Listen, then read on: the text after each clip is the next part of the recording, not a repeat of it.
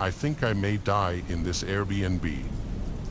I don't know where my friends are, and I don't even know where I am. None of us would have been able to afford this on our own. Even with 5 of us, it was still pricey.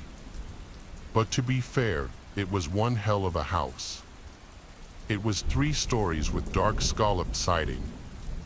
Paul had grown up in the area and he had found the place.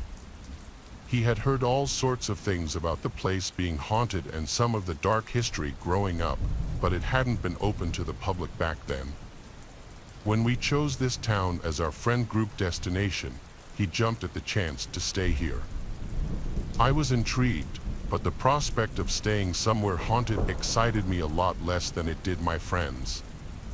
From the moment we walked in, Ida and I seemed to both pick up on the vibes that unnerved us as Katie, Diane, and Paul went room to room looking around excitedly. We both hung back and hovered closer to the front door. The house was beautiful, yes, but in a foreboding sort of way. The dark wood and stained glass meant that very little light truly filtered in, even in the peak daylight hours. The old floorboards protested our friends' steps as they explored the house. A door off to the side of the kitchen caught my attention, and I found myself drawn to it. Inside was a staircase. It was narrow and incredibly steep. You could only see a few steps before it rose out of our sight completely. It looked old and, to be honest, terrifying. Do you want to join the tour?" Paul shouted down to us. Paul got around like an expert and shared trivia about the house, even though he claimed he had never been there before. He talked about the place like it was an old friend. He was the newest one to our friend group, and I had only known him for a few months, but this was the most excited I'd ever seen him. He was almost giddy. The house was large enough for each of us to have our own room. I wasn't excited about that. The last thing I overactive imagination and I needed were a giant room to myself. Just as my eyes began to close that night, I thought I heard something move along the floor above me. It sounded like something large and wet was being dragged along the floor. No, not passively dragged, it was crawling. I could hear a faint mournful sighing sound through the grate on the wall. I turned on my phone and listened to some music to drown it out. It sounded like it was moaning now. I turned the music up louder, covered my head with a blanket, and burrowed my headphones into my ears deep enough to cause future hearing loss. If you can't hear it, it can't hurt you, right? Somehow, I did manage to fall asleep. I asked the others if they had any odd experiences, but it was just me.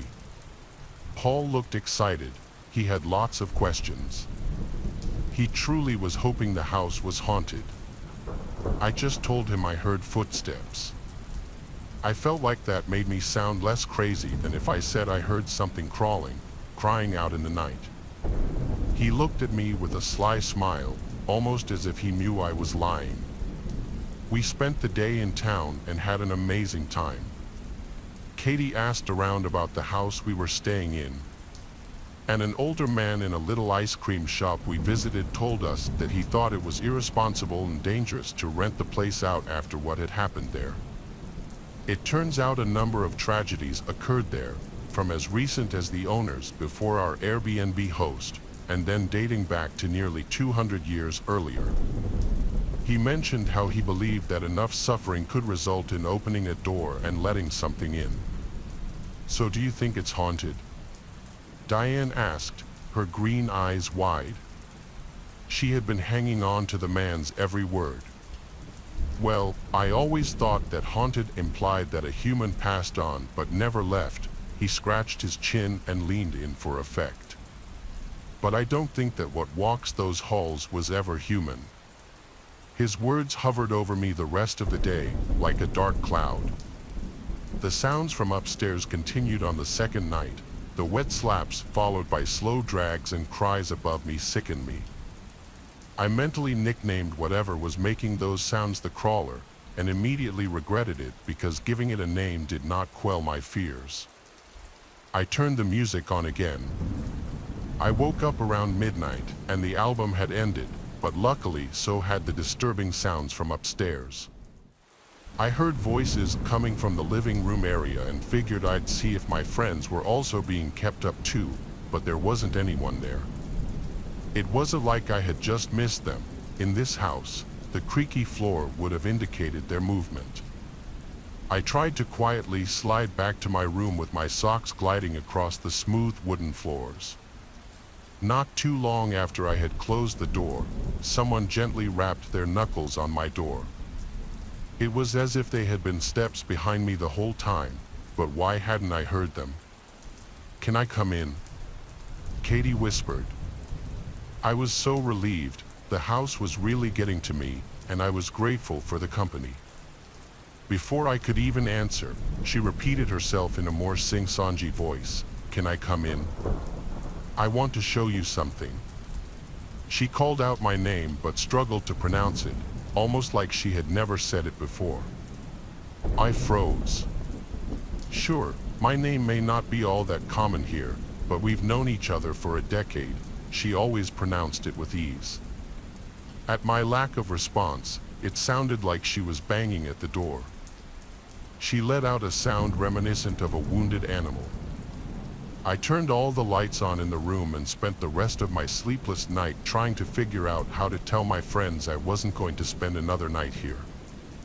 I would still pay my portion, of course, but I was going to be staying in town tomorrow night. I smiled to myself at the thought. Yep, staying in town tomorrow in a hotel. I'd have to use some of my savings, but it'd be worth it. The next morning, Paul stared at me, transfixed. "Hey," he leaned towards me. "What was up with you last night, HM? You came to my door. You kept trying to get me to come to the basement with you, remember?" I had never gone to Paul's room. I was too busy with my own ordeal. And Diane had similar stories. One of us came to their room and said something along the lines of, "Have you seen the basement yet? Let me show you," and tried to lead them down there. None of us opened the door. Diane because she was too tired and not in the mood to socialize, Paul because he didn't know me that well and thought I was acting strange. AA, like me, had the feeling that the visitor at her door was not one of us. Paul and Diane were accepted by this seeming confirmation that our Airbnb was haunted. AA stared at me, her face grim. As for KK, well, she never came to breakfast at all. We had plans, and when by noon Katie still hadn't come downstairs, I volunteered to check on her. I ascended the stairs, taking in the unique features of the house. Instead of an open space in the atrium on the third floor, there was a beautiful stained glass window placed horizontally on the roof. Parallel was a skylight where the sunlight filtered through. It cast red and purple swatches of light on the floor below. I had never seen anything like it before. I'm sure this won't come as a surprise to you, but Katie wasn't in her room. I heard steps above me on the third floor. I was much braver in the light of day, so I ascended the second flight of stairs and went room through room on the third floor. No one was there, but it was cold, much colder than the second or first floor. I went back to the second floor, trying to fight the urge to glance over my shoulder. I paused in front of the door of the room above mine, where I had heard the crawling and mournful wail the past 2 nights. I considered it for a moment and decided to open it. It was locked. Part of me was relieved. While I was upstairs, our friends had checked around the grounds. The only places they hadn't checked were the basement and whatever was up the stairs in the kitchen. We had regrouped in the kitchen and stared at the dark, steep stairs. Paul said he'd checked the basement. If one of us could please take the kitchen stairs. The tight space made him nervous, he said. It seemed like a fair trade. After a moment of awkward silence, Diane volunteered to my immense relief. She was also the smallest of us, a petite 5 feet 1 inch, and even then, she still had to crawl on her hands and knees to ascend the stairs. We waited. We heard her walk around above us, calling out for Katie. She was up there a while. It sounded like the space was massive. My stomach dropped as I realized I heard 2 pairs of footsteps, one above my head and another further into the kitchen, but moving towards the person above me, Diane. I hissed up the stairs frantically. No answer. I took a deep breath and prepared to ascend after her. Just as I had crawled up about 3 steps, someone moved to stand at the top, blocking the already limited light. I yelled and took a backwards leap, nearly hitting my head on the door frame. I instinctively stood behind the tallest person in the kitchen, who had a couple of inches on me. Diane emerged. She was walking like a normal bipedal person. I must have imagined what I saw in the darkness. Well, Paul asks, was Katie up there? Diane cracked her neck on each side, stared, and smiled at each of us like she was taking in each of our faces for the first time. She shook her head slowly, gave me a smile unlike the one she flashed at Paul, and winked at me. She smelled of old things and looked disheveled, and walked stiffly. We looked around. The thing is, there was no door to the basement that we could find. I sent what we hoped was a nonchalant message that we all crafted together to the host, asking them where the basement was. We received the unsettling reply immediately: there is no basement. Paul laughed at that, and Diane smiled dreamily and stared up at the stained glass skylight, like she was in her own world. Ever since her up the small stairs, Ain and I looked at each other nervously. We went into town to see if anyone had seen Katie and spent the rest of the day searching for her. We sat together in silence. The large living room felt emptier without Katie. We stared at a pizza that none of us felt like eating. It looked like I was spending the night here again after all. I locked my door that night around what had become the usual time. I heard the wet dragging crawling sounds upstairs. I tried not to picture what the thing making the sounds must look like. At home, I always slept with a weighted blanket on me. It made me feel safe. Here, it was just a thin sheet and an old quilt. I couldn't help but feel exposed. Around 3 a.m., I awoke to moaning and scraping outside my door. I need your help. I tried to place the voice. It was low but sounded female. It wasn't Katie. It didn't sound like Diane. It's me, Diane. I didn't reply. The cadence was also odd.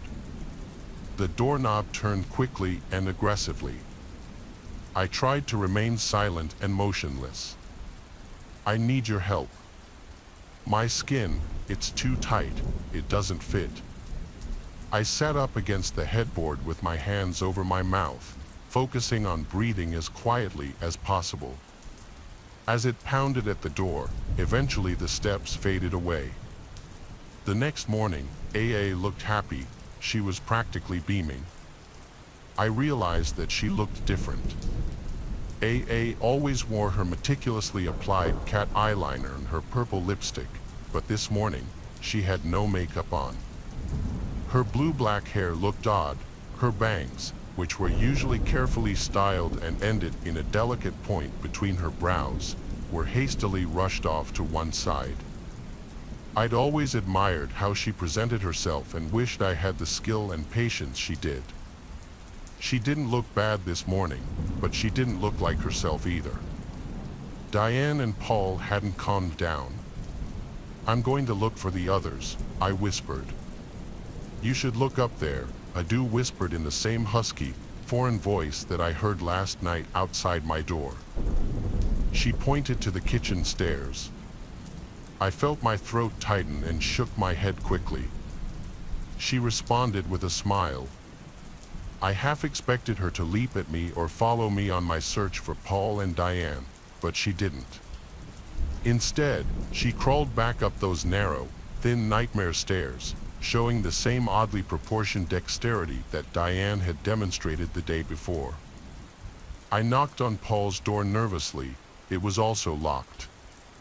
I continued to knock until he came to the door, groggy. He seemed mildly annoyed at the intrusion and blocked the view into his room with his body. When I told him I couldn't find Diane, he told me he'd meet me downstairs. Diane was nowhere to be found. AA had yet to come back from the room above the kitchen.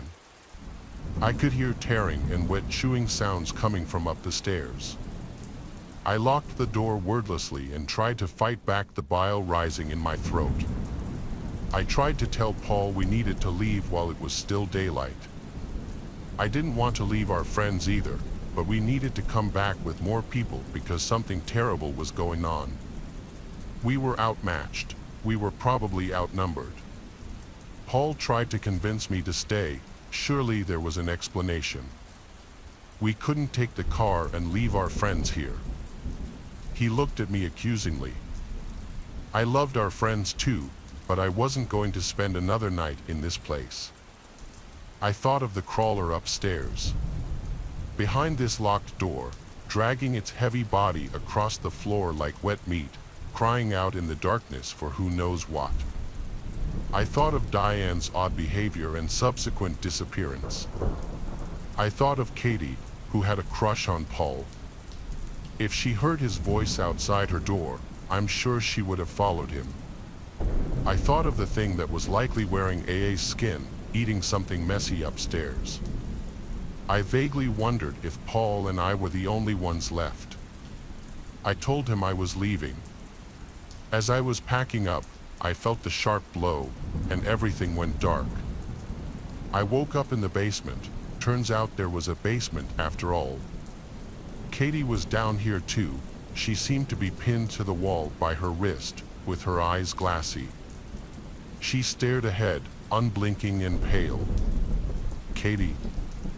I gasped at her. She weakly turned her head toward me. She was wearing the same clothes she had on 2 days ago. Mascara streaked down her cheeks. I was just relieved that she was alive. I heard footsteps on the stairs. It was Paul. He was carrying a nice chest and a satchel of tools. I had never been happier to see him. He came to me, squatted by me, and patted me on the head like I was a child. Beaming. You're awake. Great. You still got more mouths to feed. He rubbed his hands together excitedly, and there was a kind of madness in his eyes. Despite all the terrifying things I experienced in this house, realizing that Paul was a part of whatever was happening was 10 times worse. The small remaining hope I had flickered out in that moment. While he fiddled with the tools, selecting something long and sharp-looking, I shifted and positioned my legs beneath him. As Paul approached me, I sprung up and ran towards him, hitting him hard with my shoulder. I seemed to take him by surprise, and I took advantage of his momentary confusion to pick up the chest, the only way I could with my hands bound by one handle, and swung it at him. It connected with a dull thud, and he fell backwards. I turned towards Katie. Now I could see her legs. It was as if something had been gnawing at them. I could see bone peeking through her torn jeans. I knew I'd have to come back for her later. There was no way I could move her in her current state. I ran up the stairs, and my heart sank when I found I was in a part of the house I had never seen before. It looked older, and lacked meticulous care applied to restoring and cleaning the rest of the place.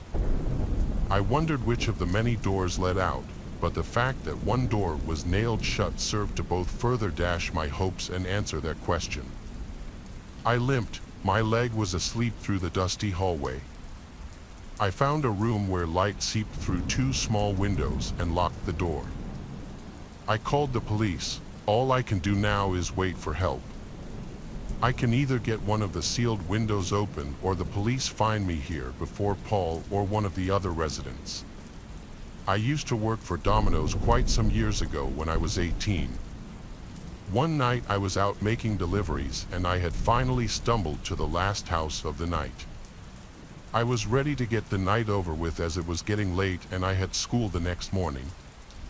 The house was only a few miles from town and maybe 6 or 7 miles from the Domino's that I worked at, but the property I was delivering to and the atmosphere around the area made me feel like I was in the boonies. When I pulled into the driveway, right away I felt a shiver fly up my spine. I got this dysphoric-like feeling in my chest too. I just remember feeling very unpleasant. The driveway was a very long and narrow gravel driveway that stretched for probably a quarter mile. It looked like nothing short of a black hole from the end of the driveway before I pulled in. There were tons and tons of trees on both sides of the driveway, and the tree line on each side sat no more than 5 feet from the driveway, making it all the more eerie and dark. I sat at the end of the driveway for a brief moment as I was trying to get myself in check because, if I'm being honest, it was downright creepy and I was spooked. It didn't help that it was almost 10 o'clock at night and I kept hearing something before me in the trees. I realized that it was probably just some sort of animal, but still, it was an uncomfortable situation to be in for me. I remember hearing an owl whistling as well. It's hard to explain the way I felt. I just had such a bad feeling about the whole situation that lay ahead of me. But I had to deliver the pizza. There was no question about it. If I went back to my boss with the pizza and he found out that I didn't deliver it because I was scared, there is no doubt in my mind that he would have fired me. So I reminded myself that I was just overthinking and that everything was going to be okay, that all I had to do was drop the pizza off on the porch as the customer already paid for it online along with the tip. As I crept my way down the driveway and got closer to the house, I saw a man sitting on the front porch smoking a cigarette. The only light I could see was coming from the house was the outside porch light, and the man was sitting directly under it. He hit his cigarette one last time and started walking over to me as I was gathering his food and drinks. He had already made it to my car by the time I stepped out. "Hello, sir, how are you?" "I got here as quick as I could," I said. Then the man stared at me for what felt like way longer than he did, with a very irritated look on his face. He asked me why I was sitting at the end of his driveway for 5 minutes, and I sort of shook over my words as he caught me off guard. At this point, he was standing directly in front of me and he ripped the pizza from my hands. Then he started complaining about how the pizza was cold. I was confused about how he knew I was sitting at the end of the driveway for a few minutes, as there is no way he could have seen me from the porch. Thinking about it now, I suppose he could have heard me, or maybe he had cameras that surveilled his property. But in the moment I was thinking on my feet and I didn't want to upset the customer further. I just really wanted to get out of there, so I told him that I had no clue what he was talking about. The look on his face became even more distraught when I said that, and he told me that he hates liars. Then I noticed someone who came from the inside of the house walking in our direction, and then 2 others who were walking from the back side of the house towards us as well. My adrenaline amped up to 1,000, and at this point it was either fight or flight. I knew for a fact that something bad was going to happen if I didn't get out of there. I shot the rest of the food down along with the 2-liter that he ordered, and I ran to the driver's side door so I could speed away and get the hell out of there. But as soon as I opened the car door, one of the guys grabbed my head and smashed it on the car window, and I fell to the ground. Then the man made me hand my wallet and phone over. They told me to get out of there and that if I told anybody, like the police, about what happened, they would come for me and my family. They had my ID, so they knew where I lived, and that's just not something I wanted to risk. Luckily, I only had about $70 in my wallet.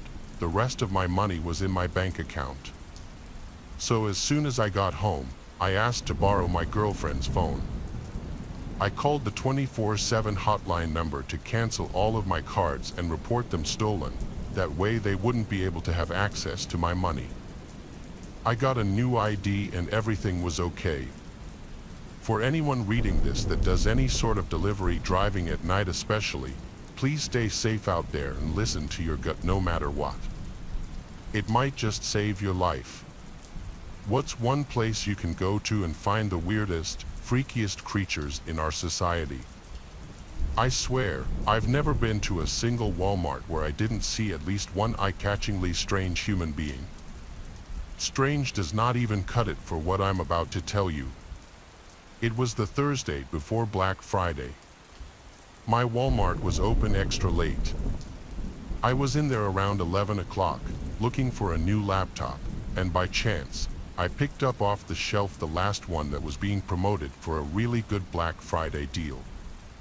As I grabbed it, though, some big, revolting, dirty-looking guy comes up to me and insists he needs a laptop very badly. I nervously said, "I'm sorry, it's the last one." Then he got angry at me and started making a bit of a scene. The man clearly wasn't normal, and my heart started racing simply because I don't get put on guard in these kinds of situations a lot. As others looked on at the commotion this big guy was making, I walked away with the laptop box quickly and went straight to a line. He kept yelling at me as I walked away. It was unbelievable. Some other customers on the line even tried to laugh with me and make me feel better, saying the guy was a nut. So, I get home, my family is all asleep already. I go outside to sit in the yard by the pool and set up my new laptop. Then, the light on the side of the house turned on, the one that turns on due to movement. I went to check the side of the house to make sure no one was there. Would that thing go off once in a while? Yeah, but there's a small patch of woods right next to the house, so animals would often run on the property, triggering it. Either way, I'm kind of a big deal, so I went inside, locked the door, and finished setting up my laptop in the living room. A car alarm suddenly started going off outside. I recognized it to be my Cadillac. I looked out the window to confirm this. I ran to get my keys upstairs, then tried pressing the panic button to turn off the alarm. It didn't work from the inside, so I stepped out to the porch and clicked it off. But then I noticed a car parked in front of our house that wasn't there earlier when I got home. Any cars parked in the street on our block was suspicious enough. We live in a closed-off community, and everyone has huge driveways. I stepped down from the stoop and realized there was someone sitting in that car. I went back inside and locked the door. I went to my mom's room and told her, "I think someone outside means us harm." My mom and dad have a complicated situation, so my dad doesn't always stay with us. It would have been a different story having my dad there to tell about this. My mom came downstairs with me, noticeably worried, based on what I told her. My mom took a look through the peephole in the front door, then gasped and put her hands over her mouth. I looked through it as well and felt ready to throw up when I saw a huge man standing on the other side of the door, on our stoop. I whispered to my mom, "I think that man followed me from Walmart." Suddenly, the doorknob started to turn as the man tried opening the door. When it didn't work, he started pounding on the door. That's when my mom let out a gasp and cry, and my younger sister came out from her room, who also started to panic when becoming wise to the situation. The pounding stopped, then there was a silence for a while, other than my mom's voice on the phone with the police. A few minutes went by, my mom still on the line with 911, with police en route, and there was a loud bang and crash downstairs in the den. A window was shattered. My mom and sister both screamed and cried. I told them to run upstairs while I locked the door to the den. I waited down there, expecting an attempt at the door or a bang, but nothing. Surprisingly, I heard a police car briefly wail its siren outside my house. It was the quickest response time I'd ever heard of. I ran outside to lead them to the den where the broken glass was. There, they found the huge, dirty, crazy-looking man hiding behind one of our couches. He was arrested at once, and we pressed charges. All the while, he was screaming profanities and threats at me, not helping his case. Both cops told me the guy seemed unstable and on some kind of drugs, but told us to get a good night's rest because he wouldn't be bothering us again. So, while it may be fun to people watch at Walmart and laugh at some of the goofy things you see, realize you may also find some of the more dangerous people in our society in your local Walmart. This past New Year's Eve, I went away for the night with my two best friends and one of their moms. I was home for the holidays from college, and my friend Yarezi invited me to go to Palm Springs to celebrate New Year's with her mom and our friend Nadia. I didn't have any other plans, so I decided to go with them. We went to a cool city about an hour from where we live that is big on shopping and resorts. We planned to have a pretty calm night, watch the ball drop at a block party downtown, and have a few drinks at the bar.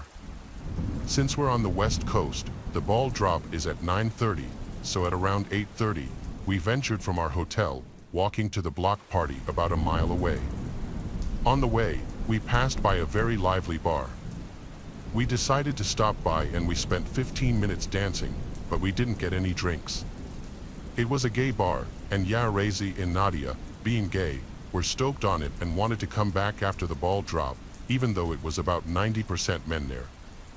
We continued on to the block party to get some dinner and a glass of champagne. The ball finally dropped and they had a DJ, so we spent about an hour there just dancing. After we got tired of it, we decided to head back to the bar and hang out there until midnight. Once we got there, Yarezi's mom paid for a drink for each of us, but left soon after that because she was tired. It's about 10:30 at this point, and Yarezi, Nadia, and I are enjoying our drinks and having fun dancing. Nadia tried some of my drinks since it was one she hadn't had before. I constantly have my guard up when drinking in public, and I felt safe at this bar because it was 90% gay men who I thought would not have an interest in me. I went back to the bar to get a second drink, and that's the last thing I remember. The rest I've gathered from Yarezi and Nadia. Almost immediately after getting my second drink, I asked Nadia to go to the bathroom with me because I wasn't feeling well, even though I was completely fine 10 minutes before. Once in the bathroom, I just collapsed on the floor and was almost unresponsive. Nadia, now worried, somehow dragged my lifeless body out to where Yarezi was waiting for us. Security, seeing my condition and assuming I was wasted, asked us to leave.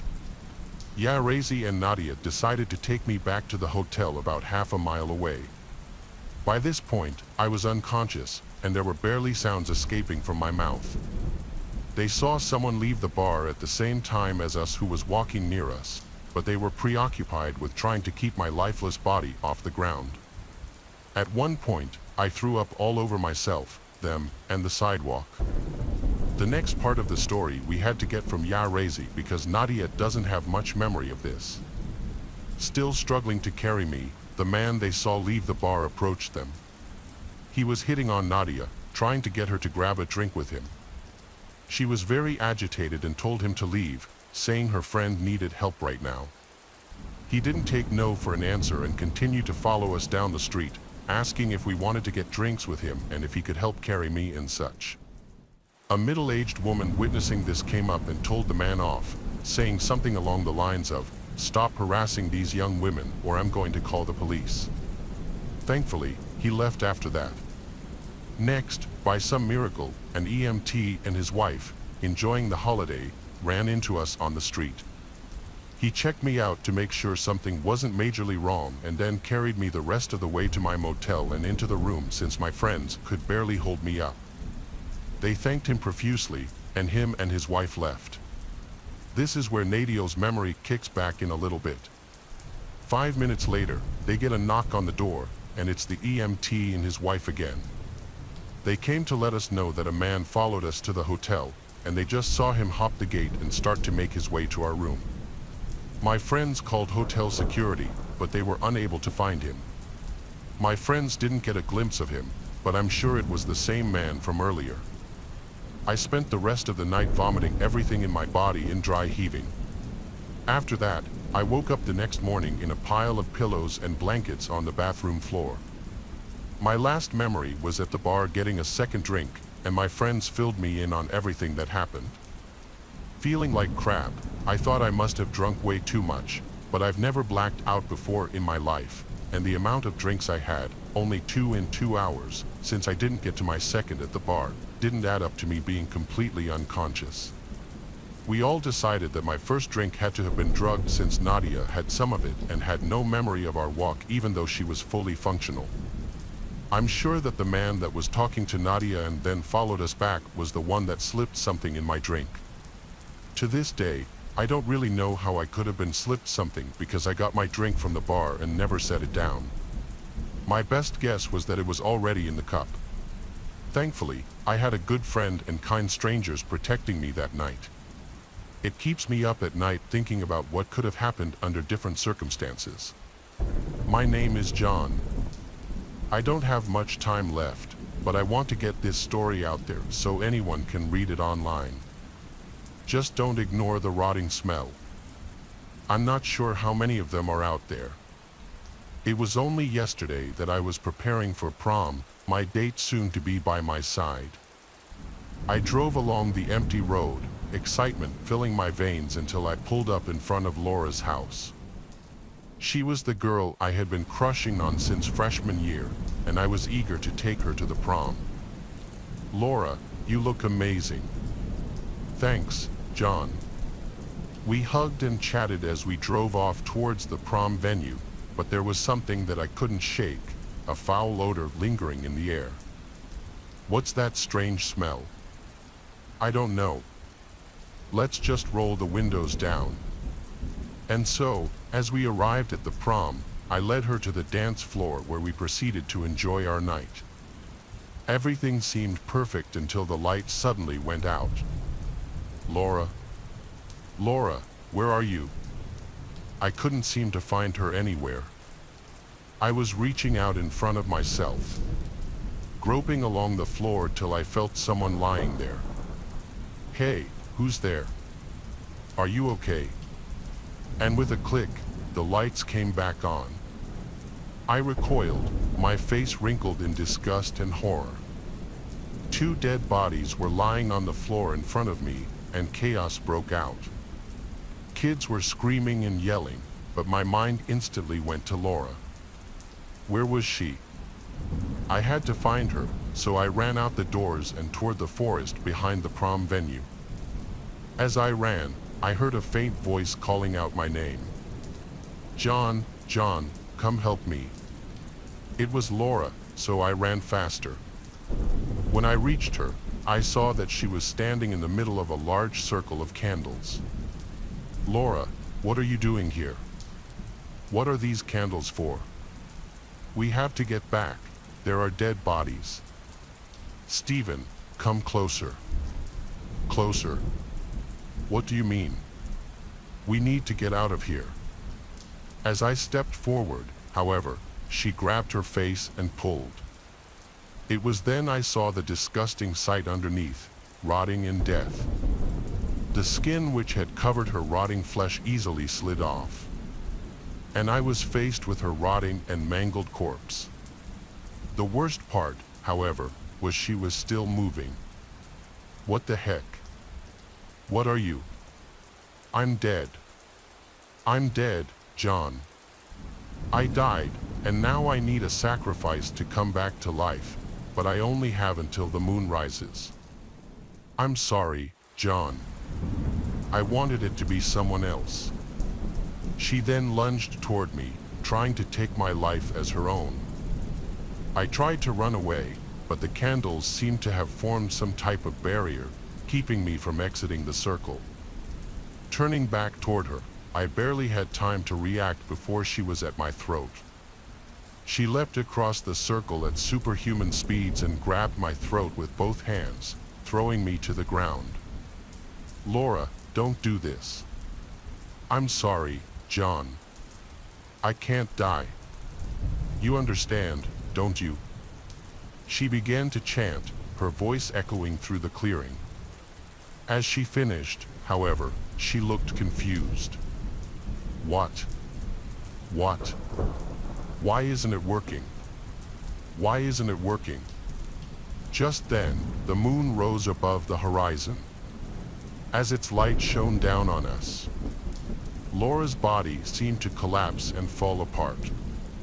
I walked away from that dark place, my mind in a fog.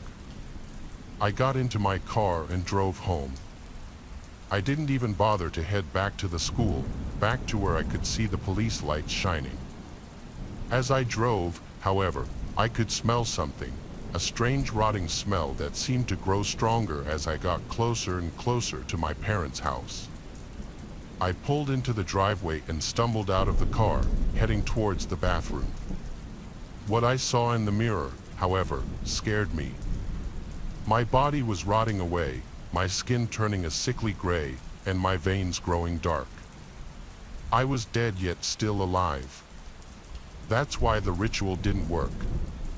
It wanted a living sacrifice, not a dead one. And even as I write this, my body is rotting away. I have to find a way out of this. If I don't, you can be sure that there are more of us out there. Please, if you find yourself in a similar situation, don't ignore the rotting. Oh, goodbye.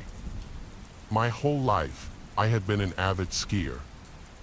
When I was younger, my parents had me compete, and I was actually quite good.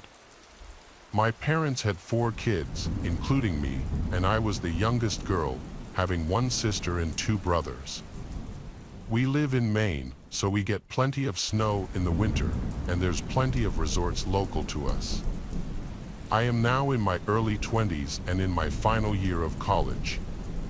I go to school in-state, so for the past 3 years, I have been working at a local ski resort giving lessons to small kids during the winter. Of course, it is a fun job and has brought me much joy, but even a job as innocent as that can have its disadvantages. What I'm about to tell you happened last season at one of the training sessions with the kids. I was doing a session with 6 kids, and the day was going well so far. This really wasn't a large group in particular, and all of the parents seemed to hang around and watch their kids that day. I don't have a problem with that, and it actually made me happy to see that they cared, because usually, they would drop them off to me and then go have fun on the slopes. The kids always seemed to do better when their parents hung around and watched and they had their support. There was this one dad there in particular who kept trying to get my attention, making jokes and trying to catch my gaze from time to time. I had a boyfriend that I cared for deeply, plus old creepy bald guys are not my type. When the lesson was over, I went up to the ski lodge to warm up and change out of my gear. That was my last lesson of the day, and I was ready to get home. Plus, I knew my cat was probably starving. I went into the changing area for ladies and began to get changed. It was a restroom area in there as well, so with all my gear off, I ran over to use the restroom, basically in my underwear. Now, I'm in the stall doing my business when I heard the door to the locker room area open. I didn't think anything of it besides the fact that I had my stuff all over the floor. But then something happened that made my heart drop. The person had coughed, and it was clearly a guy. Holy crap, I thought, did this guy get confused, or did he mean to walk into the ladies' area? I sat there silently as I listened for his every move. I heard my noisy snow pants being moved around on the floor, then the sound of my keys falling off the bench and hitting the floor. My phone was out there as well, so I had no chance of calling anyone, and confronting the jerk in my underwear didn't seem like a good idea either. My fears were starting to materialize right in front of me as I could hear the man starting to take deep inhales through his nose. Was this creep out there sniffing my clothes? It briefly went silent, and then footsteps could be heard coming back towards the restroom stalls where I was. There were only about 6 or so stalls, so he was for sure going to find me. The sound of the stall door right next to me swinging open with a bang almost made me scream and give up my location. This guy was now looking for me. He then opened the stall door next to that one with another crash echoing through the empty locker room. I was going to have to slip out from under the stall door and make a run for it. I remember thinking, I'm only 5 feet 5 inches and like 126 pounds. I don't think I could put up much of a fight. Right when I was about to slip out and make a break for it, my stall door swung open violently, revealing the man to me. I yelled for him to get the back, and he just looked at me with a weird smirk on his face. Then it hit me. This was the same guy who had been hitting on me earlier during my ski lessons with the kids. He took a step towards me, almost salivating, seeing me in my underwear. Fear had taken over me. I found it hard to find my voice, wanting to let out a scream for my life. But suddenly, music to my ears, the sound of the Raleigh cart the janitors used could be heard entering the rest area. The guy realized what was happening as well, and he fled from the area as quickly as he could. Immediately, I started to sob, and the 2 cleaning ladies ran to check on me. I didn't have to say anything for the cleaning ladies to figure out what was happening. One of the ladies ran off to alert the security. I let the one that was with me know I was fine, and I hurried over to my stuff and got dressed. By the time I walked out of the locker room area, the resort security had the guy in cuffs, and he would soon be arrested by the local authorities. I didn't let that deter me, and I still do lessons at that same resort. But to the locker room creeper, let's not meet again. 2 years ago, my girlfriend and I went to a haunted house that was about an hour away. We searched through Google for the best haunted houses near us, thinking it would be a fun Halloween day. We chose this one specifically because it had the most 5-star reviews out of all the other haunted houses that showed up on Google within a 2-hour radius. This was not what we thought it was going to be at all. We found that out almost as soon as we got there. It wasn't one of those haunted houses where you pay to have people scare you with fake props and such. No, this place was actually haunted. When we got there, we realized it was more like an entertainment museum. This building is unoccupied now, of course, but it used to be a hotel of some sort that also used to be a mansion before that in the 1800s. We were told that a lot of bad things had happened there: death, abuse, misery, suicide, and even unexplainable murder mysteries. We were accompanied by a group and a museum docent who was showing us around and telling us the history of the place.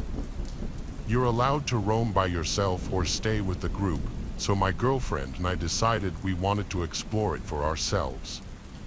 We headed off and did our own thing. This place was gigantic.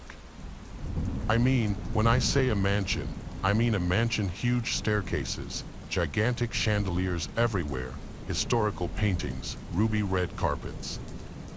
I mean, it was insane. I couldn't imagine how much this place was worth. We found our way to the basement, and holy sh was this place creepy. I've never been one for believing in ghosts or stuff like that, but after this night, you could not convince me otherwise that there isn't some sort of energy that we as humans cannot or just do not see in certain places at certain times.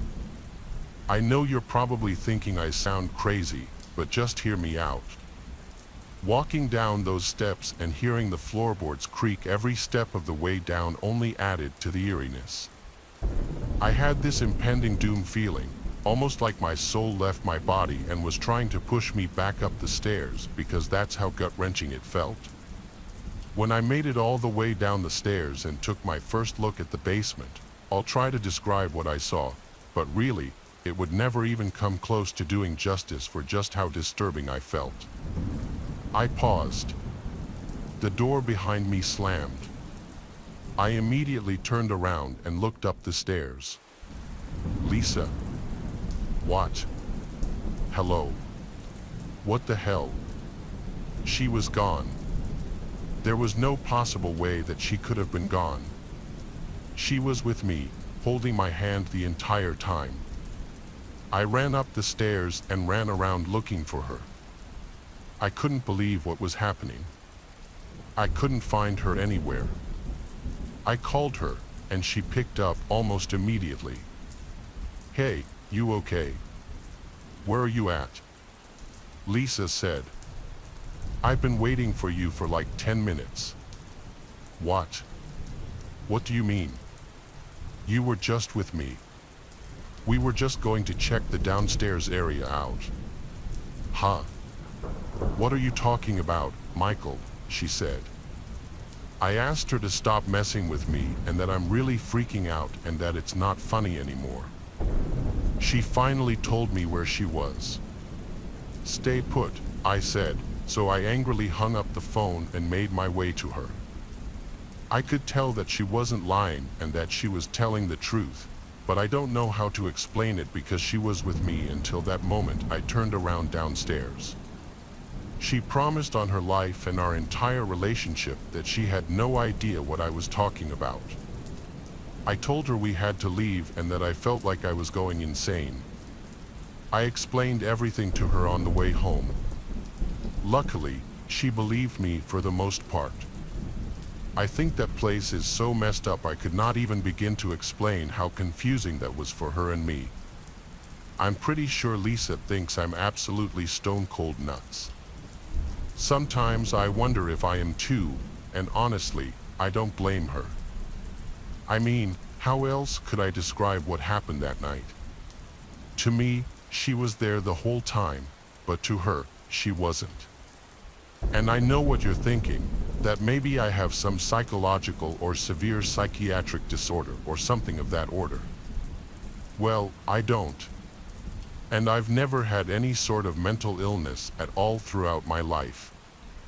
You know, I've also been evaluated 3 or 4 times now by mental health professionals who said there is nothing wrong with me mentally.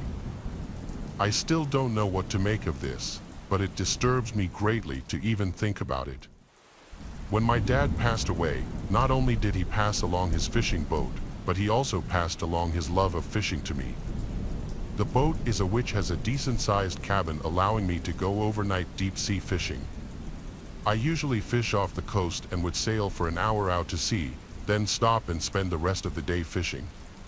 That's exactly what I did one Friday, taking my cousin Tony. We planned to spend the night and fish most of Friday before sailing back. So, after sailing out to sea for about an hour, I picked the spot for us to stop and cast our lines. We brought a radio and tons of beers to make the time more pleasant. The sun started to set, and seeing the sun setting on the horizon with no visual intrusions was a beautiful sight, perhaps the last pleasant thing that would happen that night. By the time the sky was completely dark, we had already packed our stuff for the night and were inside the cabin playing cards and eating burgers. Mid-conversation, Tony stopped me and told me to listen. There was the sound of a boat motor in the distance. We left the cabin to look into the horizon, but with no moon, it was just too dark to see more than maybe 50 feet in front of us. But over the calm waves, we did hear a boat motor. Whoever was out there didn't have their lights on. The lights in my cabin were on, which was definitely enough for anyone to see us and avoid hitting us. We were expecting the sound of the other boat to sail away into the night. However, it seemed to circle us for a bit, then abruptly stopped. The motor just cut. There was nothing but the sound of the calm water splashing against the boat. Tony started acting a little paranoid. He thought we were being stalked. He wanted me to use the spotlight to look for where this boat could be. I didn't want to do that because that would be a bit obnoxious and obvious.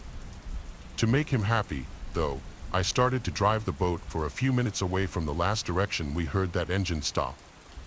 Maybe I did it because I was a little suspicious about it as well. After a solid 5 minutes of driving the boat in the opposite direction, I killed the motor and we went back inside the cabin to resume playing cards. It felt like only seconds after we sat down, we heard it again. This time I heard it first, and it sounded like the motor was being given much less gas. We went outside again, and at that instant, the sound stopped. This time, I agreed with Tony, turning on the spotlight was a necessity. The spotlight only rotated 180 degrees, so I turned the boat a little to the right so that I could point the light out in the direction we heard the boat. The beam of light shot far into the horizon. I felt my heart racing as I slowly turned the light to point more to the right, and finally, I stopped when the light started to land on a boat floating not too far away from us. I turned the light off at once. I told Tony to turn the cabin lights off as well. I put the boat in full throttle and steered away from the area. I steered the boat for about 5 to 10 minutes before thinking it was enough. We hung out outside for a while to ensure we weren't followed again. When it seemed safe to do so, we went to sleep. However, I woke to a thumping coming from above my head, above the cabin. I looked over at Tony sleeping on the couch. I whispered his name a few times to wake him up, and I pointed up at the ceiling. He looked up, then back at me with a look on his face telling me he heard the thumps. I opened the door to the deck and ran outside and saw 2 men, one on the bow of my boat, the other on a boat floating directly next to mine. Tony came running out behind me. Both of the men slowly put their hands up in front of their faces and claimed they meant no harm. The one on my boat said they were simply almost out of gas and needed help. He said he was going to knock on my cabin door to ask for assistance, but in my head, I was thinking, why was he on the bow of my boat? Done very low-key, I flicked Tony's thigh to indicate to him that I was getting ready to do something rash.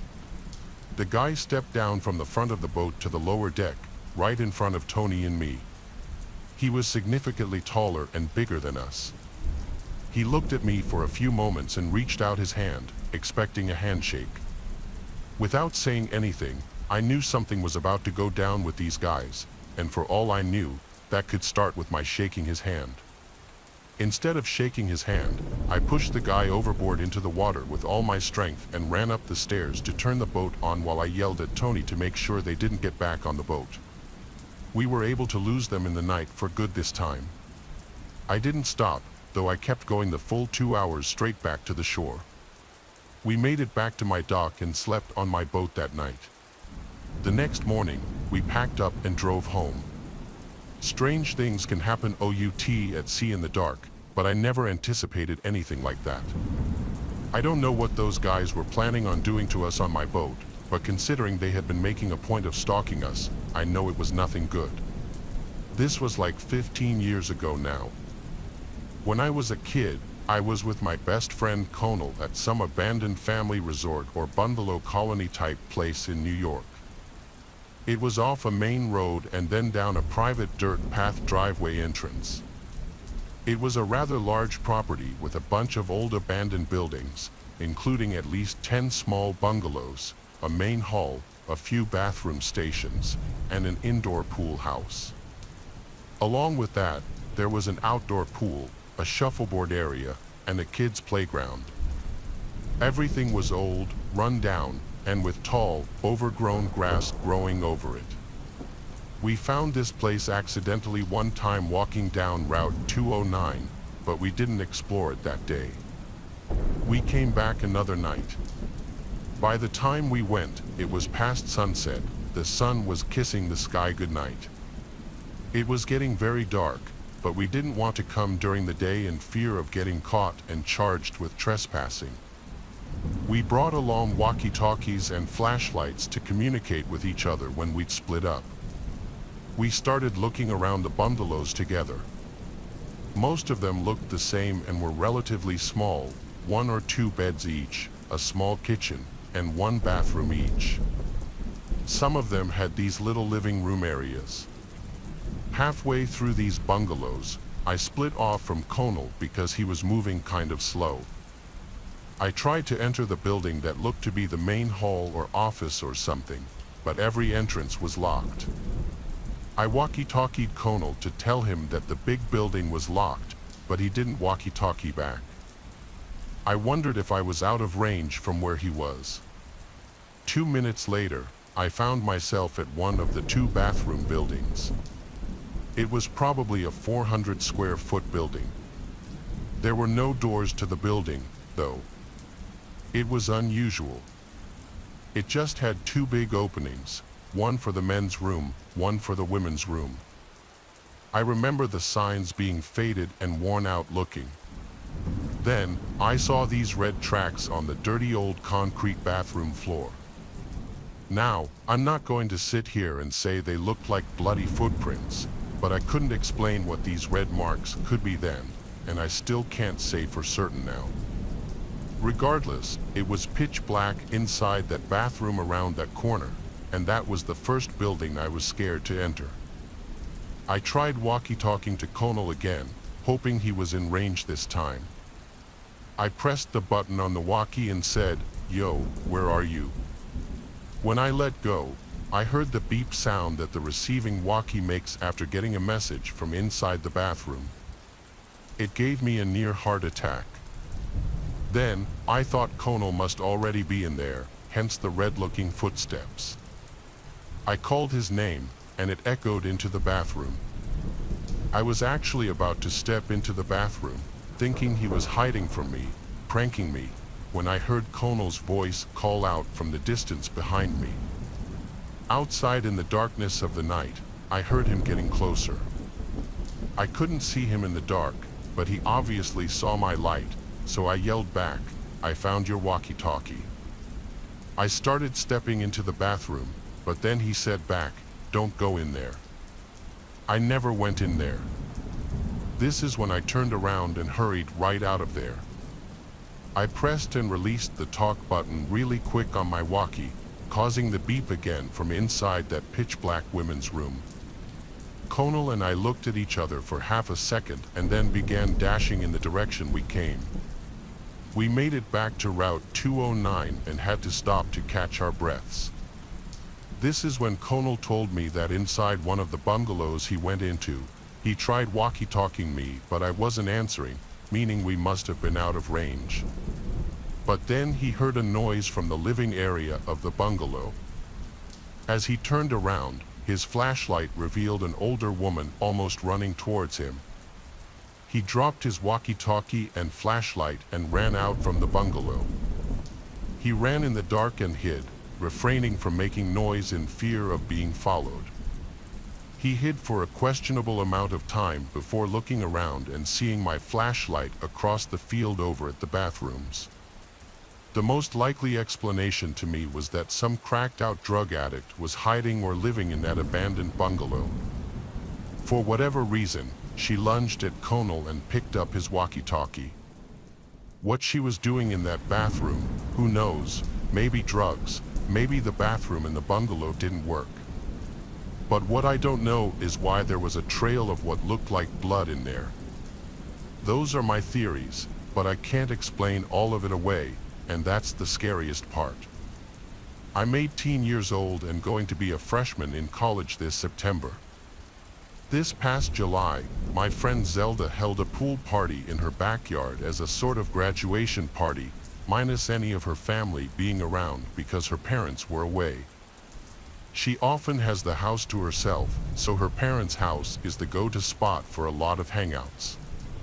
She invited like 100 people from our grade. There had to be upwards of 150 people there at the night's peak. I was one of the first to show up with my friend Jonah because we're close with Zelda, so we wanted to help out a little bit. By the time people started showing up, everyone congregated slowly from the kitchen and living room to outside in the backyard by the pool. Some people brought their bathing suits and jumped into the pool, others just jumped in their underwear, and then, of course, most others just stood around the pool. She has a huge backyard. At a certain point, So many people were at the party that it was clear as day people were bringing friends from other schools because we didn't know everyone there. Zelda was getting mad because she made it clear she didn't want randoms. In fact, unfamiliar people seemed to be just barging through the gate, not even accompanied by people from our school or grade. There wasn't much we could do, though. The party was already too crazy to easily control. Zelda did throw in our class group chat not to bring any more randoms or they'd be asked to leave. The problems seemed to slow down after that. At around 1 a.m., the police came to the house and had to shut down the party due to multiple complaints from neighbors, so the music was turned off, and 99% of the guests were asked to leave. Mostly everyone cleared out except a few close friends, including some of Zelda's girlfriends, Letitia and I, and a few other guy friends. We helped do some cleaning, like picking up all the empty cans and bottles. Eventually, it was just 4 of us left there. I'm talking at like 3 a.m., if not later. Since it was hot outside, we migrated to the inside of the house in the air conditioning, where we were just chilling in the living room, continuing to drink. Then we all heard a distinct crack from upstairs, and we went silent. Zelda was the first to ask what was that as we all looked at each other with these wide-eyed, half-laughing, half-freaked-out faces. Letitia and I left, teasing Zelda that someone was upstairs in her room, and she begged us to stop and check it out, so we did. We went upstairs to Zelda's room. It was clear. We then went to the guest room that used to be her older brother's room, and we found one of our friends, Eudora, passed out in the bed. We went downstairs to tell her that Eudora was upstairs and knocked out. I guess that gave her a sigh of relief. Looking back, that didn't much explain a sound coming from upstairs if he was knocked out in bed, though, but we weren't exactly the most coherent at that moment. Eventually, Zelda and her friend Mia went to sleep in her room, Letitia fell asleep on the couch, and I went to her parents' bed. None of us were okay to drive anywhere. I can't remember how much time passed before I remember one of the girls screaming in the next room over, and then both of them. It was a heart-dropping kind of moment, but I didn't know if they were messing around with each other at first or not, but I realized pretty quickly the screams were way too real. I burst out of the bed and went to Zelda's room and opened the door. The lights were out. I could barely see anything except for the 2 girls huddled up, hugging each other in the corner of the room, basically curled up on the floor. I saw what they were screaming at. There was a tall person in the opposite corner of the room, on the other side of the bed from them. I saw him looking at me in the doorway. I yelled at the girls to run, and they did. There was so much yelling that even Eudora woke up and came out as the girls ran downstairs, screaming that the man was touching their feet. We followed, but looking back with 3 guys there, we regrettably didn't try to overpower that one man. We all left the house, and one of us called the police, waiting by the neighbor's house with the neighbors, possibly the same ones who called the cops on the party. We didn't see the man leave the front door ever, and after police searched the house and couldn't find him, that meant he left through the back door. None of us recognized who that man was. It was probably an older man who knew Zelda somehow that snuck into the house during the commotion of the party and thought Zelda would be alone after the party. It's some sick, scary stuff. Whether we could have overpowered him or not, we'll never know because we don't know if he was armed. Welcome to Hell Week. 72 glorious hours of brotherhood bonding and absolutely zero sleep. We're building men here, not sleepy heads. The booming voice of Guy Fieri, the fraternity president, echoed through the dusty basement.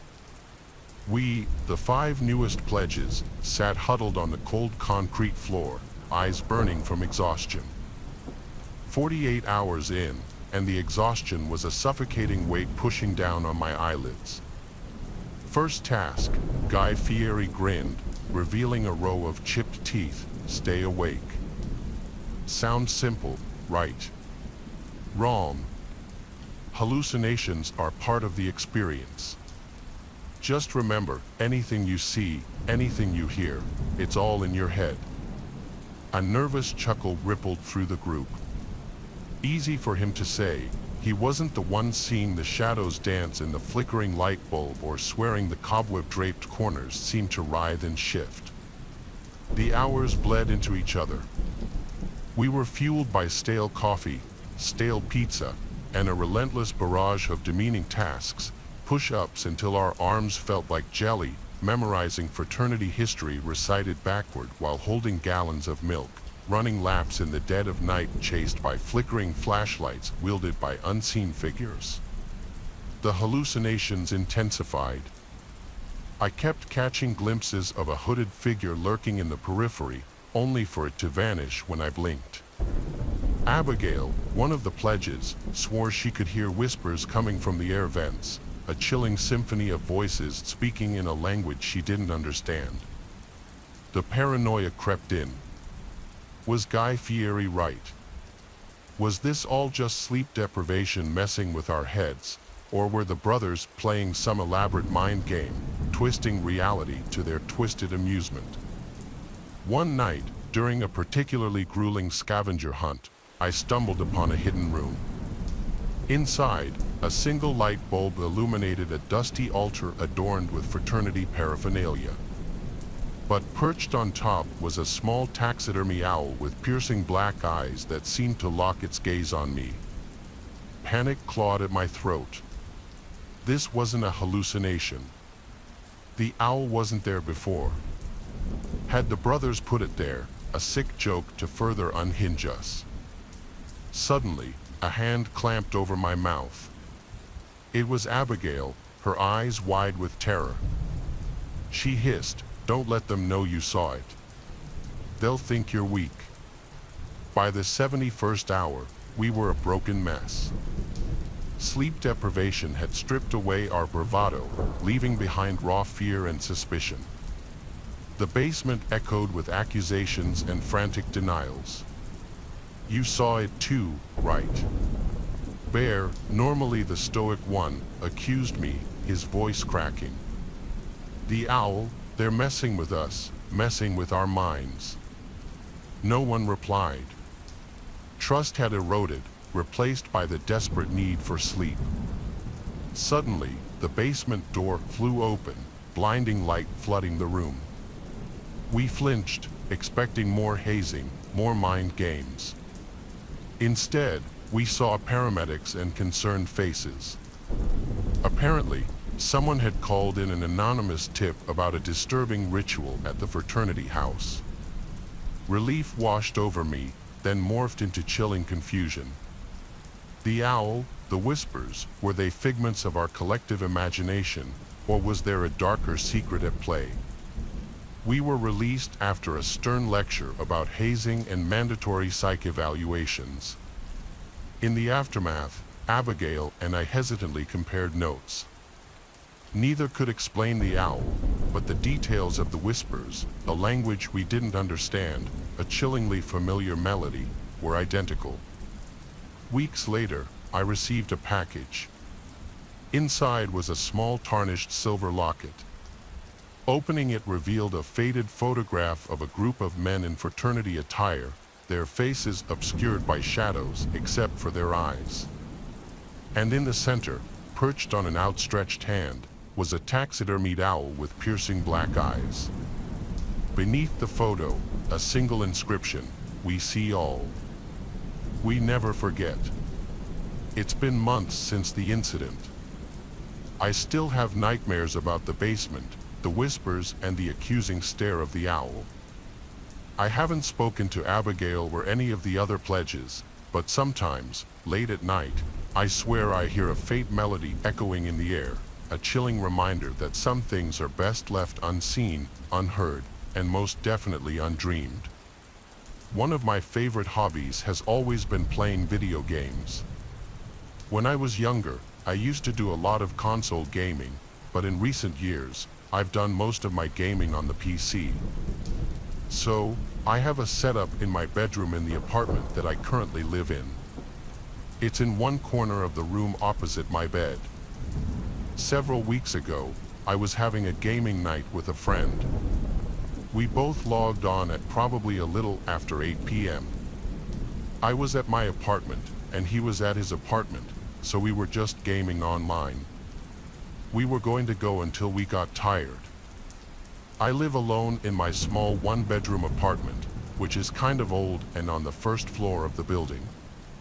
After playing online for several hours, neither of us were tired yet. At this point, I'm guessing it was around 11 p.m. That's when I thought I heard a knocking at my window behind me. I had my headset on, which is mostly noise canceling, so I couldn't hear that well, but I looked back to the window. It's probably like 15 feet from my desk and the chair I was sitting in. When I looked, I thought I saw what appeared to be a man moving away from the window. The window looks out to a small grassy area behind the apartments.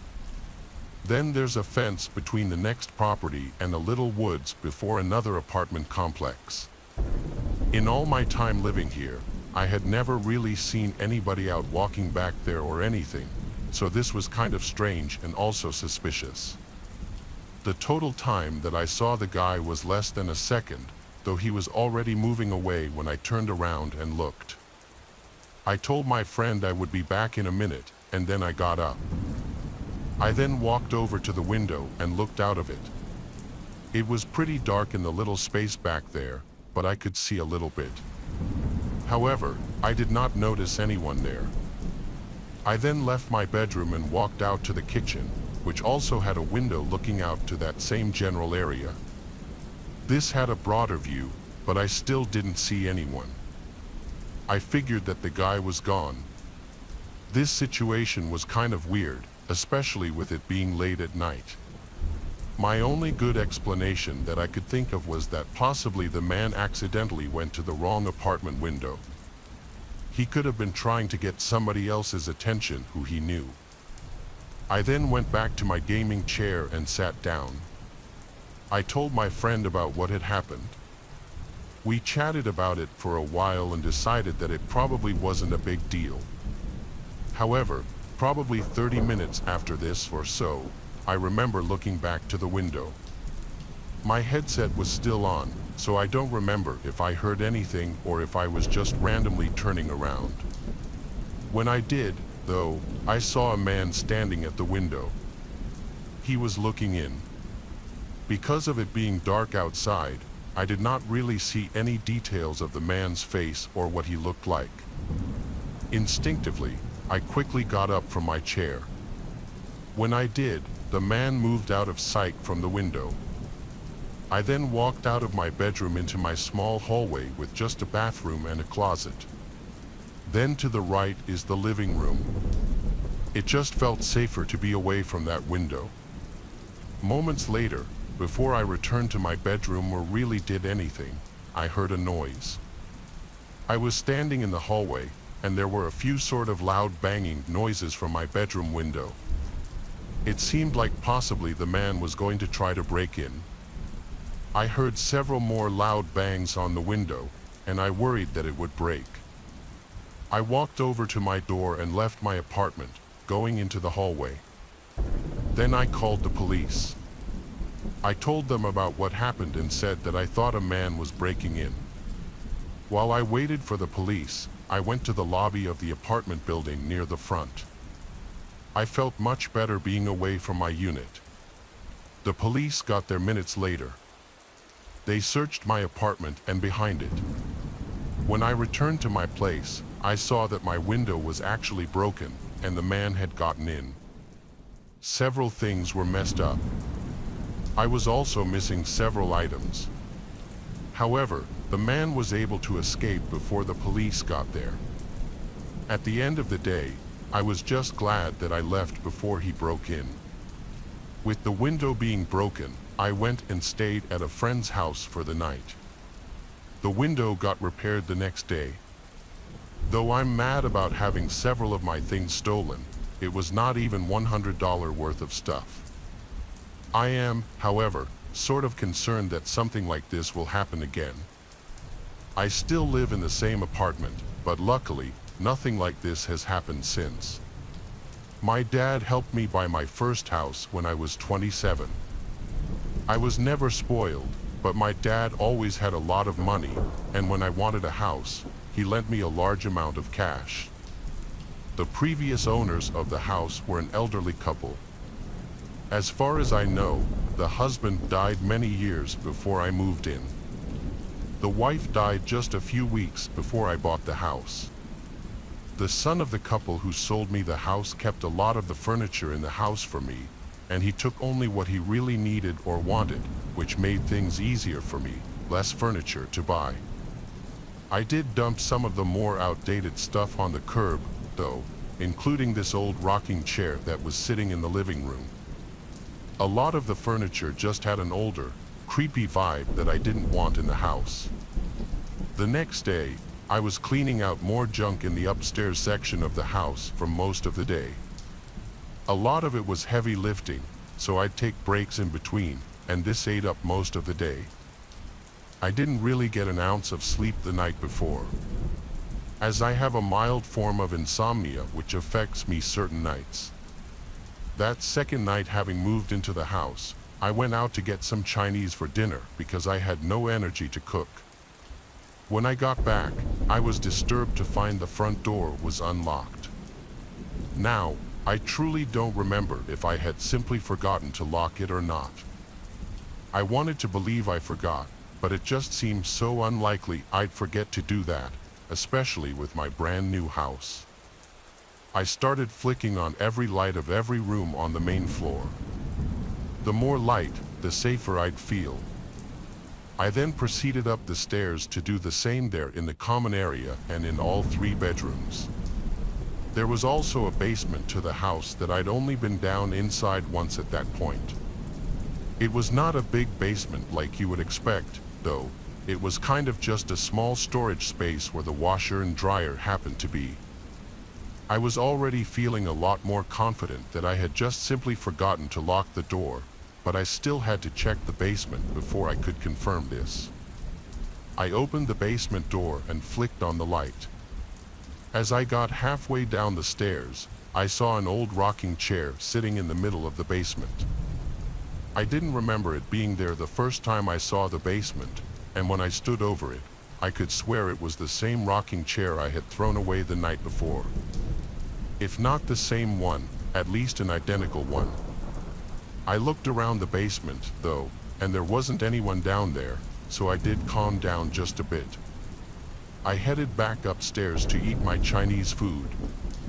I remember leaving the basement door cracked open, which sat right next to the kitchen. I started hearing rickety creaking sounds from downstairs. I ran to the basement door and tried to turn on the light, but it wouldn't turn on this time. All I could think was, what the hell was that noise?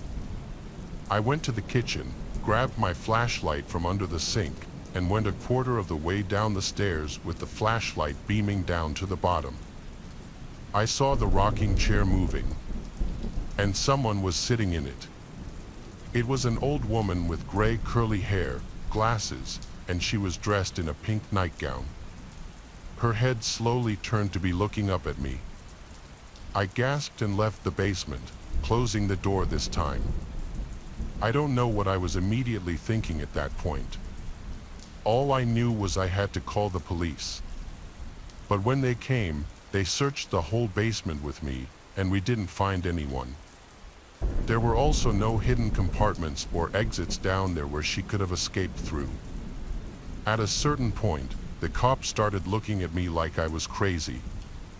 I knew it, and pretty soon they left.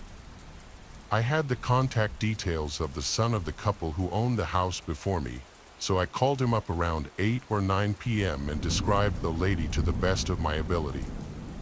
He sounded shocked and started to cry over the phone, saying I had perfectly described his mother in her favorite nightgown. He said he'd be right over. He got to the house within the hour, and we went downstairs together. He seemed to be in shock the whole time. I could see his hands shaking. He ended up leaving with the rocking chair after a while of talking with me and being very emotional. It may have been emotional for him, but it was the scariest thing I could have possibly ever witnessed with my own eyes. It still stands to be. I kept the basement door locked 24/7 after that, and I'd be scared to do laundry for months. But after half a year of nothing happening, it wasn't that bad. I only lived in that house a year and a half, though. I had a terrifying experience once when I used to work at a bowling alley. I worked there when I was 19 years old for several months. This was many years ago now, but I still remember it very well. The place was not that large of a bowling alley, but had what you would expect. The story takes place one night when I was working, and the bowling alley was not too busy that evening. I was working until close, which on this particular night was 11 p.m. We had several people working early, but at the time of close, it was just me and one other person. During the 10:10 hour, my coworker was in the back organizing things. There were just a couple of people bowling, and by 10:40 they had all left. At this point, I remained working behind the main counter near the entrance and in front of the lanes, while my coworker was behind me in the back. I remember that at about 10:45, I noticed a man walking into the bowling alley. It seemed a little bit strange because we closed in just 15 minutes. Maybe he didn't know that we were closing soon, but he would not even have time to bowl one game. The guy was wearing a black jacket and a hat as well. I didn't really get a good look at his face. After entering, the man did not even look at me or go up to my counter. He blew right past me and walked faster down near the lanes as if he knew exactly where he was going, but he couldn't be meeting anybody here or anything. Nobody else was here. I was confused by it, but I also figured he would be gone very soon because he obviously wasn't going to be bowling. He then went out of my sight, and I went into the back to speak with my coworker for a minute. When I came back, I looked around and did not see the man. I figured he had left. I stayed behind the counter until 11 o'clock, then I went to go lock the doors.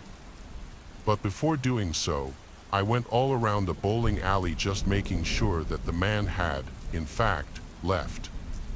He was not there, so I continued. After that, there were just a few things that I had to do before I could leave.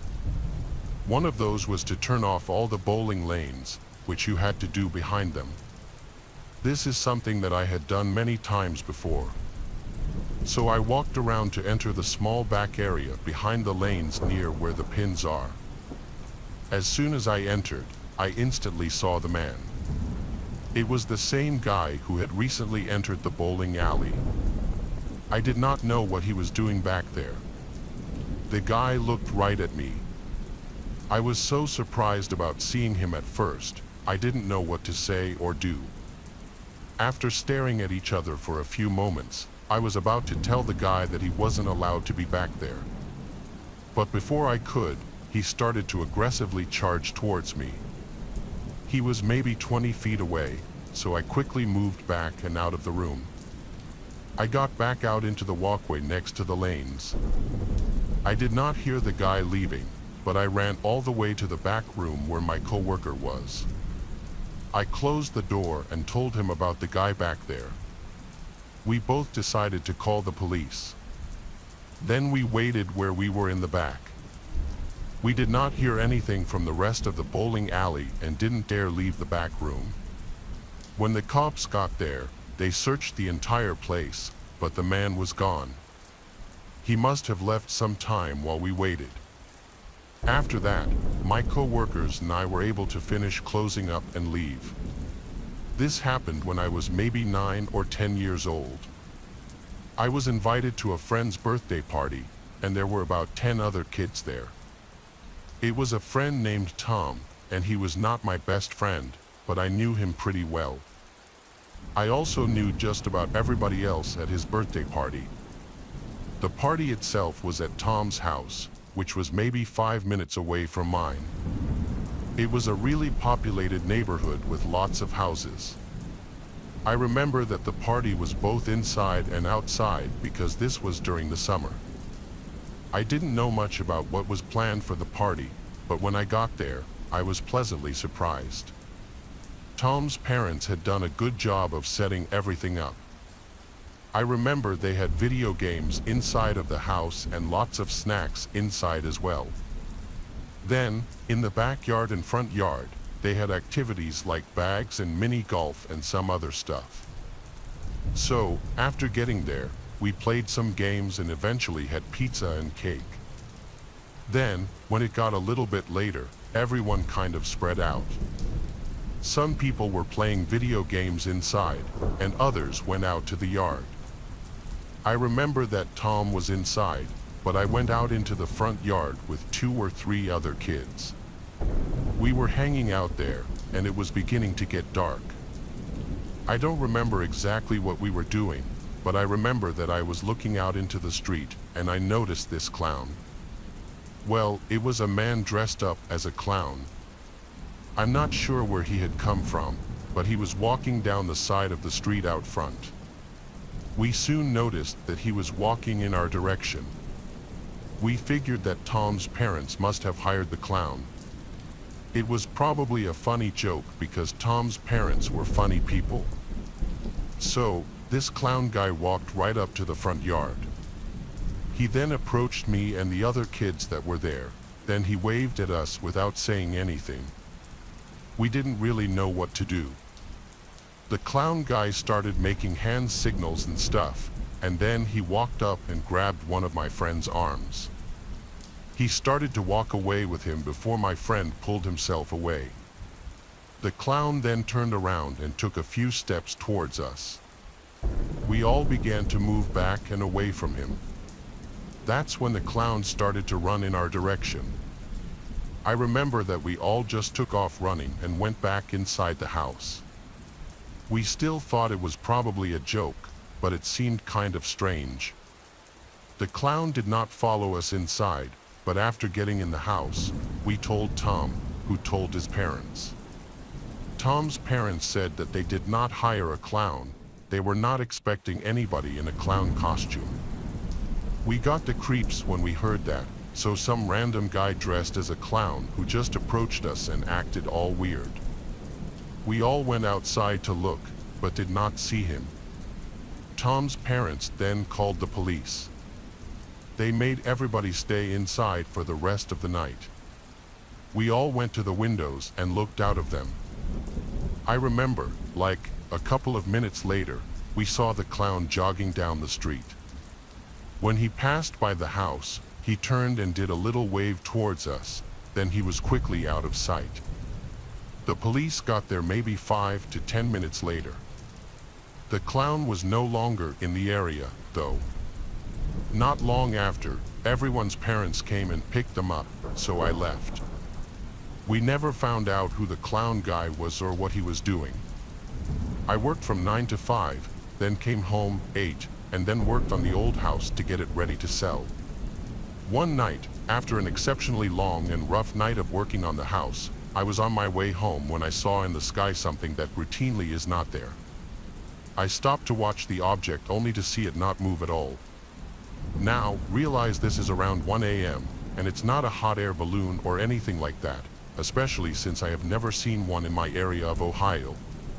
What I was looking at was an oval. It was wider than it was tall. The object, as many people explained, was not giving off light but was illuminated, if that makes any sense. I was so tired I almost wanted to shrug it off, but I just couldn't for some reason. Not only was it way too bizarre, but what I had been wanting for the last 48 years was happening right before me, my first and so far only UFO sighting. To say I felt spooked would be an understatement. I got back into my car and drove the short 1,000 feet or so to get to my driveway and to the safety of my new home. I knew there were details I was not able to see because of the way the craft was illuminated. Then it dawned on me, nobody's gonna believe me. So, at 1:30 a.m. on a school night, I went into the house and scared my daughter and son by waking them up to witness what was in the sky. I hoped to God it would be there still, and sure enough, it was sitting right there where I left it. I am covered in goosebumps just recalling my daughter's reaction. My son was a huge skeptic, but even at the age of 12, when he witnessed it, looking back, he knows what it was. I saw fear in his eyes. He stayed out with us for about a minute or two, then went back inside. My daughter and I were almost speechless. It was beautiful in a way, but we both agreed that it gave off a feeling of fear or dread, like we were not supposed to be seeing this. Then it struck me, I should get some binoculars. I happened to know right where they were because I did most of the boxing for our move. I grabbed the binoculars and was stunned at what I saw. The best I could describe it was it looked totally old on the bottom, like it was made from old clad iron ships long ago, pounded out metal, like with rivets and seams. The top looked very modern, I guess you could say. I remember it had something that resembled what I would call headlights on the back window, like some old cars. I also remember the top almost being shaped like a genie's lamp.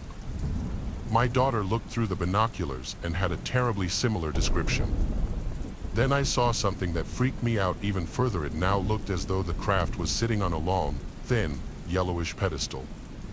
I could not figure out what I was now seeing. I gave the binoculars to my daughter, by the way, she was 16 at the time, and asked her to explain to me what she saw at this time, what had changed. I could hear the absolute fright and quiver in her voice. I will never forget what she said. "Dad, there's a beam of light coming out from under whatever it is. I'm scared, Dad. I think we should go in." We could not shake that feeling of fright and the feeling that we should have never seen what we did that night. Both of our bedroom windows faced out directly where this craft could be seen. I found out later my daughter stayed up until morning on live video chat with her friends, absolutely terrified. After showering, I laid in bed exhausted but overwhelmed by what we just saw. It was at this point that I noticed the craft was moving, but at such a slow rate it was undetectable until I was able to compare it to something stationary, which was my vertical windowsill.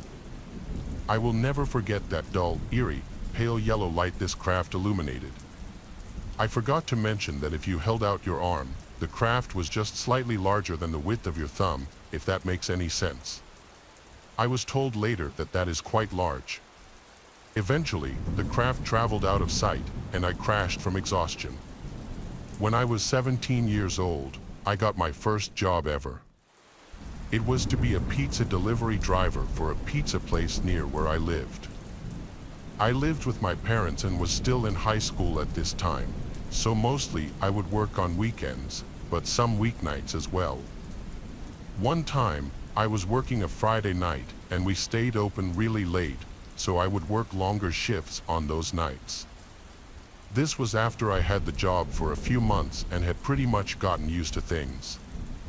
When I went out for a delivery at about 11 p.m., I left the pizza place, and I remember I was seemingly followed.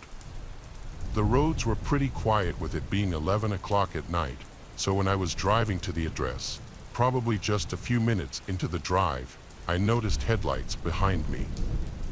I didn't think much of it until they were still there when I was approaching the address to make the delivery. When I got to the street for the delivery, the car was still there. I pulled over to the side of the road in front of the house that I was delivering to. It was pretty much just a regular residential street. The car behind me continued down the street as I pulled over, which made me feel a lot better. Then I got out and delivered the pizza. I got back into my car afterwards, and then I started to drive back to work. I turned around and headed back down the street, but when I got to the end of the street, I saw headlights behind me again. It was probably the same person. They ended up following me almost all the way back to the pizza place, except they randomly turned away within a few minutes of it. I was able to get back, but I found the whole thing very strange. I had no idea why anybody would be following me like that.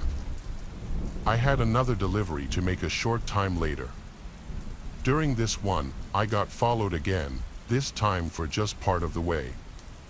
I remember seeing the headlights again, and they started to follow me.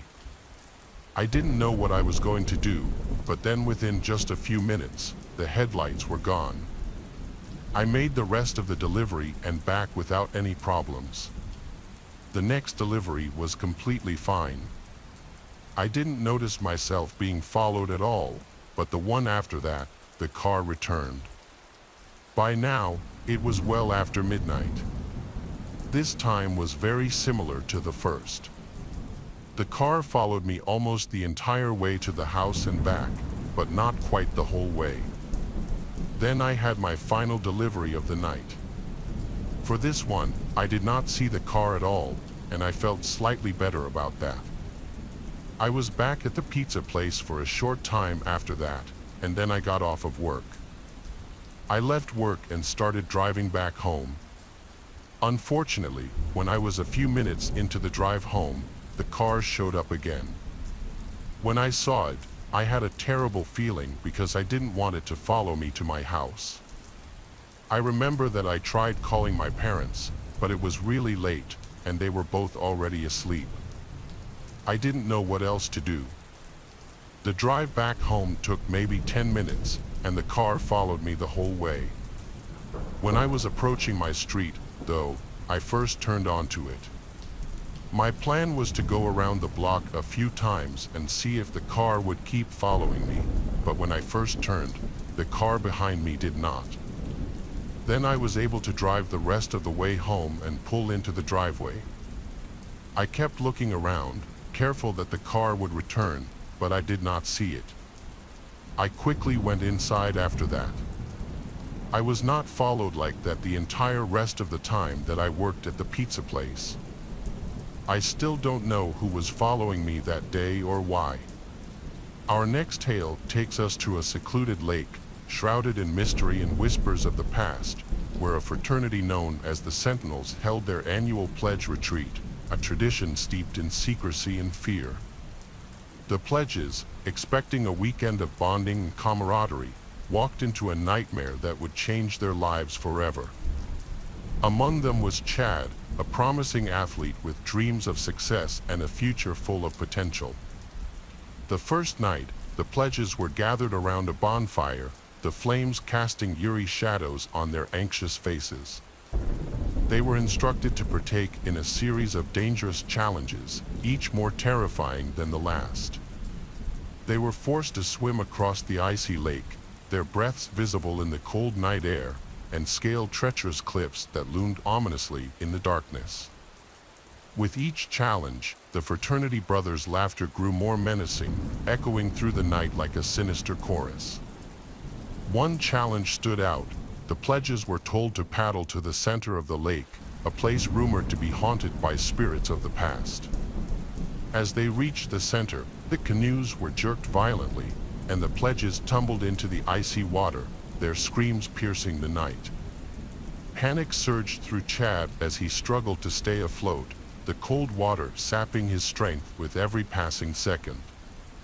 He felt something brush against his leg, sending a surge of primal fear through his body, a fear that gripped his heart and refused to let go. The unseen creature continued to circle him, its presence a constant, terrifying reminder of the danger lurking beneath the surface. A surge of primal fear through his body, a fear that gripped his heart and refused to let go. The unseen creature continued to circle him, its presence a constant, terrifying reminder of the danger lurking beneath the surface. Chad cried out for help, but his cries were met with mocking laughter from the shore, the fraternity brothers' faces twisted in cruel amusement. Terror lent Chad a surge of adrenaline, and he swam with all his might, his muscles burning with the effort. Just when he thought he was going to make it, he felt something grab his ankle, a cold, unyielding grip that pulled him down. He was pulled down into the depths of the lake, the water closing over his head like a dark, suffocating shroud. He caught a fleeting glimpse of glowing red eyes beneath the surface, eyes that seemed to bore into his soul. The next morning, Chad's lifeless body surfaced, his face frozen in a silent scream, a testament to the horror he had endured. The fraternity brothers claimed it was a tragic accident, their voices filled with sorrow, but the other pledges knew the truth, a truth that haunted them and bound them in a pact of silence. The police were called, and an investigation was launched, the authorities combing the area for any clues. Without concrete evidence, the case went cold, the truth buried beneath layers of fear and secrecy. The Sentinels disbanded, their secrets intact, the shadows of their past actions lingering like a dark cloud. Chad's death sent shockwaves through the campus, a stark reminder of the fragility of life and the darkness that can lurk in unexpected places. It served as a chilling reminder that darkness lurked beneath the surface of normalcy, a darkness that could strike without warning. The lake became a haunting reminder of the night the Sentinels' reign of terror went too far, a place where the past and present seemed to merge. The fraternity brothers' faces were etched with poorly concealed fear, their eyes betraying the guilt they tried to hide. The pledges knew the truth, but the case went cold, the secrets of that night remaining hidden in the shadows. This is something that happened back in 2003. For some background details, I'm a female and was 12 years old at the time. I had a group of friends that I went to school with, and we would hang out together all the time. So, one time I remember I was at my friend Jenny's house with a couple of other friends. There were maybe 4 or 5 of us. We were all going to be staying over for the night at Jenny's. I remember that her parents' house was really nice, and they had this big living room. That's where we were going to sleep, and we all had sleeping bags other than whoever would sleep on the couch. I remember that we were hanging out, and as it got late, we were just watching TV and movies. Everyone else had gone to bed besides us by probably 11 o'clock. Now, I remember that a little while after that, another friend, Alyssa, who was with us, went to the kitchen. The kitchen was next to the dining room, which was directly next to the living room. Alyssa suddenly came back into the living room really fast. And she said that she saw a man in the window in the kitchen. At first, we thought that she had to be joking with us. I mean, it just seemed really unlikely, but Alyssa insisted that she was not joking, and I thought that either she was serious or a really good actor. She was telling us that she saw a guy walking past the window and then kind of look in at her. One of the lights in the kitchen was on, but it was dim, outside. It was completely dark, so it would have been difficult to see any details about the man. After a small discussion in the living room, basically all of us went into the kitchen and looked. By now, there was nothing, no one was there. We then gathered back in the living room and talked about it some more. We were trying to figure out why somebody would be in the backyard. Jenny said that she wasn't aware of anything like that happening before. Eventually, we just continued on what we were doing. I think we all figured it was maybe a neighbor cutting through the backyard or something. And probably a couple of hours went by. By about 1 o'clock in the morning, we were starting to get tired and were going to go to sleep soon. I remember that I was thirsty, so I went into the kitchen to get some water. Right when I walked in, I noticed through the back window there was a guy right there. I really couldn't believe it at first. He appeared to be looking in and was maybe a foot or 2 away from the window, but I really couldn't tell any details about what he looked like or anything. I immediately ran back into the living room and told everyone at once. Once I did that, I think everybody got up and started running through the dining room to the kitchen, but again when we got there, the man was gone.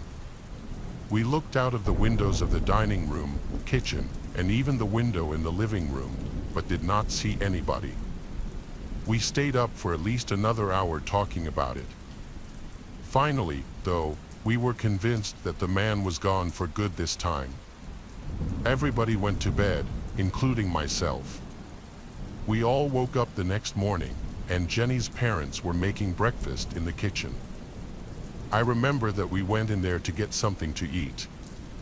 As a few of us were sitting around talking and eating, Jenny's dad went outside to the patio from the kitchen. I'm not sure where he was going, but when he came back inside, he said that there were a bunch of marks at the back door. It was as if somebody was trying to get inside. So, for the next few minutes after that, we were all talking about the man that we had seen. It seems as though he tried breaking in, but luckily he didn't. This happened when I was 15 years old and a sophomore in high school. I was hanging out with a couple of friends before school started. We were just standing around talking about dumb stuff that 15-year-olds do. Soon the warning bell rang, and we had to go our separate ways to attend our classes. I took my time heading to my class because my teacher, Coach Thompson, was pretty laid back and didn't mind if I was a bit late. He usually started class a few minutes late anyways because he was also a sports coach and was always busy with that stuff. As I made my way to class, the school bell rang again. School was now starting, and I would be late, but I didn't think much of it and kept walking. The hallways were now empty. The intercom came back on, and there was an announcement that the school was going under a lockdown. I couldn't understand why and was pretty confused. Everything seemed fine to me. I kept walking towards my classroom, thinking it might be a false alarm or a drill. When I entered the hallway where my classroom was located, I stopped and froze. At the far end of the hallway, there was a large man wearing a ski mask and all black. He also had combat boots on and a huge black duffel bag around his shoulder. It took me a few seconds to process what was happening. The man in the ski mask hadn't noticed me yet, but then he turned his head and looked in my direction. I quickly ducked back around the corner, scared out of my mind. He had been standing right where my classroom was, so I couldn't go there now. The hallways were completely empty, and I started to panic. I knew the school pretty well as I'd been there plenty of times prior to my sophomore year, so I went to the nearest place I knew, a nearby bathroom, hoping to stay safe until everything was over. I sat in a bathroom stall, trying to listen for any sounds, praying that the man wouldn't come inside. During the time in there, I was terrified and didn't dare make a noise. I stayed in the bathroom, trying to calm myself down from hyperventilating for maybe around 30 minutes. It was completely quiet, and I couldn't hear much, but at one point, I did hear footsteps, which really freaked me out. I really don't know who it was, but luckily they moved past where I was, and then things went back to being silent. I just hoped whoever that guy I had seen would not enter the bathroom. Finally, I decided that I would leave. I hadn't heard anything in the longest time, and I thought it might be safer to get out of there.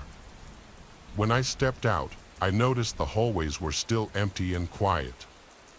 The lockdown was still in effect, and I had no idea what was happening. I cautiously started speed walking back towards my classroom, being very careful and looking all around. I had made it about halfway back when I suddenly heard a noise that made me freeze. It was the sound of footsteps getting closer from the next hallway around the corner. It was happening all over again. I could feel the sinking feeling of fear and shock once more. I quickly turned around and went back down another hallway, trying to avoid whoever was coming my way. I glanced back for a split second and saw the man in the ski mask starting to come around the corner. At this point in time, I swear I could have run a 4.3 flat in the 40-yard dash. For once in my life, I was genuinely running for my life, and nothing else mattered besides that. It was a weird feeling. I didn't care about anything, not girls I had crushes on, not my homework, not even my job. All I cared about was staying alive for myself. I kept on running and eventually stopped, unable to hear the man behind me anymore. I gathered myself and started walking towards the exit, hoping to find a way out. When I reached the exit, a sense of relief flooded over me as I saw multiple police officers outside of the school. I ran for the door, and when they saw me, they waved me over. I was able to leave and breathe a sigh of relief. The man inside the school was later caught, but we never found out what his intentions were. The memory of that day haunted me, and my parents ended up putting me in therapy to help me out. Number 15-year-old or anybody should have to experience anything like that. It's been about 7 years now, and I'm way better. We returned to our normal routines at school shortly after, and our school had a 24-hour cop for the next year that made everyone feel a lot safer. I'm happy nobody got hurt, and I was able to make it out alive. I wouldn't wish that experience upon my worst enemy. This happened over 6 years ago, so I figured it would be okay to talk about now. Just to be safe, I'll use fake names in case anybody reads this. Not everybody likes their business being shared all over the internet, and I don't want anybody calling me a snitch. I hope that I made that clear enough. What I want to talk about happened in 2015. I was a senior in a small suburb outside of Chicago. On Friday at school, I was invited to a party. A guy was throwing it for his birthday, and I'd been in class with him when I was a freshman, and his cousin was my age. He'd been off at college until only recently. I didn't care why he was back. I was told there would be a keg and punch, and that's all I needed to hear. I got to the party after 10, and things were already well underway. I paid the guy at the door $5, and he handed me a cup. As long as I kept that cup, I could drink as much as I wanted, and I was eager to get that evening started. Another guy at the keg filled my cup, and I began looking around for someone I knew. Soon, I ran into a guy from my chem class. We hung with each other for most of the night. There were a lot of girls around, but the only hot ones were with their boyfriends, obviously. One time, I thought that I might be about to hook up with a girl, but her friend showed up to block me at the last minute. The guy from chem had a girlfriend and wasn't interested in finding a girl. Instead, we just focused on drinking. When the keg was floated, I moved to the punch. It had so much liquor in it by then you couldn't taste any punch, and I was too drunk to care by then. Things began to slow down as the night dragged on. Most everyone was passed out or about to be, and I was on the verge of puking myself. About 2, this group of 3 guys showed up. Nobody seemed to recognize them. They walked around asking for Shank. I didn't know Shank personally, but I'd seen him around school. When they got to us, Chem Guy and I were outside getting fresh air, and neither of us had seen Shank for a long time and said so. They moved on across the yard until they happened to run into him. He was sitting on a lawn chair with some honey in his lap. Chem Guy and I were sitting under a tree fighting back the urge to puke when some yelling started. We looked over and saw the 3 strangers shouting at Shank about something, and Shank shouted back at them, and we heard 3 loud pops. The strangers ran off just after that. Everyone was asking what was up when the girl on Shank's lap started screaming. She got up and ran inside. I got up to get a closer look and saw Shank laid out in the chair covered in blood, and he wasn't moving. Pretty soon, the news was spreading around the party. Anyone who could move took off, and I was among them. I said goodnight to Chem Guy and left just in time as 2 police passed me less than a mile from the house, and I just passed out as soon as I got home. It was a miracle that I didn't hurt myself or somebody else. The phone was full of messages when I woke up. Shank was dead. I can't say I was surprised. Several of our friends had also been arrested for drinking underage, among them was Chem Guy, and all this made me happy that I got away when I did. That Monday, a bunch of people asked me if I'd seen what had happened. I didn't know who to trust, so I said no. I did talk briefly with Chem Guy, but he didn't want to discuss it, and that was probably for the best. I never heard why it happened, and I didn't care. It wasn't any of my business. School was let out for the funeral, but I chose not to go. The cops did come to the school a few times looking for witnesses, but everyone was too afraid to say anything. The shooters were caught later anyway and are all serving life sentences somewhere. I haven't kept up with the case and have no interest in what has happened since. I left my hometown to get away from stuff like this. All of it is very clearly related to gangs, and it's best it stays in the past where it belongs. I do hope that Shank's family is doing okay. Though, he seemed like a nice guy, and I think he had a little boy at the time. Believe it or not, life can be rough around there, and I'd imagine Shank would have wanted the best for his kid. I hope that he's able to get out when the time comes and achieve something. So many guys end up dead before they even get a chance around there. It is possible, though. If I did it, so can anyone else. I love babysitting. I've always enjoyed spending time with kids, playing games, and telling them stories. So when the Bridget asked me to babysit their baby boy, Egan, I happily agreed. The Bridget were nice people, and their house was cozy and warm. It was a good way to spend my Saturday evening. I arrived at their house around 6 p.m. Mrs. Bridget showed me around, reminding me of where things were, and gave me the usual instructions: feed Egan dinner at 7 o'clock, play with him for a while, and put him to bed by 8:30. After that, I could watch TV or read until they got back. They expected to be home by 11 p.m. Egan was a happy baby. He giggled and played with his toys while I fed him dinner. After he finished eating, we played in the living room. Egan had a small train set and loved watching the little engine go around the tracks. His laughter filled the room, making me smile. At 8:15, I decided it was time to get Egan ready for bed.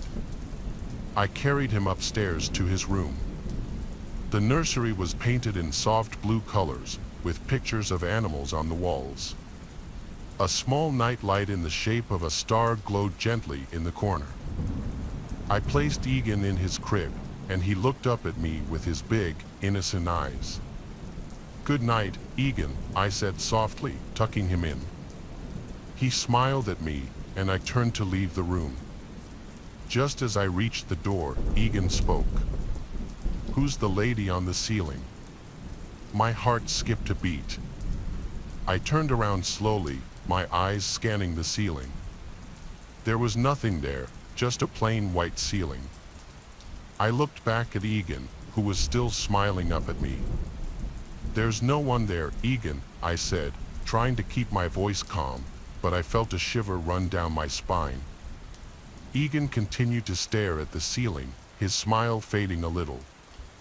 Feeling uneasy, I quickly left the room and closed the door behind me. I stood in the hallway for a moment, trying to calm myself. It was just a baby's imagination, I told myself. Kids say strange things all the time, but I couldn't shake the feeling that something was off.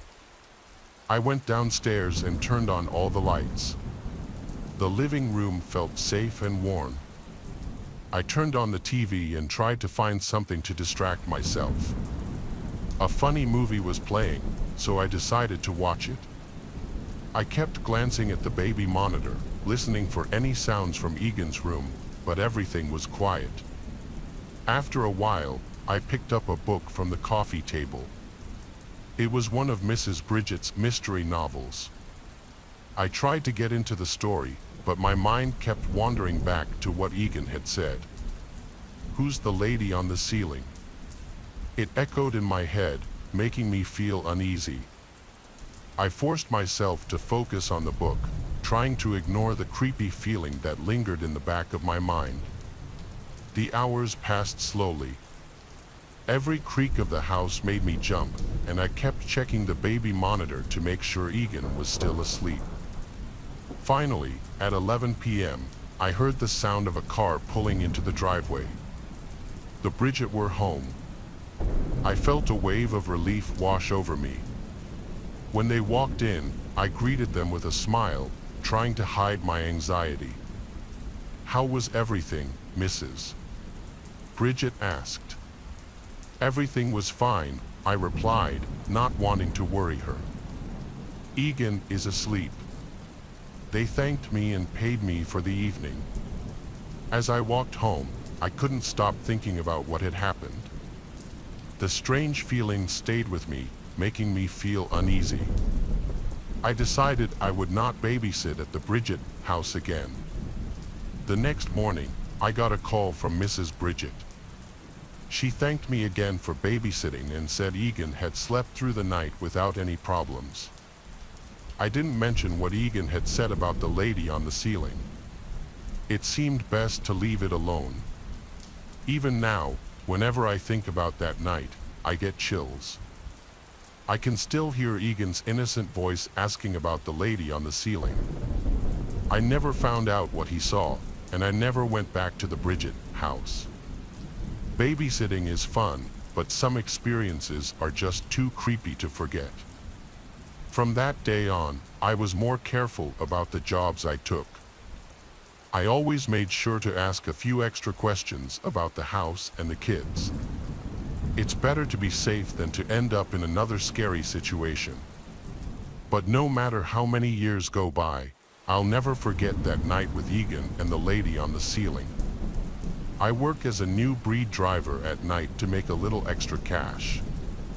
Friday and Saturday nights are always the busiest because everyone's either home or with friends and ordering food, so those were usually the nights I would work.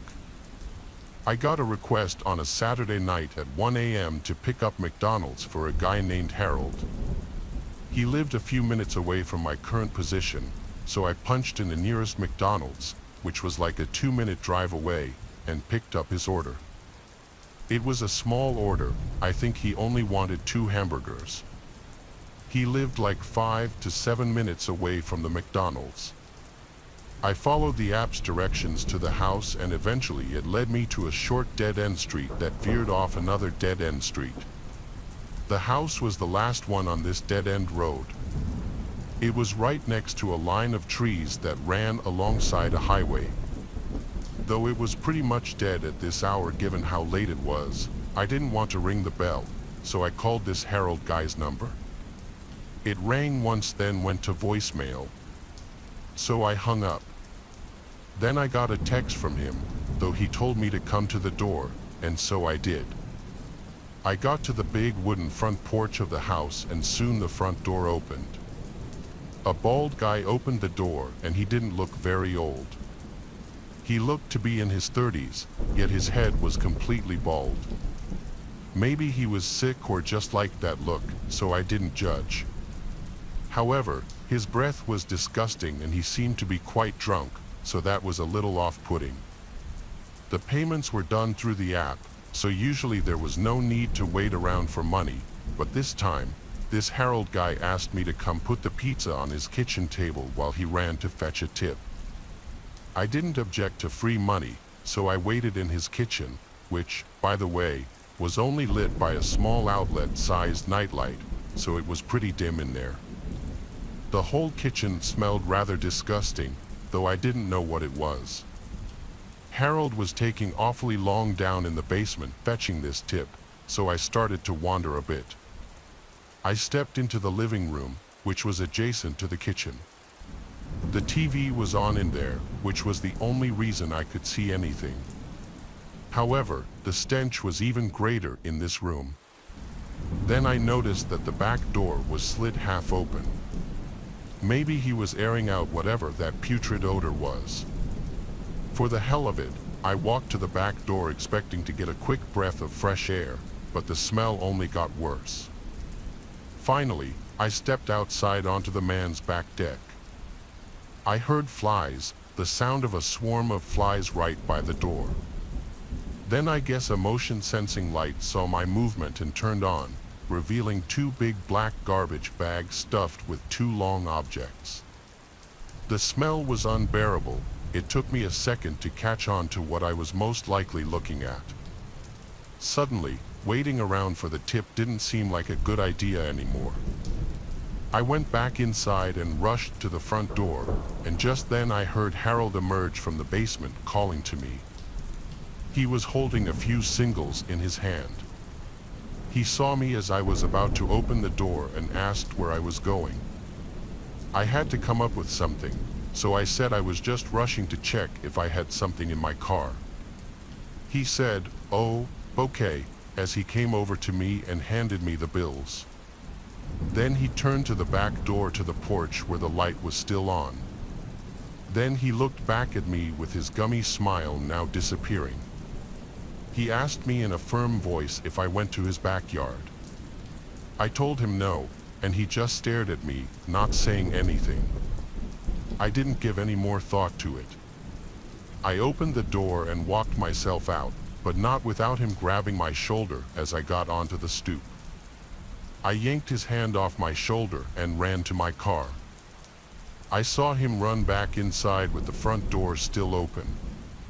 I turned my car on, sat, and watched his front door, curious to see if he'd come back out, and he did. He came back out running full speed for my car with a big metal rod in his hand. I drove away from his house, ready to call the police and report him. I called when I got down the block, making sure to leave him no time to dispose of those potentially dead bodies. I waited down the block and saw police cars pull up literally within 2 minutes. I watched the whole thing as I told the police where to go. In fact, Harold, if that's his real name, had already started moving the bags, which did contain dead bodies, to the bushes in his backyard. Everything about this guy was off. Leaving the back door open to reveal dead bodies to a pizza delivery boy may have been deranged, but he also wasn't the smartest man around. I'm from West Virginia. I moved all the way to Lexington, Kentucky, for a girl. Now, that might be the scariest part of the story, that a dude from West Virginia moved over the border to Kentucky only for a girl. But I assure you, it gets worse. A lot worse. She was super affectionate when we first got together. I couldn't have wished for a better girlfriend. But as time went on and we got more secure in the whole thing, that affection dropped off to next to nothing. It was a slow process, almost like a leaky bucket or something. I barely noticed the relationship dropping off bit by bit until one day I just realized there was nothing left of us. We were like roommates more than anything, hardly spending any time together. We didn't actually get intimate for months at a time, and in the end, sleeping in the same bed as her was so depressing that I ended up just staying on the couch. Not long after I started calling the couch my bed, we broke up formally. It sucked, but I saw it coming a long way off. And it wasn't entirely unwelcome. That's when I started talking to this girl on Reddit. Now, I should make it perfectly clear that I was never ever unfaithful to my girlfriend. Only when we broke up was I so starved for affection and female attention that I looked for it wherever I could. I wasn't confident for dating apps, I don't think so. Reddit's anonymity suited me just fine. Eventually, me and this girl that I met on the r/gaming sub swapped numbers and actually started planning to meet. She lived over in Arizona, but flying down there to meet her didn't seem like a big deal at all, not when she was so nice and pretty too. I remember staying up super late talking to her one night, trying to keep my voice down so my ex wouldn't hear. We planned all the stuff we would do together, all the places that she would take me in Phoenix, and all the bomb Mexican food we were going to eat. I was excited, and I went to sleep smiling. But I sure didn't wake up that way. I woke up to loud crashing noises just feet away from me in the TV room. At first, I thought it was a home invasion or something, but when I looked around, it was her, my ex, and she was smashing my Xbox with a baseball bat over and over again. I screamed at her, asking her what she thought she was doing, then went to grab my phone so I could call the cops. Only it wasn't on the coffee table where I usually put it on charge every night. It was nowhere to be seen. That's when my ex started ranting about how I'd been cheating, how she knew everything, then mentioned the Reddit girl by name before she swung at me with the baseball bat. I fell backward over the couch, trying to avoid the strike, and I did, but Jesus Christ, the whole rush of air that went past my face just about put the fear of God into me. She chased me around the apartment, swinging that bat as hard as she could until I locked myself in our bathroom. I thought I might be able to reason with her from the other side of the door, to be able to actually explain that the Reddit girl was someone I started talking to after we broke up. But she actually tried to bash the door down. I'm still amazed that she didn't manage it. It was legit like that scene from The Shining. She bashed a hole in one of the wood panels and proceeded to scream through that. Thank God it wasn't big enough for her to reach through and unlock the door, otherwise, I'd have been in some serious trouble. Eventually, she calmed down enough to stop trying to kill me, but she wanted me out of the apartment like that night. I didn't even gather everything up. I just threw some essentials into a bag and got out of there. I kept imagining her sneaking up with a kitchen knife or something, catching me off guard and then just stabbing me to death. I've had friends ask me why I didn't just restrain her, why I was so scared of a girl, but that's about the dumbest response I've ever had to this whole story. A swing from that bat or a stab wound in the right place, it wouldn't have mattered what was or wasn't dangling between a person's legs. I'd have been dead as a doornail.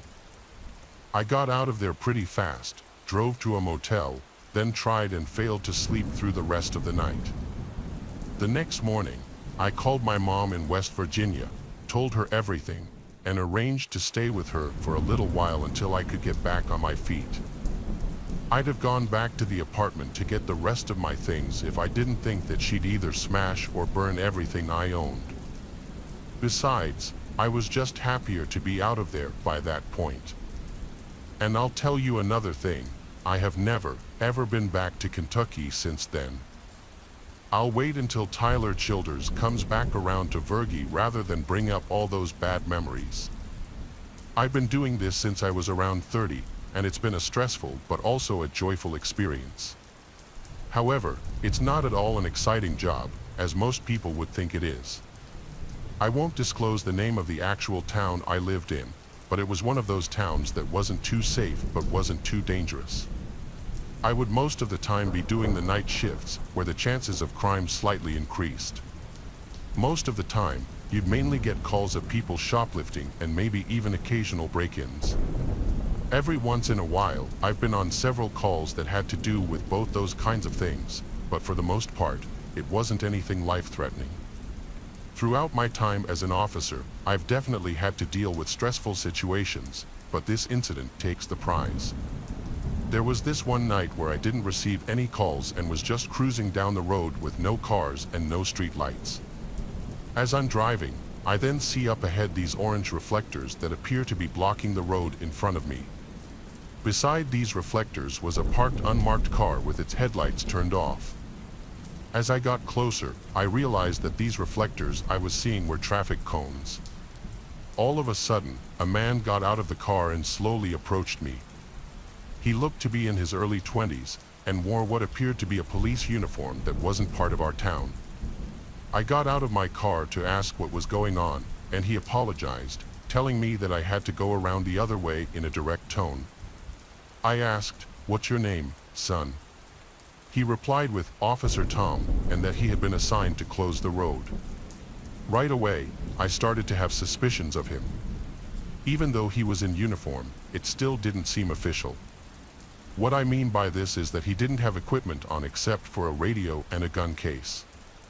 When I confronted him about this, he claimed that he was under-equipped and that he worked for a county that I'd never heard of.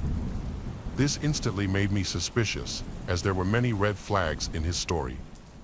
Despite the flashing lights coming from his unmarked vehicle, I knew there was a good chance he was a fake cop.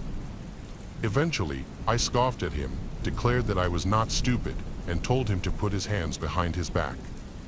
However, he didn't budge and didn't even look scared or guilty.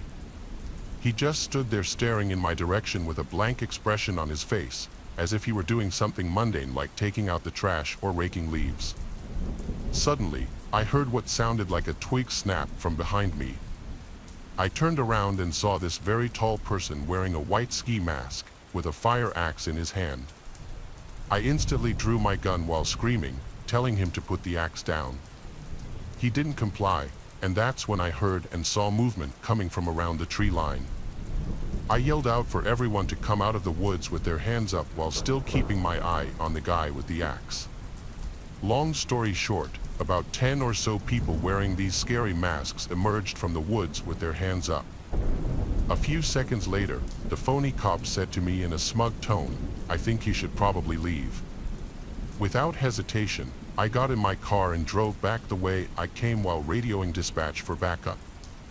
I'd say I drove back to the police station so fast that I didn't care what the speed limit was. The station had dispatched several units to the area I was in. However, like in many unfortunate situations, whoever was there disappeared into the woods. We ended up recovering the car, which had been stolen from towns over. There was an open investigation that lasted for about a week before it was closed, as we couldn't find any more info. I'm still not sure what it was that I encountered that night, but I believe it was an ambush meant to trap unsuspecting victims. Given that I was a police officer, I had some advantage, which is why they let me go. This just goes to show you how hard our jobs can really be. A few months later, a woman and her boyfriend went missing in the exact same area. Their car was found, but they weren't. The news said that they likely got lost while walking through the woods, but I've always wondered about that. I was a state trooper for 23 years, and through the years I experienced it all, or at least that's what I thought at the time. This happened quite a few years back. I was on night patrol on an interstate at about 3:30 a.m.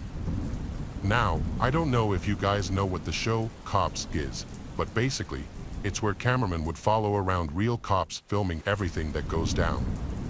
The episodes would consist of a compilation of the most interesting clips. The show's insanely popular, but unfortunately, nowadays, new episodes are no longer made. Back then, however, I was lucky enough to actually be featured on the show. Even though I didn't show up in many episodes, I still thought it was really cool. This night was one of the nights I had a cameraman following me around for the show. I remember his name was Joe, and he was honestly a pretty down-to-earth guy. Anyway, I would usually have my car parked near a bush to hide myself from the view of oncoming speeding cars. But at this hour, I didn't really ever try to hide too much. I remember we were just driving down the interstate. No, I didn't work in the best area. There were a decent amount of abandoned buildings visible from the road.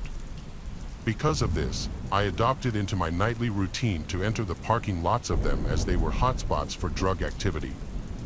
One, in particular, was an abandoned gas station building.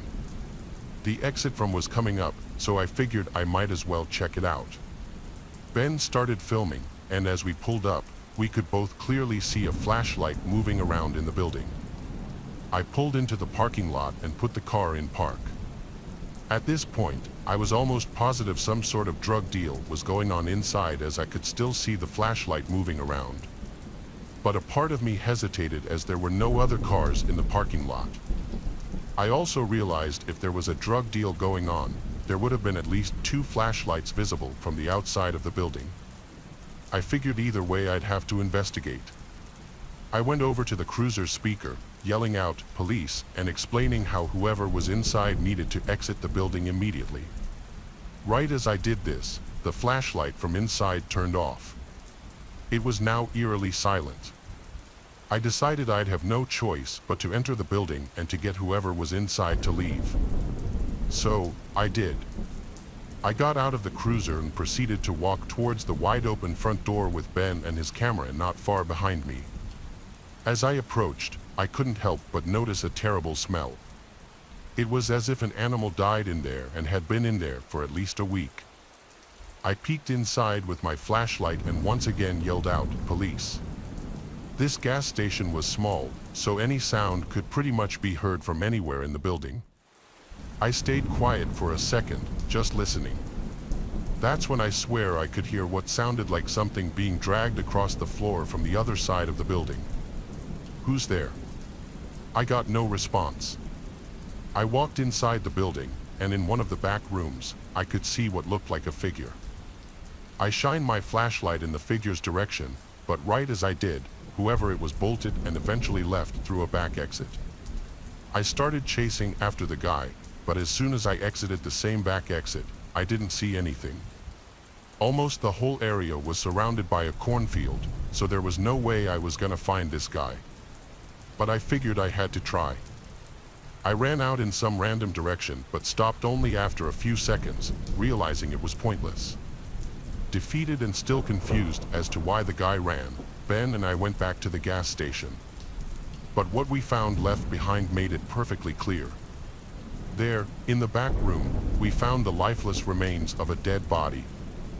I immediately called for backup, explaining the situation. Unfortunately, the guy responsible was never found, and the body itself couldn't be identified for obvious reasons. What we caught on video that night was never used in the final show. Me and the girlfriend were on our way to her parents' house. I was invited to Thanksgiving dinner with them, which was a huge honor for me since I'd only met her parents 3 times. I was also nervous since her grandparents and aunts and uncles would also be there, who I had never met. We had a long trek from my house to her parents' house. It would be a good hour-long drive. About 45 minutes into the drive, we had to stop for gas. We pulled up into a literally dead Gulf station right off the highway, and I decided to fill up with premium for once to do my car a favor. Of course, it was cheaper to pay with cash, so I went inside with my head down as I dug my hand inside my wallet searching for a 10 and a 20. When I pulled the bills out, I instinctively looked up and said, 30 on 2, but I stopped mid-sentence. There was no one there. I looked for a bell on the counter, none. I simply called out, "Anyone there?" There wasn't even a back door behind the counter that you would assume would lead to some kind of employees-only room. No, it was just completely empty.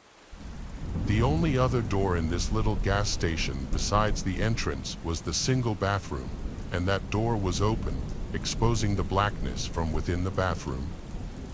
I figured maybe whoever was manning the cash register may have just gone outside for something. I walked back outside and shrugged my shoulders at my girlfriend out of confusion. I looked around for maybe a porta-potty or an ice machine or something that could be distracting a potential cashier, but there was nothing. It was a relatively small little station with foliage surrounding it in almost all directions. I figured maybe somebody could be behind the building smoking a bogey or a doobie, so I went back there as a final attempt. Nope, just a dumpster sitting under a dimly lit roof light. I figured I'd just pay credit at this point and turn back. But as I did, somebody from out in the woods called over to me in a kind of whispery yell. My heart skipped a beat when I heard this. "Hey! Hey!" I kept hearing it from the woods. I took out my phone and flipped on the flashlight just to skim the outer tree line for anybody who could be hiding in there.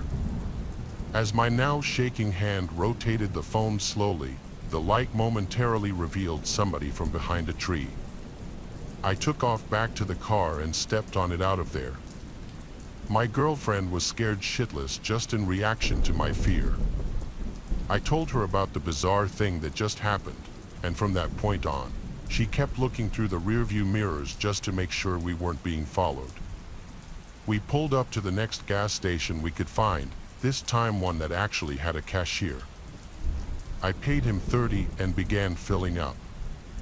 A van pulled up to the pump right behind mine, and a man wearing a cap stepped out, staring intently at me. I tried to act as if I didn't notice him, but when it got to the point where he was staring at me for at least 20 seconds straight, I had to look at him and ask him if there was a problem. He finally turned away. The second I was done, I hopped back in the car and took off once more. We made it to her parents' house safely, and I don't believe we were followed. Now, I wouldn't have shared this story if it weren't for the fact that a few weeks later, I did some research and found out that a 33-year-old Indian man who worked at the gas station we had stopped at had been murdered, and his body was stuffed in the woods behind the station. I immediately gave the police a tip about the guy who I saw at the station, who was surely caught on camera. The following year on Thanksgiving, a similar murder happened at another gas station. We have since nicknamed him the Thanksgiving Killer. I fear only the worst once more this year, as he has still not been caught. I live in a safe town, the kind of town where you can leave your car doors unlocked. Hell, you can usually get away with leaving the doors to your house unlocked. The crime rate is very low, and I live on a dead-end block. I had just gotten home from work around 7 p.m. after a 10-hour shift and was preparing a late dinner when the phone rang. The second I picked up, I heard the sound of the person on the other end hanging up. I don't know if this has any correlation with what's to come, but if it does, that's even more horrifying.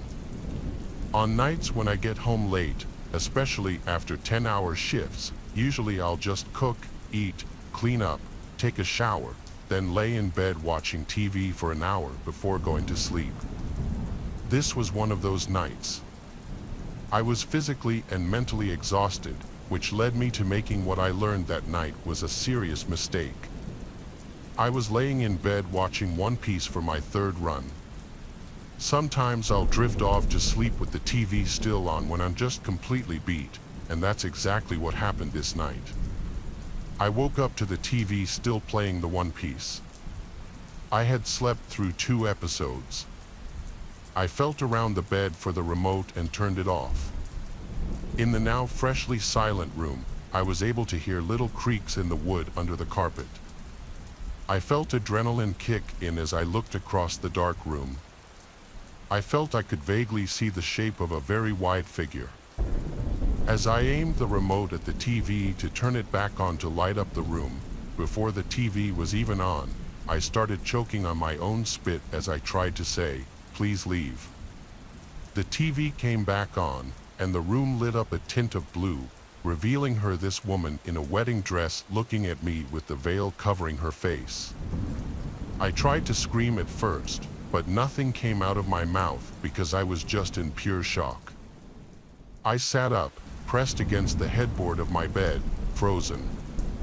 That's the best way I can describe what I was doing in that moment. The woman in the dress, whose face I could barely see, walked over to the bed whispering, "Where is my groom?" over and over, but each time she said it, she got louder. Her whisper quickly turned to a yell, and she grabbed the edge of my mattress and started shaking it. I screamed back at her to leave me alone. Then I got off the bed, pushed her, and ran to the bathroom across the hall and locked the door. She followed me, trying to open the door, banging on it and repeating the words, "Where's my groom?" I yelled at her, "I'm calling the cops," and luckily I had my cell phone on me. The woman was crying now on the other side of the door, still knocking and banging. The last thing I heard her say was, "I have to get to my wedding."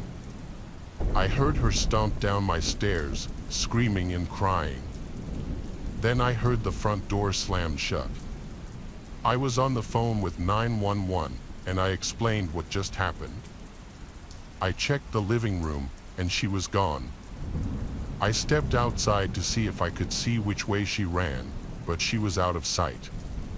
A police officer showed up shortly, and I described her as some larger woman in a white wedding dress and veil, how she was screaming, "Where's my groom?" and "I have to get to my wedding." I couldn't help with the direction she ran to. It was either down the only direction the street goes or the woods to the right. Because of my exhaustion after my 10-hour shift, I had forgotten to simply lock my door, something I honestly never even thought was a problem in my neighborhood. But this just goes to show that even in the best of neighborhoods, you're not always safe from crazy people out there. I think this woman was off her rocker and belonged in a mental asylum, and I hope police or somebody found her roaming the streets that night and brought her somewhere to get her help. I hope you enjoyed my fun fact. What do you think causes people to snap? Is it stress, jealousy, rage, maybe cabin fever? I don't really have an answer, but you need to listen to this. A few years ago, my boyfriend at the time bought us 2 tickets for a getaway cruise vacation. He had just been promoted in his job, and he decided to splurge and get us first class. It was honestly one of the most luxurious experiences that I've ever had. It sounds corny, but I felt like Rose on the Titanic the way the staff treated us. We were having a great time. We'd see live performances during the day and go dancing in one of the private clubs they had for their exclusive members during the nights. One night, I believe it was the night before the ship was to head back to port in New York, my boyfriend and I decided to go to bed early. We were in our cabin suite. My boyfriend was brushing his teeth in the bathroom, and I was lying on the bed scrolling through Instagram when there was a loud knock on our door. I called out to my boyfriend and asked if he ordered room service. He yelled back that he didn't, and I got up from the bed and went to the door. I was about to open it but decided to look through the peephole instead. I believe this small action was what saved our lives. As I looked through the peephole, I saw a disheveled-looking man standing in front of our door. He was breathing heavily, his eyes were wide, and there were red stains smeared all over him. I didn't quite know what to think as I stared at him. 20 seconds must have passed when he started banging on our door again, but this time much harder. The door handle started to jiggle as he tried to get in, and I yelled for my boyfriend to get over here now. The man was now screaming that he needed to come in and show us something. My boyfriend pushed past me and looked through the peephole. He yelled to get away from our door right now. The man did not listen. He continued to bang on our door, screaming to let him in. He was banging so hard that the edges of the door started to splinter. Terrified that he was going to break in and do God knows what to us, my boyfriend called for security from the cabin phone. We stayed pressed up against the door to prevent him from getting in. When we finally heard other voices outside, we heard security yelling at him to stop what he was doing. I thought there was going to be some big fight and the man would retaliate, but it sounded like he just listened to the security. We could hear him being detained, and we figured it was now safe to open our door. After about half an hour of explaining to security what happened, we soon found out the grisly details of what this man was doing. Only 2 cabin doors down from us was where that man and his wife were staying. They were going to ask her some questions about her husband, but found out she had been stabbed over 40 times in the chest and neck. The man had used an ice pick that was in their cabin freezer. After he mutilated his wife, for some reason, he wandered over to our cabin and was asking to come in. He had the ice pick in his hand when he was knocking, and I'm positive he would have killed me and my boyfriend if I had not looked through the peephole first. The weird thing about this whole story is I remember seeing that man in the breakfast lounge with his wife. They seemed like a normal, happy couple enjoying a cruise vacation. My boyfriend later explained to me that he probably caught cabin fever and just snapped. This experience actually left such a traumatic imprint on me that I was unable to continue my relationship with my boyfriend. Sad, I know, but that's how badly it messed me up.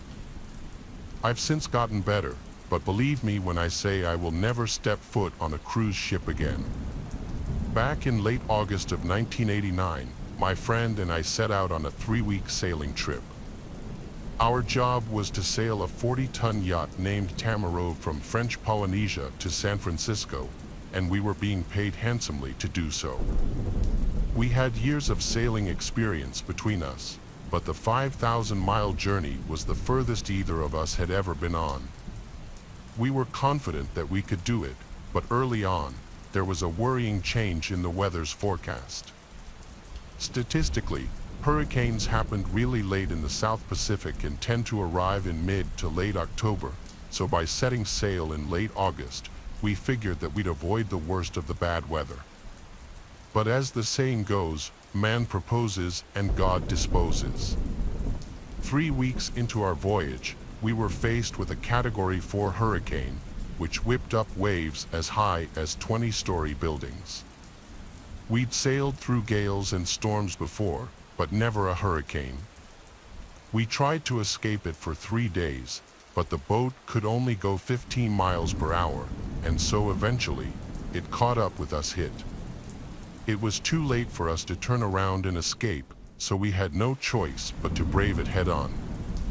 We put on our raincoats and boarded up the yacht, all while 140 miles per hour winds and 40-foot waves battered against the boat. The wind and rain felt like BB pellets on our skin, and it was like nothing we'd ever felt before. But we were still confident of being able to handle the situation. We just had to wait for the worst to be over. At one point, I remember heading below deck to get something, and then I suddenly heard my fiancé yell out, "Oh my God." We got caught in a massive wave. I was thrown off my feet, and the last thing I remember is my head smashing into something before everything just went fuzzy. I think I must have been out for a minute or two because when I woke up, there was blood all over my face and raincoat, and I was lying on the floor. I couldn't hear my fiancé, so I went topside to check on him. The last I'd seen of him, he was strapping himself into the safety harness, but when I went to check on him, the harness was empty, and he was nowhere to be seen. I remember screaming, but I knew I had to pull myself together. There'd be time to grieve later, and if I didn't focus on the task ahead of me, people would end up grieving me too. I knew the yacht had suffered irreparable damage that would make it impossible to sail. The navigation system, engine, and even the sails were all waterlogged or shredded beyond repair. But even worse, the yacht itself was taking on water at crazy speeds. My instincts kicked in, and I started pumping water out of the cabin before using the storm jib and a broken pole to create an improvised sail. The only tools I had at hand were a sextant and a watch, but I had enough sailing experience to use them to navigate to land. After 41 days of drifting in the Pacific, rationing my canned food and water, I finally spotted land. It turned out to be the Hawaiian island of Hilo, and as I slowly drifted towards the harbor, I was spotted by a Japanese ship and rescued. For weeks afterward, I kept one of my fiancé's old shirts wrapped around my pillow. His scent was the only thing that got me through. I put all the pain and grief to the back of my mind, and once I was safe, it all came gushing out of me like water through a broken dam.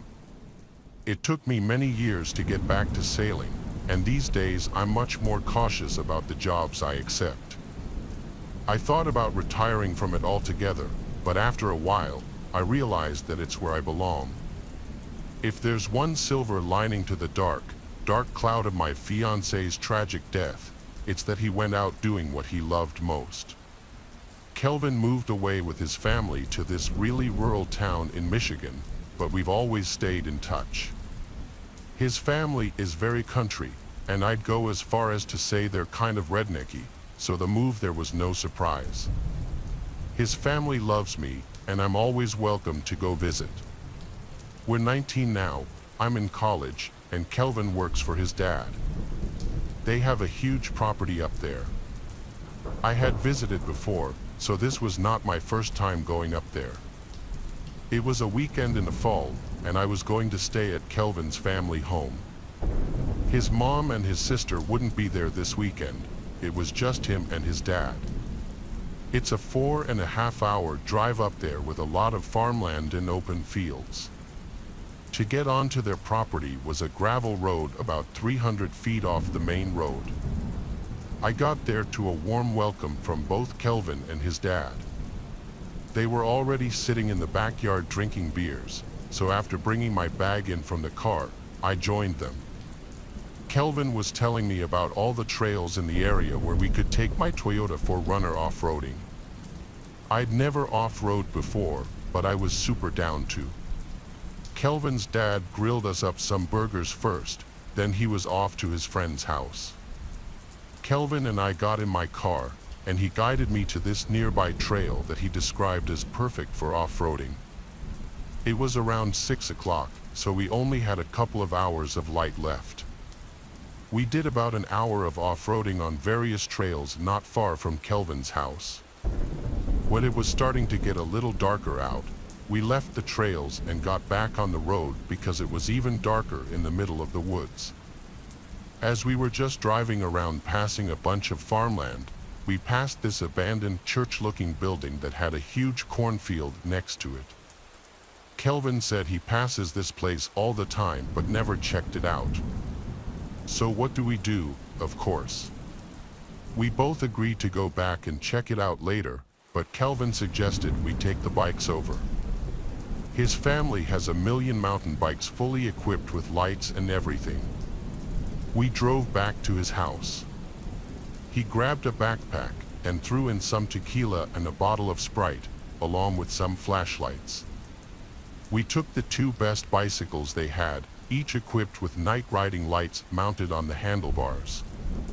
He said it would probably be a 20-minute bike ride.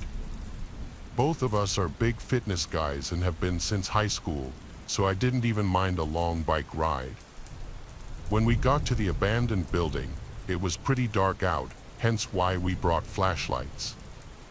The grass was very overgrown too. We made sure no cars were coming before entering the property just to be safe. We hid our bikes a little bit into the cornfield so they wouldn't be seen. There was still just enough light outside to navigate without turning on the flashlights because we didn't want to make it too obvious we were there. Thinking of getting some cool artsy shots of each other for our Instagram inside the building, we tried to find a way inside. The place was definitely an old church. The shape of the windows confirmed it. We went to look through one of the windows, but it was too dark to see inside. I told Kelvin to hand me a flashlight, and the flashlight made all the difference.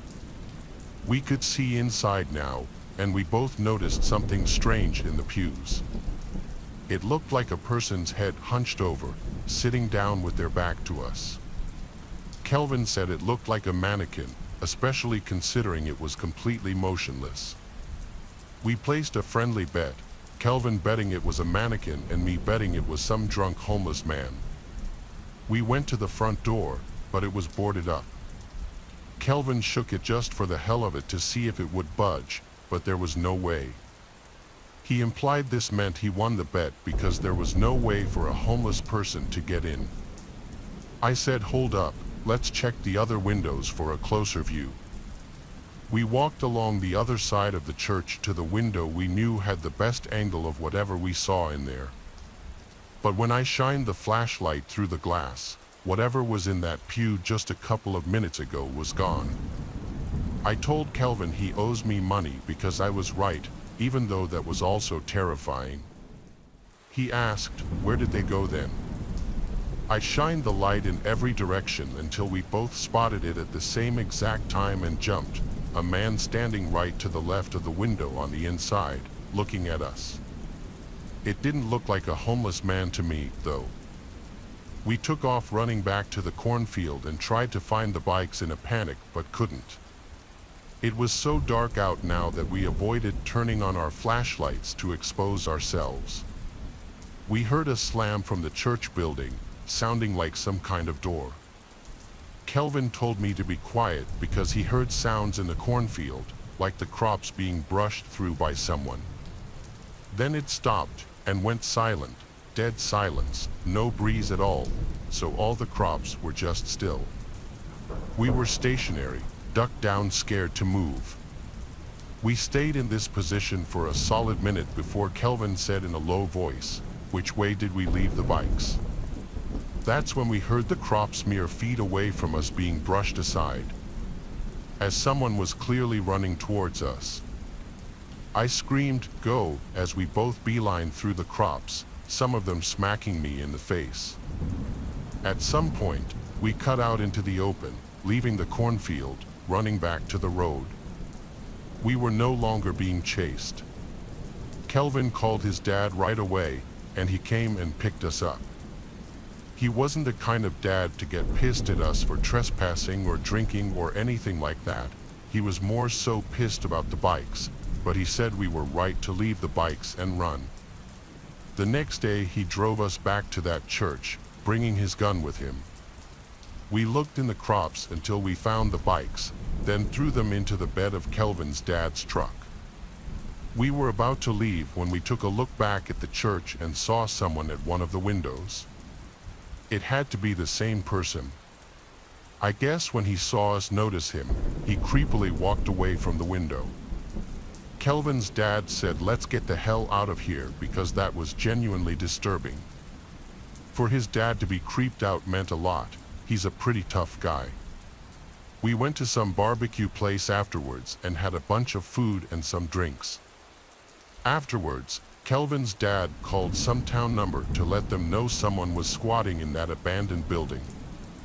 As long as it was brought to their attention, we felt like we did something. Who knows if that man is still hiding in that church, though, or who he was, for that matter. When I was 13, my parents moved to a pretty rural area. I'd lived in the Bay Area my whole life and was pretty used to the city, so moving out into what felt like the middle of nowhere was quite a switch for me. One day, I decided to go exploring the woods. My parents told me multiple times not to go out there alone, but at that point, I had to get out. It was a hot day, and about 15 minutes into my walk, I was sweating like a pig. Little deer trails were carved out in the brush, snake skins, an old tire swing someone had set up in one of the trees, and beer cans. I finally reached the top of the hill and found an old abandoned church. The place looked like it had not had anyone in it for decades. I reached the front of the church and stepped up onto the porch. A set of wooden double doors with silver crosses embedded in the front of them greeted me. I grabbed the rusted handles and pulled. The heavy doors swung open and my nose was immediately assaulted by a terrible smell. The best way to describe it would be decay. The smell of rotting wood and flesh mingled together with a musty weight and summer heat. At this point, I should have just walked back up the hill and headed for home. Instead, I decided to power through and check the place out. I grabbed my handkerchief out of my pocket and tied it around my face. A pile of animal carcasses was heaped in a corner. A constant sound of metal rubbing on stone could be heard from inside the church. Suddenly, I heard a humming chorus coming from a close distance. The singing continued for a bit and then stopped. After that, a booming male voice began to chant. I was already freaked out, but the voice thoroughly scared the hell out of me. It sounded like some Old Testament preacher you see in the movies, but again, it was like he was speaking in a different language because I couldn't understand a single word. Eventually, it got to where the single male voice would say something and then a bunch of voices would answer in song.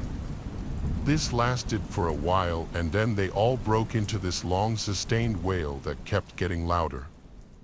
It got so loud and so disturbing that I covered my ears. I stopped and peeked into the chapel and my stomach dropped. Inside the chapel, there stood a group of people wearing white clothes humming this weird tune all together. Maybe a dozen or so candles were placed on shelves lining the stone walls. On the altar in front of them lay a dried human body. There was no doubt the corpse was once a soul, I couldn't tell if it was a woman or a man, but the sight gave me chills. I could tell the disciples of this abandoned church were followers of the Dark Lord, or else why would they sing ominously in front of a dead body? 5 huge white goats were tied in the corner. One of the followers picked up a bowl from the altar and walked towards those goats. The bowl had some thick darkish liquid in it, which seemed like blood to me. One by one the man smeared the goat's white fur with that liquid.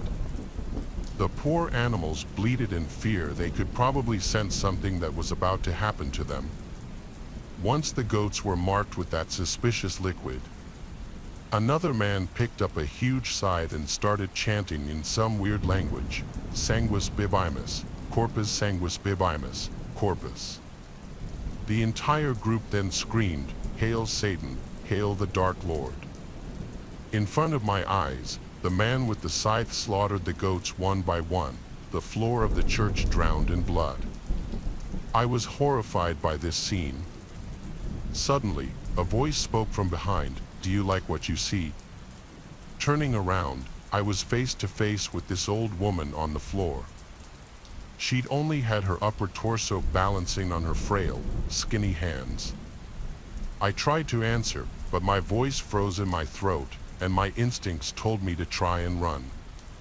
Without a word, I broke into the fastest sprint I could muster. The woman chased me like some unknown creature. She was running on her hands, calling out, "Don't be afraid, join us." Whatever I did for him. He may have taken half of my body, but I still survived. Believe in his miracle, the Dark Lord taketh, the Dark Lord giveth. Stop, you foolish kid. But I didn't flinch. Once I was past the gate, I turned around one last time and saw the woman panting, watching me with creepy eyes. She wasn't chasing me anymore. Wiping the sweat off my forehead, she said, "He will decide your fate." I ran down the hill.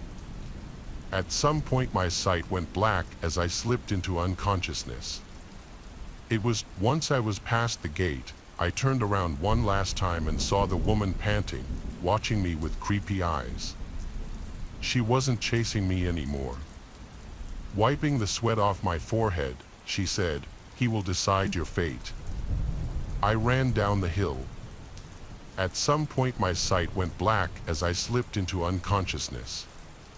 It was 2 days before I woke up in the hospital. My parents and the police questioned me endlessly, asking what had happened, and I told the story I just told. Of course, they didn't believe me, at least not the part about the thing I had encountered in the church basement. The police did go looking for the church and the woman I described, and found the empty abandoned church, nothing else. But the story doesn't end here. A week after this incident, when I was finally getting back to being normal, I saw that woman again. I was sitting in my backyard watching the sunset when I heard a chuckle nearby. I turned my head and there she was, standing under a tree in some distance. Only she was different this time. She had a complete human body and looked strikingly young. She wore a red gown with her hair all curly and shiny. Her skin was pale, but all the wrinkles were gone. Her glassy blue eyes hardly blinked. She waved at me and said, "I told you, the Dark Lord taketh, the Dark Lord giveth. There's still time, join us." I screamed for my mom, "Mom, she's here, she's back." In a wink, she was gone. I didn't know if she vanished or dissolved into the ground, but she was gone. It's been 15 years now. I don't understand how she regenerated her body in her age, but I pray I never see her again. No one believes a word I say regarding this, but my memory of the event will never change. I have to share something that's been happening to me. I am a single mother raising a 10-year-old boy. We live in a small 2-story townhome, making ends meet off child support payments and my retail job. For the most part, my son goes with me wherever I go, as I can't afford to put him in daycare or hire a babysitter. The father, of course, is a deadbeat who isn't around and is usually late on his payments. Unfortunately, I'm also not close with anyone in my family, so I've basically been raising my child entirely on my own. That, along with work and everything else, makes me a very busy person, so I'm always in need of ways to keep my son entertained when I can't give him attention. Out of what's available to him, he would always talk to his imaginary friends. I always found it bizarre but assumed that's what all kids did. Aside from him talking to himself, he really likes to draw. I don't have the money laying around to get him any video games, but paper and crayons are cheap. During the summer, when he's home from school, he spends a lot of time drawing. Most of his drawings were just stick figures and a bunch of legible scribbles at best. I constantly find them around the house whenever I clean. I found this all normal, except for his obsessive fixation with a particular subject. He started to exclusively draw the same 3 stick figures over and over again. If I had to describe them, all I could say is that there's a giraffe-looking thing, a walrus, and some kind of masked person. It looked like all 3 of them were dressed like businessmen with red ties. When I saw this repetition in the beginning, I brushed it off, thinking it was just a summertime fixation that he would get bored with eventually. However, he only seemed to get more interested in doing this one thing repeatedly, so I decided to ask him about it. "Hey Jason, who are those people you're drawing?" "These are my friends, long neck, big tooth, and no face." When I realized he was drawing his imaginary friends all the time, I was a little creeped out. It was something he did every night, and considering he didn't have any real friends outside of school, I wasn't willing to acknowledge how serious he was about it. I was just too busy and overworked, but I wish I'd paid more attention to him because things only got worse. One night, I was feeling very overwhelmed with my circumstances, but I wanted to hide my depression from my son. So, I locked myself in my room and cried quietly into my pillow while curled into a ball. I even played some music so that if any sounds managed to escape the pillow, they would be drowned out. When I had cried myself out and dried my tears, I went downstairs to make some sad, cheap comfort food. My son was sitting at the kitchen table as usual, drawing endlessly, but when I came in, he stopped, then looked at me and said something that genuinely shook me. "Are you okay, Mommy?" "What do you mean, Jason? Why are you crying?" "What? How did you know?" "My friend Longneck told me he was watching you through the window." I fell silent. A chill ran through my whole body, and suddenly I felt like I couldn't stand on my own 2 feet. I sat down and watched my son continue to draw his pictures, trying as hard as I could to figure out some other way that he could have found out. But I knew there was no way he could have heard me or seen me. Only that long neck could see through my bedroom window. For better or worse, I denied it anyway. I couldn't admit the existence of that thing because then I would be admitting that I was crazy. I told myself that my son was just heavily invested in the narrative of his imaginary friends. Over time, I forgot about it. But then, months later, something even more baffling happened. I was making dinner, and my son waited at the table. In the middle of me cooking, he asked me to make another plate for his friend.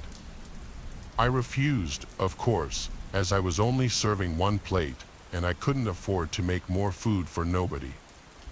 Still, he insisted, so I shut him down and said he could have his imaginary friend. But I wasn't going to waste food feeding someone who didn't exist. A few awkwardly silent minutes later, I had made my son his plate and set it down for him. Then I turned around for a few seconds to fix my own plate, and when I returned to the table to sit down, I was once again floored by what I saw. All the food I had given him was gone. Not only that, the plate was cracked, and the edges of the dining table were so chewed up that it looked like a dog had gone at it for hours without anyone stopping it. Yet it happened in just a few seconds. I was done. There was no logical explanation for it. What happened? What did you do, Jason? Wasn't me, Mom. It was my friend Big Tooth. You wouldn't feed him, so I wanted to share. The entire experience had shaken me up. Honestly, I don't think I've ever been able to relax ever since. I still can't catch a break from work, and now, for some ungodly reason, I have to come to terms with the fact that my son's imaginary friends are real. I don't even have the luxury of pretending they're real just to placate my son. I'm afraid of my son now. I have to actually believe in the existence of whatever he says, while something I can't even see might gnaw the flesh right off my bones in a matter of seconds. It's been a few years since this all started, and I'm almost at my breaking point. I can't go on not talking about this with anyone, so I've decided to share my story on the internet to see if anyone believes me, to see if anyone can help me. If anyone out there can do something for my situation, I beg of you, please help me. I swear I see no face in the mirror sometimes. This story was inspired by a viral incident online that happened to a Reddit user. It was alleged that the user was a mother who had a son who claimed to have imaginary friends. The mother would then play along with it like any mother would, but things took a dark turn when she began to hear noises at night and experience strange paranormal-like things around the household with no other explanation. She turned to her son and discovered that he had drawings of these so-called imaginary friends called Long Neck, Big Tooth, and No Face. The mother's story has since remained a disturbing tale on the internet. It was my first day of school after a terrible car accident. I was rejoining the life of a teenager. My drunk mom's reckless driving made me lose one of my legs. The teacher introduced me to the class, and I could tell people weren't welcoming. The students whispered about my appearance in the middle of the term, but I kept the accident a secret. If they knew I had a fake leg, they would make even more fun of me. During lunchtime, I was heading to my table carrying my food when I slipped and fell onto a popular girl named Emily. I spilled the pasta on her shiny new dress, and everyone started laughing. Weirdo. Hey, no need to be rude. Okay, or what? What are you gonna do, huh? She pushed me, and I couldn't keep my balance. This time, as I fell, my skirt went up to my knee, and everyone saw my prosthetic leg. Whoa, what is that? Are you even human, weirdo? People started taking my video. I was humiliated and traumatized. I wanted to smack that stupid girl, but my emotions got the best of me. I got up and ran away. I ran until my lungs gave up. When I stopped, I found myself standing in the woods. The school's backside led to the dense forest, and I was lost in it, not knowing where to go. I spotted this hiking trail. A humming sound was coming from the end of the trail. It was scary yet so alluring at the same time. I started following the trail. I had no idea where I was going, but I just couldn't stop myself from doing so. After 5 minutes of walking, I reached in front of a small mud hut. Smoke was coming from its windows. The humming had stopped by then. A rotten smell was making the air heavy. Being curious, I entered the hut. A gypsy woman was sitting near a fire pit with her eyes closed. The woman's partial face had burn wounds. On the fire pit was a small pot that had something black boiling in it.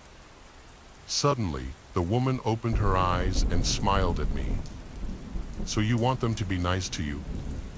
I don't know how she could tell, but I nodded my head. She grinned, flashing her remaining teeth, and told me to sit closer to the fire. I followed her instructions like a faithful puppy. She took out a box and opened it. My skin crawled when I got to see what was inside. It was the leg of a dead bird. The color had turned black over time. What would I do with this? You can solve your problems. It would grant you 3 wishes, but only with hellish consequences as punishment for tampering with fate. You can't change what has happened. Your wishes need to revolve around the present, but you must decide if you want this or not. I looked at the box and could feel my heart beating faster. What more do I have to lose? I took the box from her hand.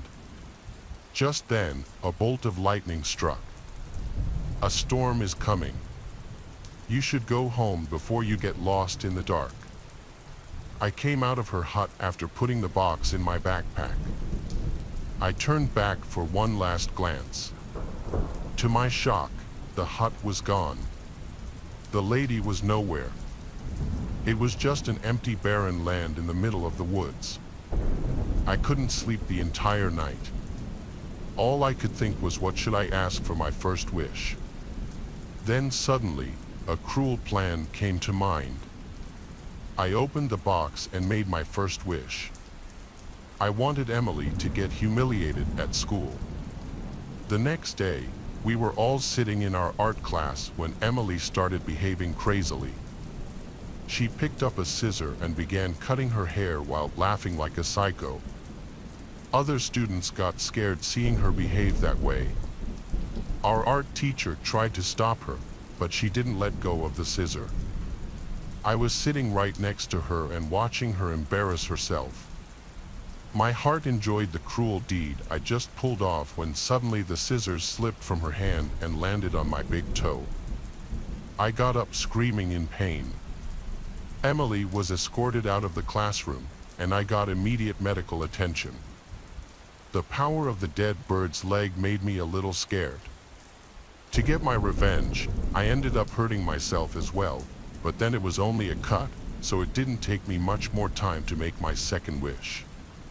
After Emily was out of the scene, it was decided no way she's going to be at the prom. I wanted to take this chance. I wished for Emily's boyfriend Jack to ask me to the prom. I wanted to ruin her and hurt her as much as possible, and my wish came true. While leaving for home, Jack came to me. He told me since Emily won't be going, he wanted a date for the prom and he wanted to take me. I obviously said yes. I appeared at the prom in a bluish-pink gown with Jack, but before we could walk onto the dance floor, I went to the washroom. I was ready for my third and final wish. I asked the dead bird's leg to make the prom night memorable for me, and that's all I wished for. That night, we danced and enjoyed ourselves. It was looking up for me, which is why I forgot about the malevolent consequence of the wishes. At the end of the prom, Jack and I got crowned as the prom king and queen. My wish came true. As I climbed up to the stage, I was all set to make my prom speech when suddenly something horrible happened. A bucket filled with foul-smelling pig blood landed on me from above. I was drenched in thick, gooey liquid. I looked at the audience, and all of their eyes were on me, just how I wished it to be. Suddenly, Catherine entered from backstage. She went psycho for stealing her boyfriend right before prom. It was she who tied the bucket above my head and was waiting for the right opportunity. That's when my head snapped. I jumped onto Catherine with my prom queen trophy and began hitting her on the head with it. People were trying to separate us, but I didn't stop. Instead, Catherine's heart stopped beating. My life got ruined, and now I'm waiting on death row. Every night, I wake up screaming to these nightmares where I see a dead bird's leg sitting on my face, scorching my skin with its sharp nails. This is a fresh story happening pretty recently. My family and I were driving to college to help me move in, as I'm currently a first-year student. Once we arrived, I found out that I would be living in a Jack and Jill, which means you and another room shared the same bathroom. So, essentially, I'd be living with 3 other guys. I already knew one of them in the other room. We met at orientation and got to know each other.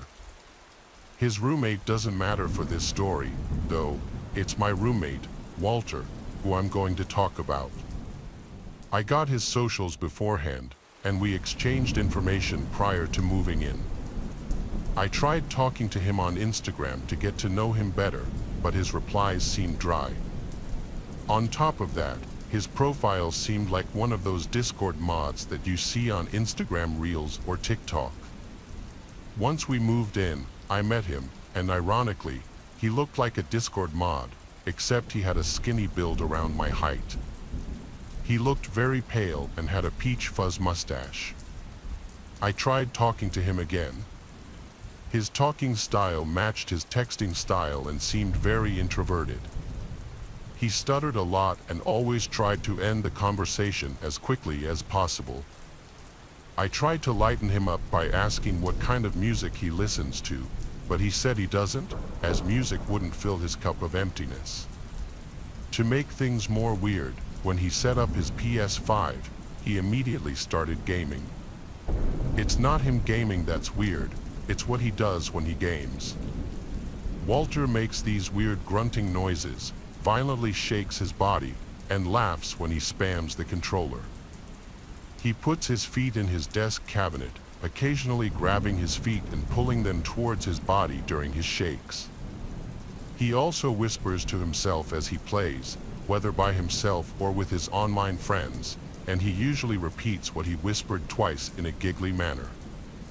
He stays in the room 24/7 and almost never does homework. His movements alone freak me out as I'm trying to sleep, but there's more to the story. Sometime around the first week, I went out with some friends that I met in my dorm building, and I came back pretty late to my dorm. Around 1 a.m. Walter looked asleep in his bed, so I nudged it off as I went to my cabinet, which was right next to my bed. I felt my arm hairs get goosebumps and felt the urge to turn around, so I did. Walter was staring right at me with a slight grin on his face. I yelped and said, "Holy, Walter, why are you looking at me like that?" He laughed it off and said, "Dark time," and turned around to face the wall. This creeped me out, and it happened, I want to say, 3 more times. I tried to move out, but my college said they didn't have any dorms open, so I tried to move into the other room, but one of the other roommates didn't want to leave as well. This meant I was stuck with Walter for the semester, and I just had to deal with it. About 3 months passed by, and I came back from my English class. When I opened the door to my dorm, Walter stood up in a panic, asking me why I was back so early. This was weird, as my English class actually ended late, hence me getting back late. I asked him if he needed the room to himself, and he declined, striking some weird pose that looked like it was from some anime. He said that I shouldn't be worried at all. I visibly cringed at him, and his statement only made me more uncomfortable.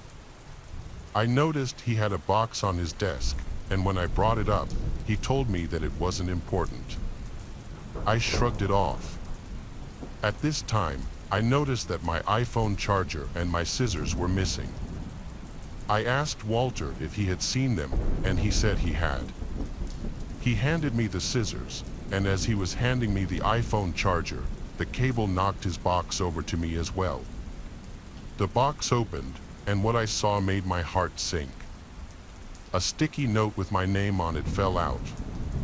Alongside this was what looked to be a see-through case. Inside it were eyelashes, a pair of glasses, a pair of my socks, and a disposable photo of me that I took as a joke.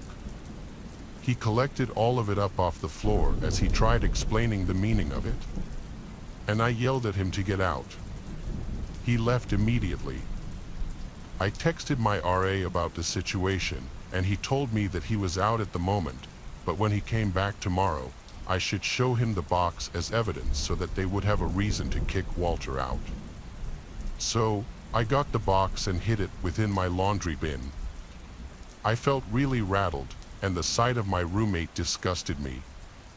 However, in an hour, he came back. I just told him to stay on his side and not to talk to me. After that, no words were spoken.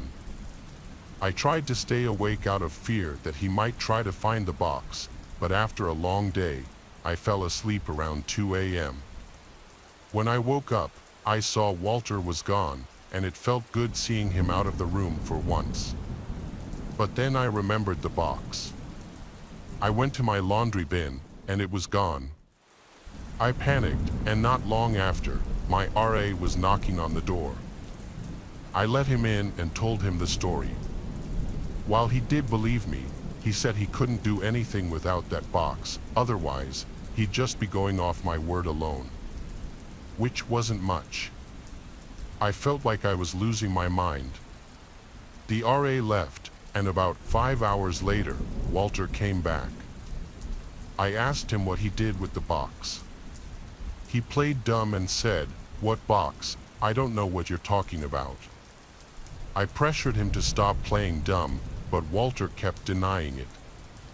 I couldn't stand to look at him or be in the same room with him anymore. It's now the second semester, and yes, I'm still dorming with Walter, unfortunately.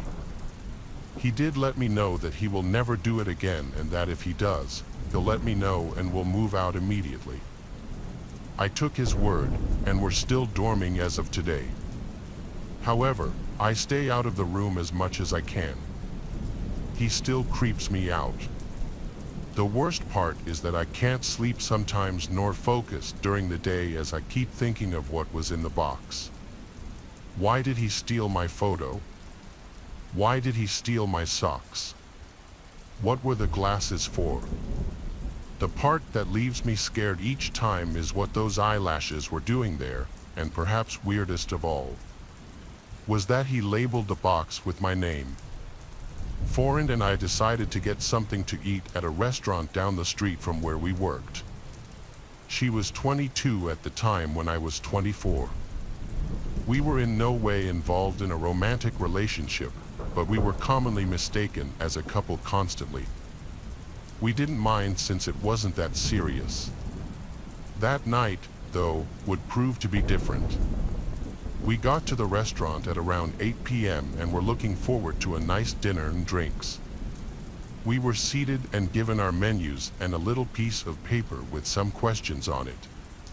It was one of those things where you sign up for this newsletter from the restaurant and you're entered to win a free meal for two. I wasn't interested, but my friend Alex was, and she filled out the little paper and gave it to our waiter when she came over to get our drink orders. She had put her phone number and address down in case she won, and the second it was handed over, we didn't think about it again. Out of sight, out of mind, I guess. We ordered our drinks and were talking for a little while when Alex got a text on her phone. It said something about how gorgeous she looked that night and that this person texting her thought that she looked better in red. I saw the look on her face as she read the text, and she handed me the phone immediately so I could see it. I didn't like the thought of someone we didn't know creeping out my friend like that. We looked around to try to figure out if maybe it was one of our friends who was in the restaurant just messing around with us, but no one we knew was there. I was starting to get angry, but Alex told me to calm down and it wasn't such a big deal with the text being harmless. I brushed it off, and we continued with our dinner. We ordered our food, and around 5 minutes after getting it, she got another text. This time it wasn't so innocent. It detailed how much this person loved watching her eat her food and that it was turning them on. She choked reading it, and it was disturbing to see the message myself, even as someone the text wasn't even aimed at. That's when we started to get really concerned. She tried calling the number because clearly it was from someone in the restaurant, but no phone rang. She just wanted to, and I agreed that that would be the best decision. I called the waiter over and asked for the check while also explaining what was going on. I didn't know if all women in the restaurant were at risk of getting those creepy texts, so warning her was something that I thought was the right thing to do. She thanked me for telling her and apologized profusely that someone was there harassing us and told us that she'd get our check settled as fast as possible. While we were sitting there waiting, another text came in. This time it was about how Alex deserves someone better than that ugly beta sitting next to her, clearly talking about me. Then another came in saying that she could do so much better, and if she texted back she could be with a real man who could take care of her and protect her. She was starting to get teary-eyed and wanted to cry, so I gave her a hug. I wanted to console her, but also wanted to get on this guy's nerves. He was clearly watching us, and I wanted to do something to provoke a reaction big enough that I could figure out who was sending her those messages. I was going to find that guy and confront him sooner or later, and I really wanted it to be sooner. Unfortunately, no matter how much I made it seem like Alex and I were some couple, nothing I did provoked a reaction from that creep. We had gotten our check back and were about to leave when she got another text. This time it was pictures of her from behind with a very explicit message to go along with it. I was beyond mad once I saw that. I took her phone and asked for the manager. I suddenly remembered the paper that she had filled out and realized the person who was texting her had to be someone who had access to it. Because they were placed behind the bar, it had to be someone who worked there. I told the manager everything and showed him all the texts. I pretty much demanded that he find out who was sending them. He had all of the employees come up front and had them place their phones on the bar. We called the number, and one of the phones lit up with a caller ID that read "Sexy Blonde" with a picture of Alex sitting at the table. The manager picked up the phone, and by process of elimination, we figured out who it was. It turned out to be the bartender. He looked gross and creepy, just like how you'd expect. He had this long greasy hair tied into a man bun, pimples everywhere, and a unibrow. He had the smirk on his face that didn't even go away when he realized that he had been found out.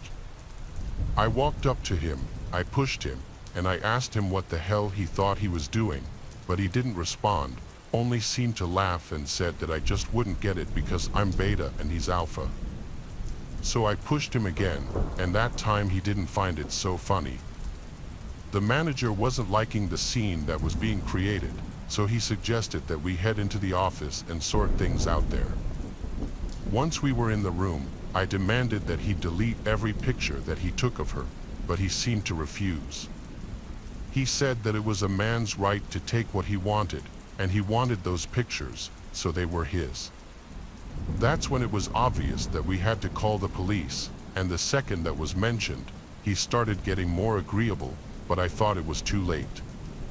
The manager of the restaurant called the police, and they got there probably in about 5 minutes or so. I guess that's the perk of living in the city. Unfortunately, there wasn't anything they could really do about the situation. Taking pictures of another person in a public area is creepy, but it is legal, and because nothing he said in those texts was threatening in the eyes of the law, he didn't do anything necessarily wrong. The officers left, and man, did it make that guy act even worse. He now had this mentality like he was right and we were wrong, and he was entitled to those pictures and even more. He started telling Alex that he'd get her one way or another and one day she'd be his. I wanted to beat him up right there, but didn't want to be the one going to jail that night. I really do wish I could say that there was a good outcome of what had happened, but not much was done.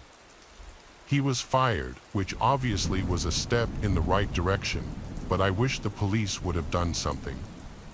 He didn't text Alex again, which we were both relieved about. It's just sad that people have this mentality where violating someone's sense of security is not only okay, but they're right. Let's get one thing straight here, though. You're not an alpha taking what you think is owed to you. You are just a creep. My best friend and I decided to get jobs at the same place. It was this diner that had to look like it was from the 50s, even though it had only been open for a few years. We were excited to work together, but it ended up being the worst decision I ever made. The problems really stemmed from the fact that we were both incredibly competitive people. Both of us wanted to be the best employee, and it turned into a competition that actually made us hate each other. We were constantly trying to outdo one another, and I got tired of it quickly. I started dating one of our coworkers.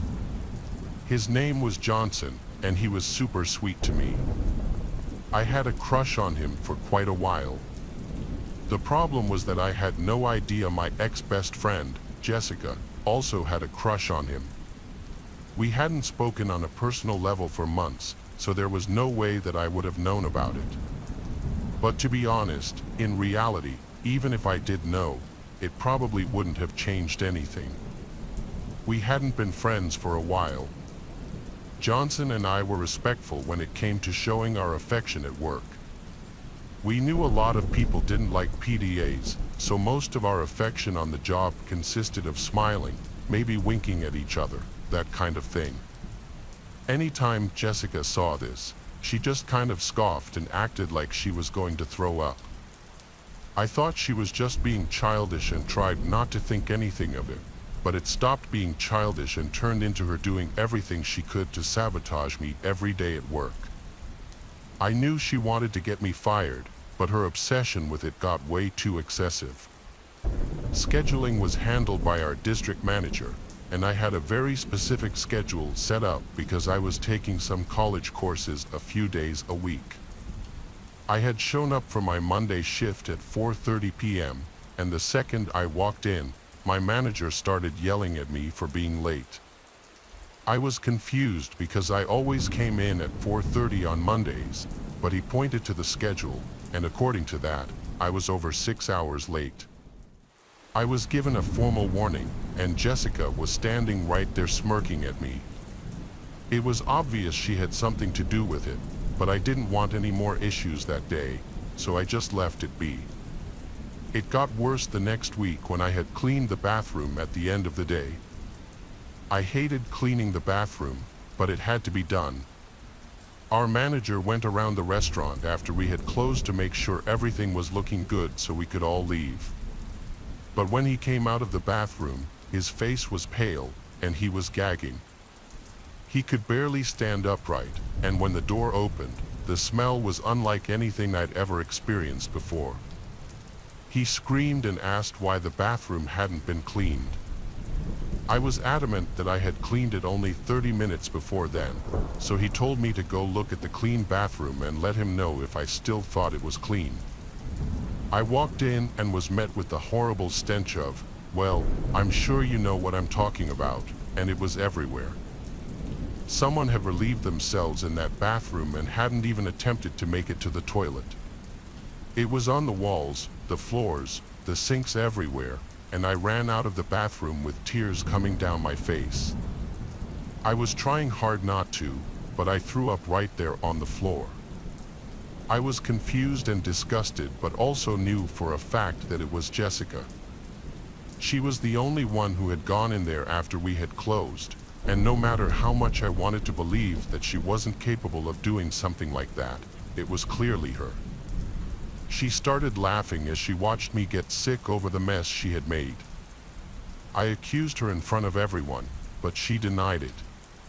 She even started crying and said I was awful for saying that she would do something like that, and obviously, I had noticed it before and just didn't want to clean it up.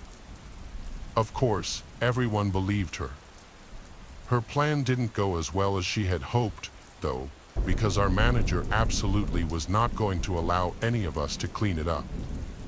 We had to hire an actual hazmat team to come in and clean the crap up because it was considered too toxic for someone not trained to clean up human waste like that. I'm not even kidding, and I got a text later that night from Jessica that was just a bunch of poop emojis followed by laughing emojis. I couldn't believe I was actually friends with her before. The week after that happened, I showed up for work and Johnson was furious with me. I asked him why over and over again, but he wouldn't talk to me at all. I opened my locker in the back, and inside was a printed up picture of a screenshot, apparently of me texting Jessica and telling her I had cheated on Johnson. I told him it was photoshopped and even let him look through my phone, but it didn't matter. He broke up with me right then and there. Jessica decided to rub salt in the wound, so to speak, and that same week she told our manager that I was interested in him and that I was too scared to tell him. This, of course, wasn't true, and all it did was make for the most uncomfortable day of my life. Any time I walked over to him, he made sure to stand almost 5 feet away from me at all times. I didn't know why and finally asked him and was shocked to hear that he thought I wanted to start a relationship with him. I told him it wasn't true, but clearly, he didn't believe me. Jessica also started rumors with our other co-workers, saying I was talking behind their backs and saying awful stuff about them. She made everyone at the restaurant despise me. No matter how much I wished I could tell you that this was a happy ending, it just wasn't.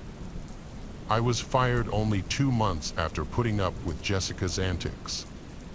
I told our manager that it was her who was behind everything and that I was a good employee, but he just told me that I should get help for my obvious mental issues.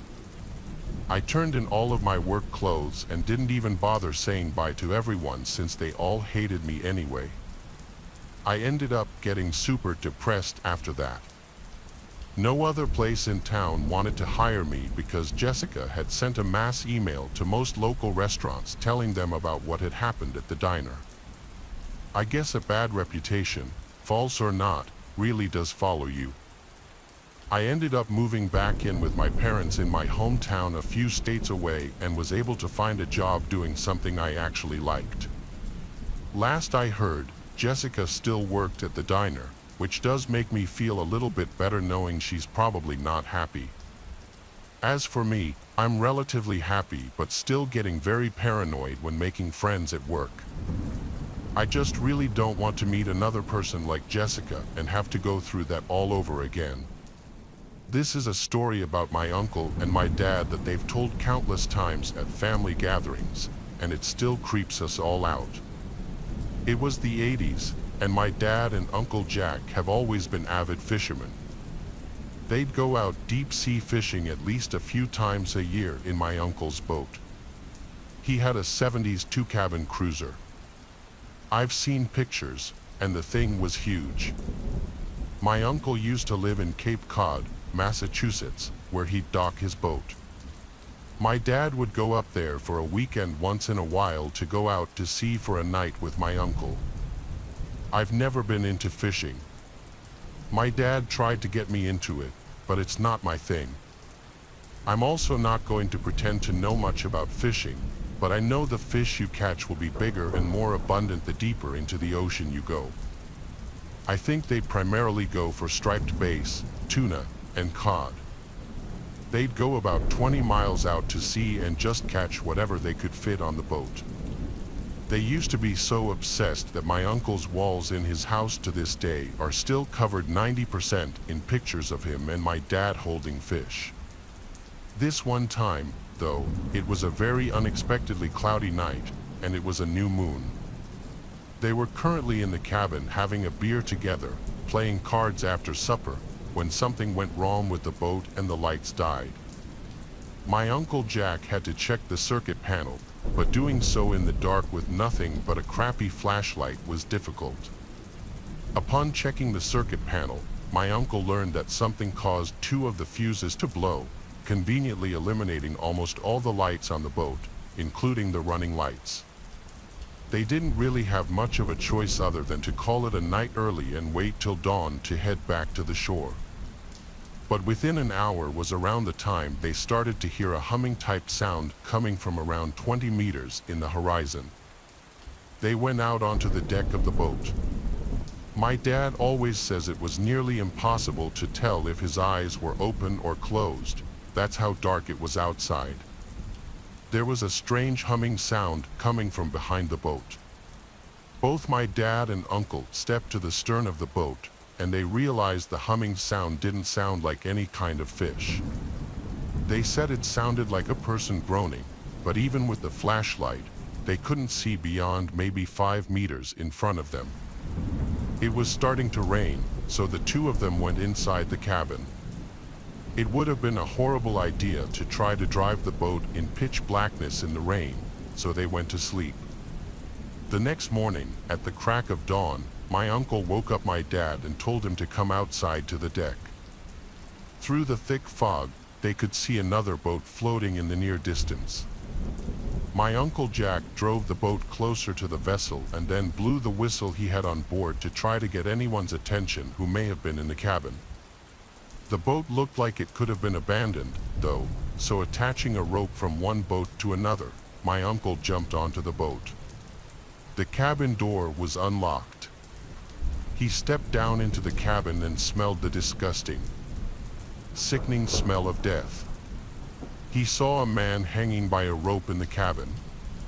He ran back out and back onto his boat and tried to throw up into the water. My dad says he didn't even dare go down and see the body after his brother told him what he saw. My dad and Uncle Jack marked their current coordinates and contacted the nearest Coast Guard station through the VHF radio.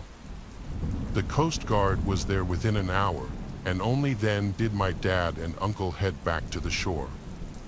They still don't know what the humming sound they heard was. This story really still haunts my uncle the most because he's the one who actually saw the dead body. They definitely together hold the scariest fisherman story I've ever heard. A few years ago, we hosted Christmas at our house. It was my wife and me, and we were having about 10 to 15 family members come over. We have a somewhat large house and also a large backyard. Our house was decorated and ready for the guests. On Christmas Day, everything started out very well. Family started to arrive at roughly 11 o'clock in the morning.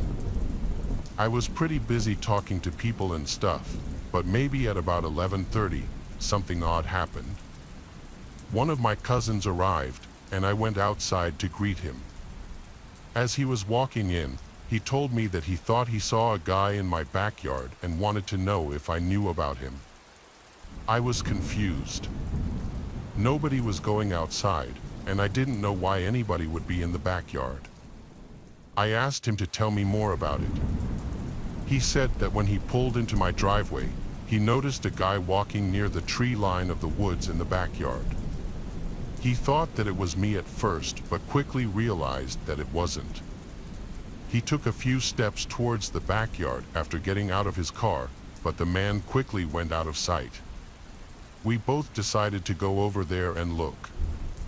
After walking back to where he spotted the guy, we saw the footprints in the snow but didn't see anyone. He must have been gone by then. We yelled out into the woods, asking if anybody was there. It was complete silence. I really had no idea who it could be. My neighborhood is pretty quiet, and the houses are spaced out pretty good, but I didn't know what else could be done, so we both just went back inside. After going back in, I quickly forgot all about it and was busy talking to people for hours. Everything was going well, but then as I was walking past one of the windows that looks out to the backyard, I saw the man myself. He was kind of far away, but I saw a guy walking through the edge of the tree line. This had to be the same person. I yelled for my cousin to come and see. The man in the woods then stopped and seemed to look in my direction. My cousin was walking over, but by the time he got there, the man then darted back into the woods. My cousin saw him for just a split second. He told me that it was the same guy that he had seen earlier, though. We kept watching the area, but he did not come back. I still wasn't really sure what to do about it, so we just went back to where everyone else was. I looked out the window a couple more times but didn't see the guy. I hoped that maybe he would leave for good. I still couldn't help but wonder what he was doing back there, though. Eventually, people left, and it was soon just my wife and me. We looked out the window several more times that night, but there was still nothing. At that point, I felt a lot better about it. The very next morning, I went outside in the backyard. Everything was fine at first, but I soon noticed something strange. The man wasn't back, but there was a new set of footprints in the snow. It was clearly from a person, and it wasn't mine. There had been a fresh layer of snow on Christmas Eve, and my cousin and I walked back there to the woods the day before. We were far away. In fact, I saw those sets of tracks. These new tracks went from the woods right to our back door, then they appeared to go back to the woods.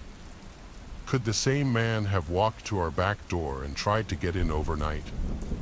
It creeped me out to think about it. For the next several days, I was very suspicious, but after that, I never saw the guy. I also didn't notice any other strange things happening. I still don't know who the man was and what he was doing. I used to deliver food on the weekends for DoorDash, Grubhub, and Uber Eats for some extra money when I was able to find the motivation. I used to run all three apps simultaneously, as it really helped me stay more efficient at making the most money, as I had more orders I could pick and choose from. One night, I was delivering. It had to have been a Saturday. I got an order from my DoorDash app for a delivery that said it was only like 10 miles away, and it was an $11 order, which was really good for my area, so I just accepted it without thinking much. It was rather dark when I got there, so when I pulled into the driveway, I parked my car at the end, and I left my car's headlights on to help me see. I knocked on the door and waited for the customer. On the DoorDash app, you can request to have it hand-delivered or dropped off at your door, and this particular order wanted me to hand it to them. I waited for a second. I gave the door another polite but slightly louder knock compared to my first attempt. And almost right as I did that, I received a message from the customer, and they were politely asking if I could meet them around back to hand them their order. Right away, I got a horrible feeling about that, but I didn't know what else I could do. So I ended up doing the stupidest thing possible, and against my gut, I just texted him back and said, "Okay." I started walking towards the back, and it was even darker back there than it was in the front. I started to feel some adrenaline and some intense anxiety, so I decided to turn back around. Something made me turn around. It was like I didn't even have an option. It was so dark that I couldn't even see my own hand right in front of my face, so I got the hell out of there and did a light jog back to my car. As I was approaching my car, I heard a man from behind me in the backyard say, "Hey, wait, I'm right down here, come back." I didn't even turn around to look. I just got into my car and drove off. It's a good thing that I did, because as I was leaving, I saw 3 more grown men run out of the bushes, and all of them were wearing masks. I couldn't even believe what was going on. It was a miracle that I decided to turn around when I did. Could you imagine what would have happened if I didn't, or if I would have stayed for even just another second? I more than likely wouldn't be here right now to tell this story. Of course, I called the police, and I even reported it to DoorDash. I was eager to hear all about what the cops had to say as I waited for days for them to get back with me. But deep down, I knew more than likely they were going to be gone by the time the police showed up, and I was right.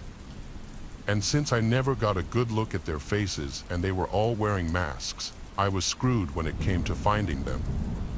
There weren't even any cars in the driveway either, so I pretty much had nothing to go off of. The only hope I had was DoorDash. DoorDash had to have one of their credit card numbers saved, right? Because how else would they have been able to place the order? Yeah, well, they weren't much of any help either. They pretty much told me to piss off when I asked for answers. That house was vacant, by the way, nobody lives there at all, and it's been that way for almost a decade. That explains why it was so dark and creepy looking. It would make for the perfect place to commit a crime like abducting a young girl like myself or just about anything else I can imagine. I still get goosebumps when I think back to this story. I hope this opens up anyone's eyes who needs to hear this, because this type of thing can happen to anyone, anywhere, at any time. All you can do is be prepared, listen to your gut, and take my painful mistake as a hard life lesson like I had to. This happened about 2 years ago. I was out for a long walk in the woods, an activity I frequently do, especially in the summertime. On this day, I'd set out early. The route I typically take is in a large woodland with many different paths that take you deeper and deeper in. This time specifically, I decided to make a bit of a change to my usual routine. I decided to walk down a bank in order to walk alongside a river. You could catch glimpses of it if you were higher up on the path, but for the most part, you could really only hear it. It was also much more remote when compared to the other paths. I had been out for 3 hours at this point. I had a book, food and drink, and a first aid kit in my bag. I'd walked far and kept walking, exploring the area. However, I couldn't help but feel uncomfortable. I tried to ignore it, but it was intense. I'm usually one for the quiet outdoors in nature, but this feeling I had kept making me look behind me to the point where I was no longer relaxed. As I got deeper into the woods, the loneliness became unnerving. I figured I was just scaring myself and tried not to play into it. That's when a cloaked figure with gloves on ran out in front of me. I instantly jumped and felt extremely alarmed. The figure had a mask on, a crow's mask, like, think a plague doctor mask. I wanted to run, and everything inside me was telling me to run, but for whatever reason, I really wanted to seem like I wasn't bothered and that the figure had failed to cause much of a reaction. So I awkwardly said, "Okay, good one. I'll be on my way now." The figure didn't say anything, rather, it began tilting its head as I walked around it and continued down the path. It was just standing there, watching me. I was extremely creeped out. Once I walked past it, I just kept walking, feeling shaken but trying not to let it show. I was nervous to look back, but eventually, I did. The creepy figure was still in the same place, still watching me walk away. He, or possibly she, gave me a wave, but not a friendly one, just a sinister one. I don't really know how to explain it, but it was slow and felt threatening. I was stupid. At this point, I felt far enough away from the figure, so I flipped at the bird, a choice I instantly regretted. The figure went from standing and waving to a full-on unhinged run in my direction. I, at this point, didn't stick around and legged it out of there. The figure was making intense, loud, and almost demonic noises as it chased me. I honestly thought I was going to die, but it all came to an end when I managed to outrun this freak and made it up onto an open footpath where I was reunited with joggers and dog walkers. I was stuck in this nervous state but still so beyond happy to see other people.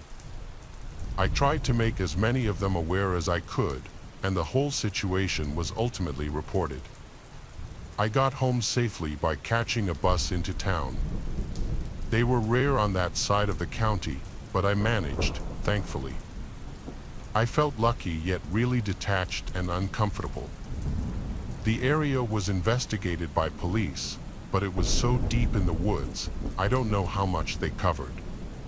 As of yet, nothing has been reported since, and nobody nor anything has been found.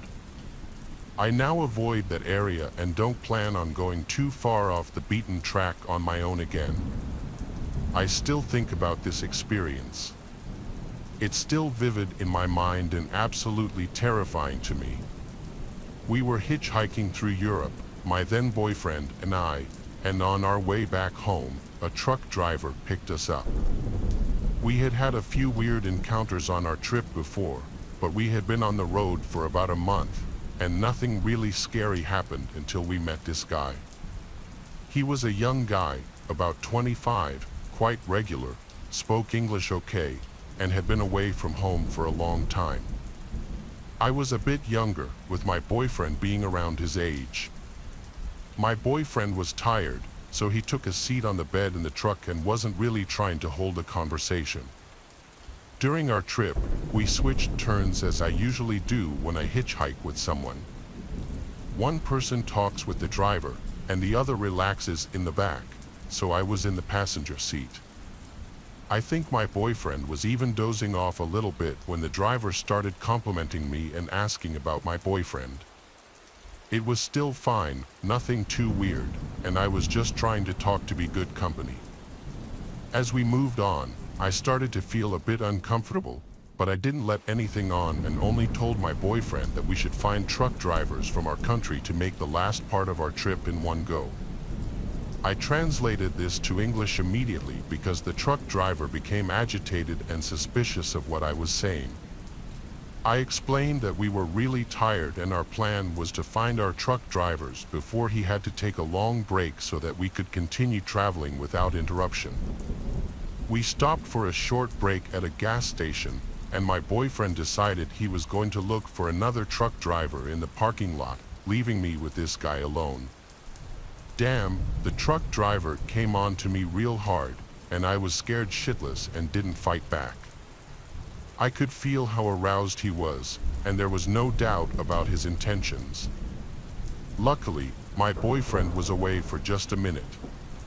At that moment, I realized we needed to get out of this situation fast. I didn't want to say anything to my boyfriend because I was scared of how he would react, so I decided to pretend nothing had happened. I was determined to get out at the next stop. We reached a large gas station for truck drivers only and told our driver we were going to look for other drivers heading our way.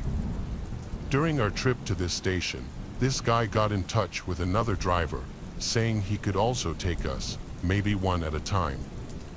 Damn, I thought, now he's planning a threesome.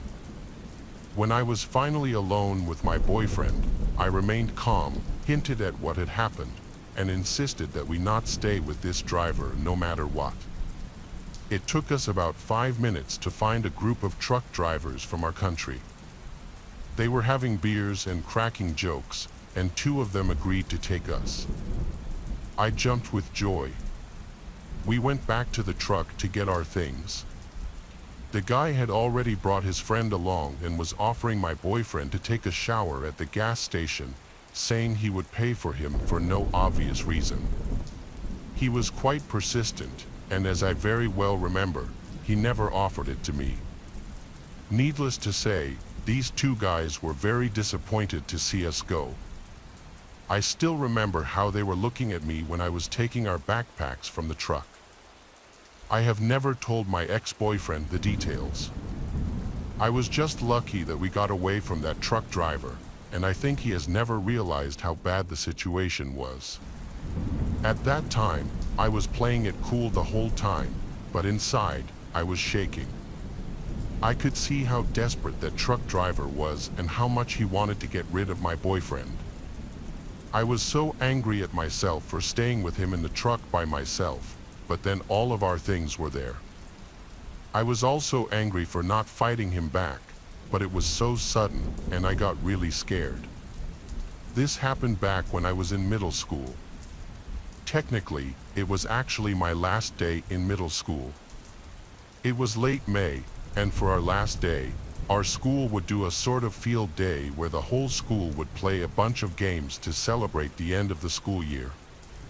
Now, back then, I used to be a pretty active kid, but unfortunately, due to a recent concussion, I was unable to participate in any games the whole day. I was pretty disappointed. Yeah, though I did bring my DS and quickly opted to just sit inside one of the classrooms and play that, there wasn't really anything else I could do. None of the teachers seemed to mind, so there I was, all by myself in the classroom for my science class, playing my DS all the while the other kids got to play games in the school's gymnasium. It was a weird feeling being in that classroom alone. I don't really know how to explain it. Up until that point, I don't think I'd ever been in a classroom completely alone. Something that needs to be mentioned is that the teachers that weren't watching the kids in the gymnasium were in a room across the hall having meetings. I'd say I was playing on my DS for not even an hour when my English teacher, Miss Allen, rushed up to the classroom's door and closed it from the outside. She didn't say anything to me, so I figured she just wanted to make sure I couldn't hear whatever the teachers were talking about across the hall. Forgetting about it, I went back to playing my DS. A couple of minutes later, the classroom's door swung open. I expected to see one of the teachers coming in to check on me, but no, a man I'd never seen before walked into the room and closed the door behind him. The guy had to have at least been in his 50s, and so I just assumed it was some kid's dad. It wasn't unusual for parents to come into the school to bring a student their lunch, so I asked if he was looking for someone. He replied with no in a tone that seemed almost offended that I would even ask that question. Before I could say anything else, the guy started walking towards me. I asked him what he was doing, and that's when he lifted up his shirt, revealing a handgun on his waistband. He followed it up by saying, "Look, kid, I'm gonna need you to come with me, or I'm gonna kill you." The guy said it in the most carefree tone I had ever heard, and that, along with the fact that I'd never seen a gun in person before, instantly overwhelmed me with pure fear. Before I could fully comprehend the danger of the situation I was in, the guy firmly grabbed my wrist and started pulling me towards the classroom door. But before we got into the hallway, the deafening sound of our school's lockdown alarm started going off. This was followed by the guy instantly letting go of my wrist and making a run for it down the hall and through a back exit. I stood there in shock for a second, but ultimately went back inside the classroom. I'm not sure how much time had passed when Miss Allen came back into the room and told me that she didn't want to scare me, but that there had been an intruder inside the building and a lockdown, which now was over, had taken place. I would tell her about the man, and instantly she brought me to a police officer who was already on the premises to explain what I had experienced. It turns out the man was the whole reason the school went into lockdown in the first place. The man was reported to have been scoping out the school all morning, and when he was seen getting close to the building itself, someone would call the police, which resulted in the lockdown. The guy was later caught and would openly admit that he had been trying to scare kids into getting into his car so he could kidnap them, and this reality still horrifies me to this day. Not a day goes by where I'm not thankful for the school's alarm going off when it did. This happened just last year. It was New Year's Eve, and my wife and I were having friends over to our house. There were about 15 other people coming over, and we were going to have somewhat of a party. After everybody arrived, we had some food, and I talked with everyone. We played some games as well. My wife and I have a house that has about a 2-acre yard and is somewhat out in the country. At 12 o'clock, we all went outside and into the backyard behind the house to open champagne. Obviously, we didn't want to open it inside and have it spray all over the furniture, plus it wasn't that cold out. We stayed outside in the backyard for maybe a total of 10 minutes, then everybody went back in. All of our friends stayed until roughly 1 a.m. and then started leaving. By 1:30, everyone was gone. My wife and I cleaned up a bit and were very tired. I remember that my wife went upstairs to our bedroom, and I was finishing up loading the dishwasher downstairs in the kitchen. After I did so, I started to walk away, and I heard what I thought was my wife walking down the hallway. The hallway was out of my sight, it was kind of near the stairs, and I was around the corner from it. I called out my wife's name, wondering why she'd come back down, but she didn't answer me. I remember that I walked over there, which took me maybe 10 seconds. When I got there, I saw nothing. I was sort of confused, but I figured that my wife hadn't heard me calling for her and she just went back upstairs. I went upstairs and then got ready for bed. I didn't bother to ask her if she had just been downstairs or anything. So after I got ready, I turned out the lights and got in bed. Everything became silent, and that's when my wife asked me if I heard that. I hadn't heard anything. I sat up and asked her what she had heard, and she told me that it sounded like somebody was walking around downstairs. I listened closely, and then I sort of heard it. I walked over to the doorway and opened it up very quietly. Now I could hear much better, and somebody was definitely down there. They must have been who I had heard earlier. It really creeped me out, but then I heard the footsteps starting to walk up the stairs. I quickly closed the door back up and locked it. My wife already had her phone and was dialing 911. We then went into the bathroom connected to our bedroom, which also had a locking door on it. This would give us a little bit of extra space and safety. We were told that the police would be there within 10 minutes. As we were inside of the bathroom, we didn't really hear much. We were both trying to figure out who the person in the house was and how they had gotten in. Then out of nowhere, I heard somebody banging on our bedroom door. I did my best to try to ignore it. Hopefully, whoever was there would not be able to break through. This went on for quite some time though. At one point, it stopped, but then it picked back up again several minutes later. Finally, at last, the police arrived. When they did, they entered the house, and I heard them yelling from downstairs. I really couldn't hear what they were saying though. We did not leave the bathroom because it wasn't safe to come out yet. We heard yelling on and off for the next 10 minutes. Finally, we heard police officers' voices, and we were told that it was safe. The person inside of our house was a man who we didn't know. He was caught and had snuck into the house after we all went outside. Then he hid until we were going to go to bed. When the police got there, he threatened them and claimed to have a weapon, even though he didn't. Eventually, they were able to get him to come downstairs. I think the guy was on drugs or something. He did mess up our house a little bit, but I'm glad that everyone was okay. I still can't believe that while our friends and us were inside, the guy was hiding in our house somewhere. That was the craziest New Year's Eve ever. I had booked an Airbnb several weeks in advance in a town I had never been to. A client I was meeting for work lived in the area, so I was only staying there for a day before driving back home afterward. The drive was 3 hours, and when I pulled into the driveway and got out, I noticed the neighborhood was very quiet. Most of the houses had their lights off, and trees covered the lawns, blocking out most of the view. The only thing I really saw was a person walking down the road. They were far down, and nothing really looked off about it, but for some reason, it just gave me a strange feeling. I went up and unlocked the door, going inside and situating myself. It was a very average house, nothing really special about it, but it was great for what I needed.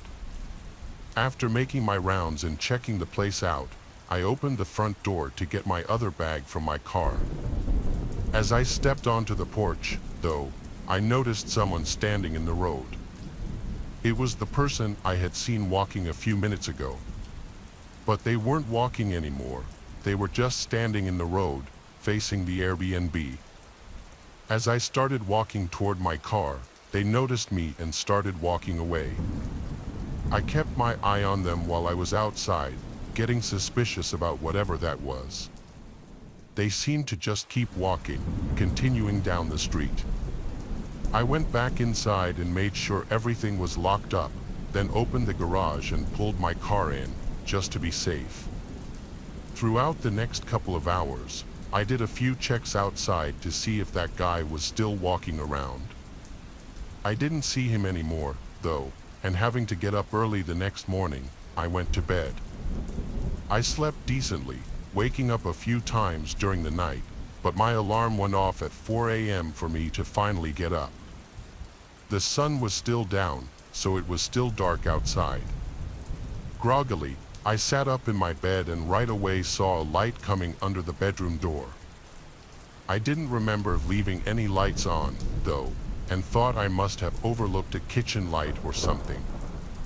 I got out of bed and walked up to the door, but just before I opened it, I heard something on the other side. It sounded like something moving around at the end of the hallway. I opened the door, seeing it was the living room light that was on, which I immediately knew I definitely would have turned off. The sound continued, though, as I walked down the hallway and looked into the living room. A guy was in the corner searching through one of my bags. He had a black hoodie and ripped up jeans, which was exactly what the person I had seen walking around was wearing. I only looked at him for a second before he turned around and faced me. He didn't look startled at all. It was almost like he was expecting me.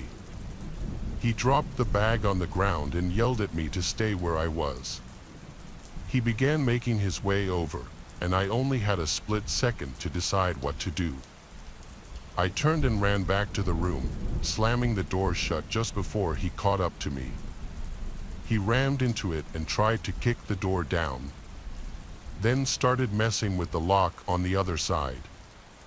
I thought quickly and opened a window, jumping out and running away. By the time I was able to get the police there, the man wasn't in the house anymore, and my bags were gone, too. Of course, to make things more terrifying, the bedroom door was open. He had picked the lock and gotten in.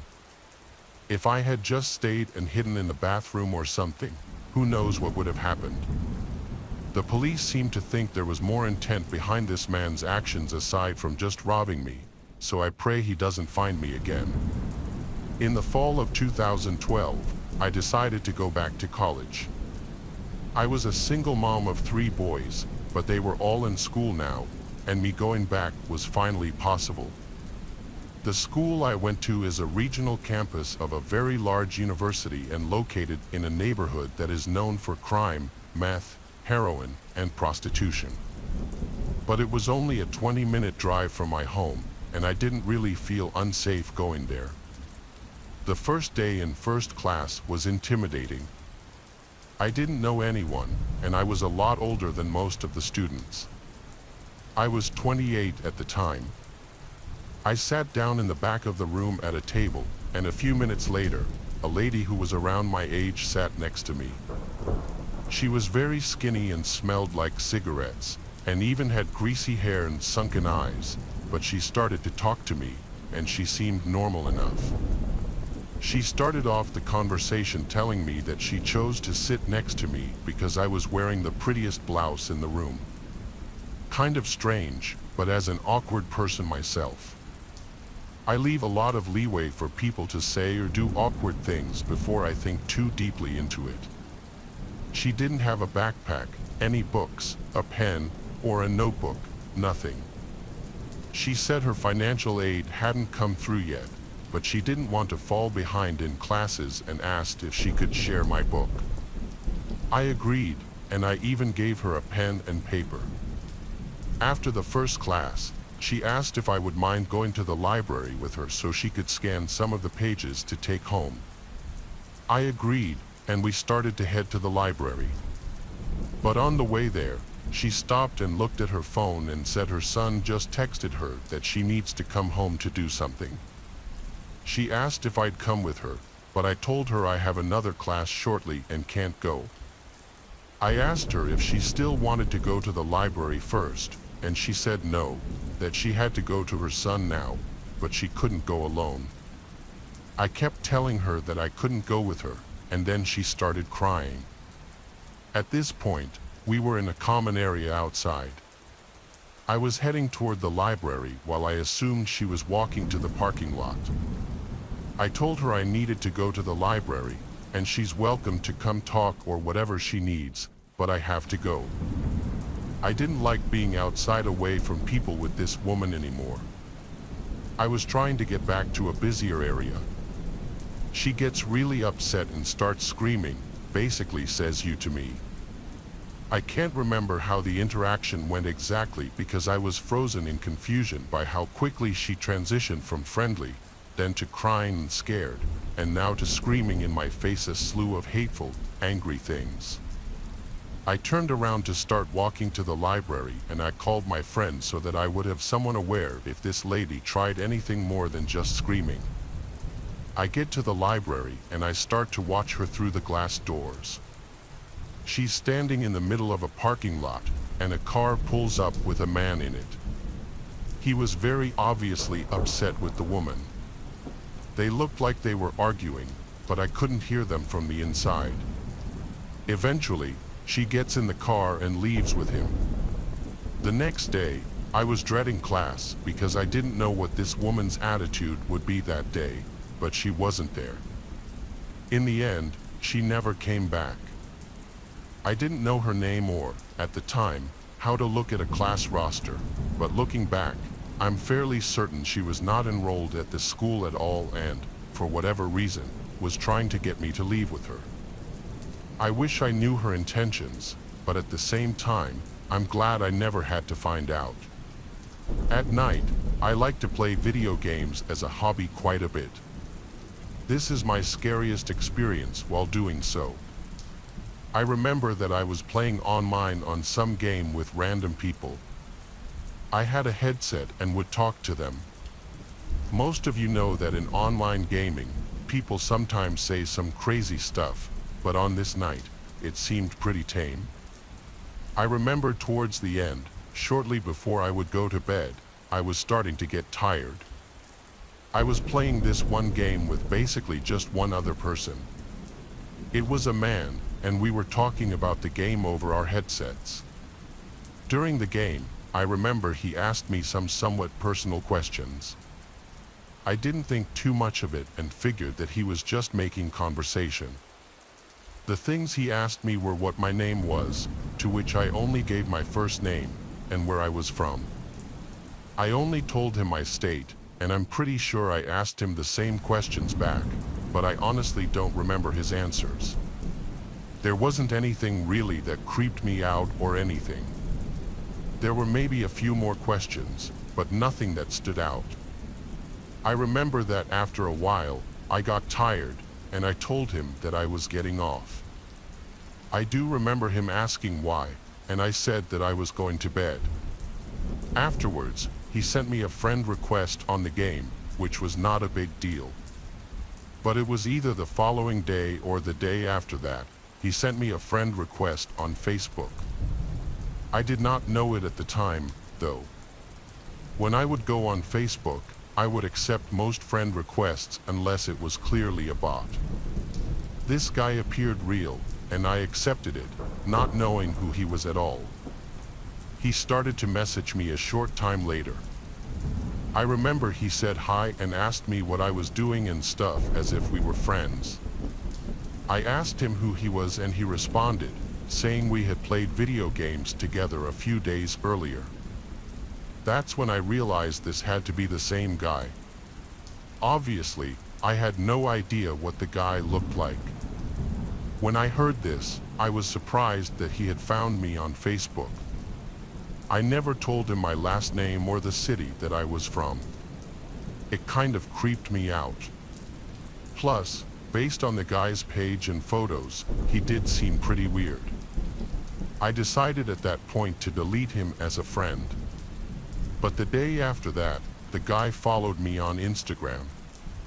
He then started messaging me there. He asked me why I deleted him and sent me like 4 other messages. When I saw them, I deleted and blocked him from Instagram as well. I thought that was the end of it, but a couple of days later, I got a text message from him out of nowhere. An unknown number texted me.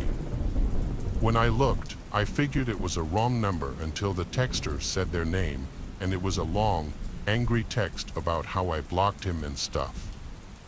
This creeped me out more than anything. I blocked his number and hoped that I would stop hearing from him. Obviously, I deleted him from being friends on the game as well. After this, I did stop hearing from him.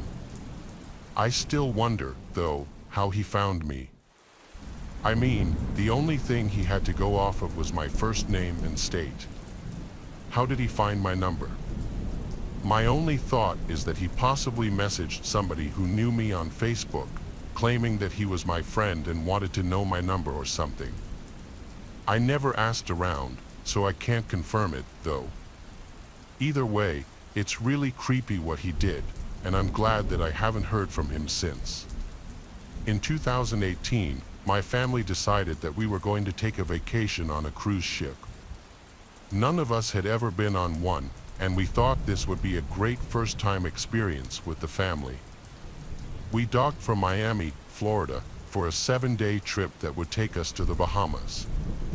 As an 18-year-old girl at the time, I was super excited to finally see why so many people love to go on cruises.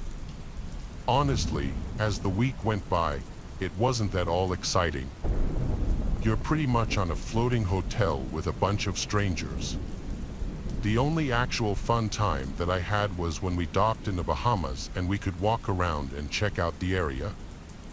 But as we were heading back to Miami on the 7th day, I decided that I wanted to walk around the bow of the ship by myself.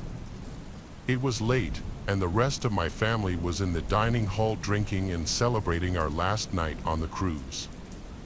I was leaning on the rail of the bow, just staring out into the black ocean. If I'm being honest, it was actually terrifying looking out. I remember thinking, what if someone fell overboard? You wouldn't be able to see them. As I continued to stare out into the black ocean, I remember the moon reflecting on the necklace that I was wearing. It was my grandmother's. She had given it to me as a gift just before she passed away a few years back. As I was reminiscing about my grandmother and the terrifying dark ocean before me, a man approached me. At this moment in the story, I was a little tipsy. The man seemed to be pretty cute, and my guard wasn't all the way up. He said hello and asked for my name. We started to chat a bit when I suddenly realized how alone we were. It was just us two by the bow of the ship talking. I didn't see another person at all. This fact alone started to sober me up. Even though he was cute, I started to get this uncomfortable feeling. I nervously told him I needed to get back to the dining hall. I was walking away when he grabbed my arm hard. I told him to let go. He looked at my chest and said, "That's a lovely necklace." I tried to yank my arm away from his grasp, but he was too strong. He tore the necklace clean off my neck. I started to scream at him to give it back. This is where it becomes nightmarish. He slapped me hard across my cheek and started to bear hug me. He was trying to lift me up and throw me off the bow of the ship. I screamed at the top of my lungs. I screamed so loudly that I thought my throat was going to tear. I fought for my life as he aggressively tried to lift me up over the railing and throw me over. By the grace of God, 2 crew members heard my screams and sprinted over. One of them grabbed hold of the man while the other grabbed me and pulled me back down from the railing. At this point, I was bawling my eyes out. The crew members radioed for backup, and in 2 minutes, there were about 10 security members at the scene. They detained the man and threw him in the brig. I remember wondering what the brig was when one of the crew members said that it was the jail cell that they have on the ship. That is exactly how I found out that cruise ships have jails. My family eventually came to me, and I was returned my grandmother's necklace. In the end, the cruise liner offered us a full refund and a 5-year pass in their first-class suites. As for the guy who attacked me when we docked in Miami, he was arrested for assault. I don't know what his sentence was. This took place in November of 2005. Each year, my job would give us 10 vacation days. Seeing as I hadn't yet used any this year, I decided to take a week off to visit different states around the US. To get around, for the most part, I would actually hitchhike, which is something I've done multiple times in the past. Despite all the horrible recognition it gets nowadays, I actually really enjoy doing it. I've met a lot of people through hitchhiking that I still call friends to this day. Anyway, it was around 2:30 p.m. I was walking down the road giving the usual thumbs-up signal hitchhikers typically give. It had been a while since my last ride, and I'll be the first to admit I was getting a little desperate. Eventually, a red pickup truck pulled up next to me. Inside were two men. My best guess is they were in their 40 years old. One of them asked me where I was going, to which I responded. They both looked at each other for a second, then back at me, and signaled me to get in. They seemed normal enough, so I tossed my bag in the back, got in, and shut the door. But I quickly realized the whole floor of the vehicle was completely covered in different types of bullets. Before I had time to even rethink my decision, we were already going 60 down the highway. I tried to engage in some small talk to ease the tension, and it actually sort of worked. But somehow, the topic landed on how one of the guys had just gotten out of prison for aggravated assault. A disturbingly short amount of time later, they started asking me how much money I had. This is when I started to realize I could be in some serious danger. Now, I had been hitchhiking for a couple of days by that point. I didn't look the best, so I tried to play it off that I was homeless and had no money whatsoever. This response was met with complete silence.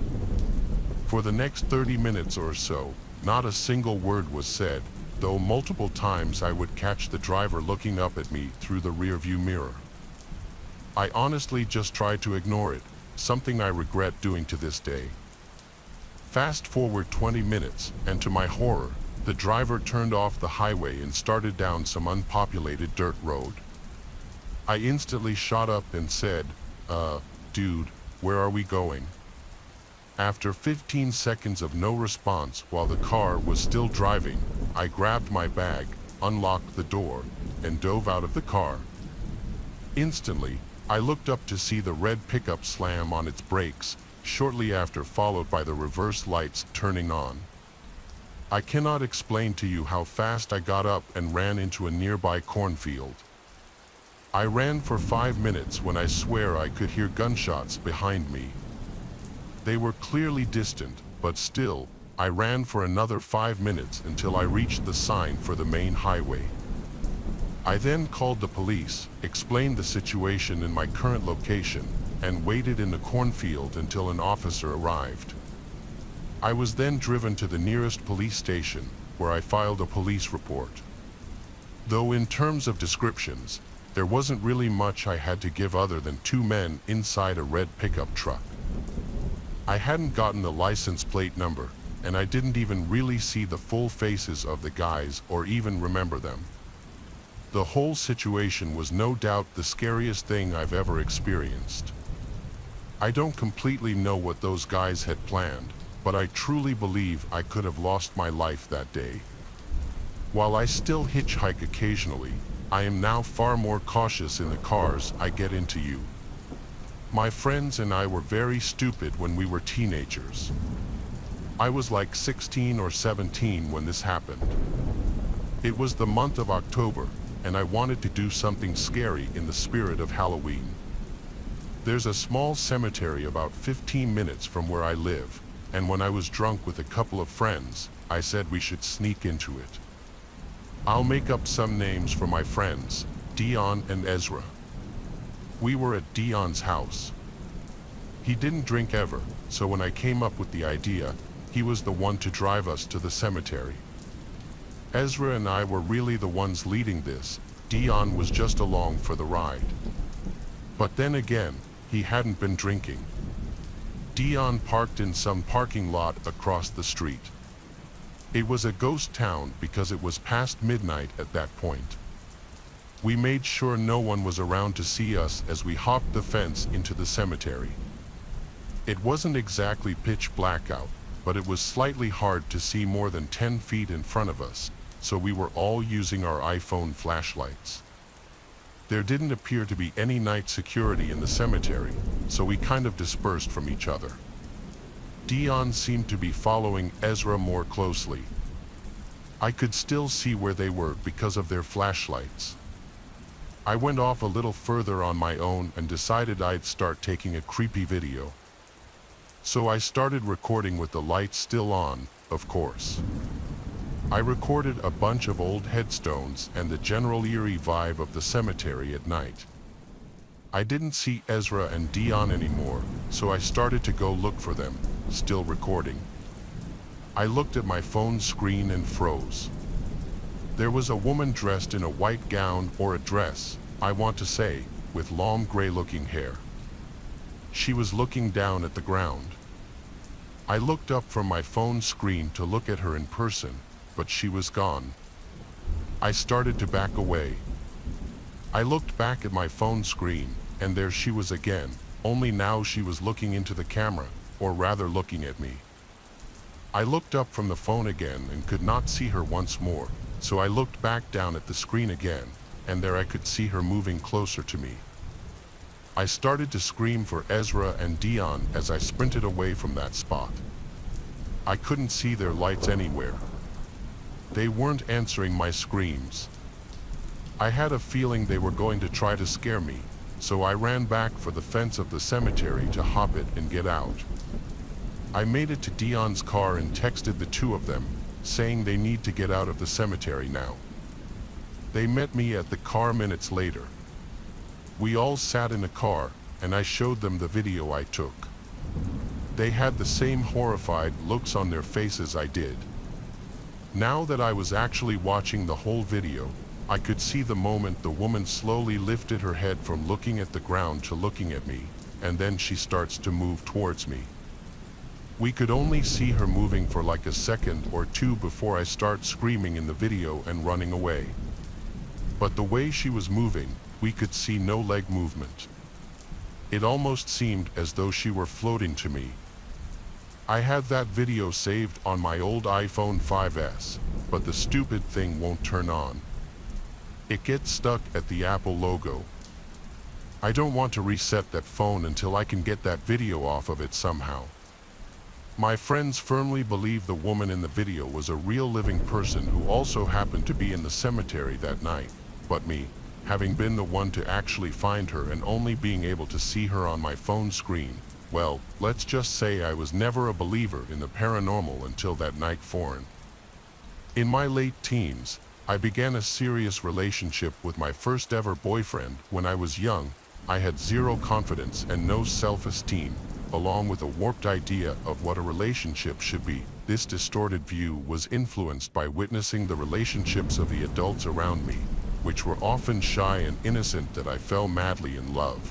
But from the beginning, the relationship was controlling and abusive on his part. That it still makes me angry now, even more so that I put up with it for 5 years. That he hated my friends and family for no apparent reason, and I had to really fight to keep those relationships alive. As I got older, I became sick of his behavior. One weekend, when my family was away, I found the perfect opportunity to invite all my friends over for the evening. He tried to put a stop to it with threats and abuse, but I didn't let up. My friends arrived around 7 p.m., and we were sitting in the living room, drinking and chatting with snacks and music playing in the background all night.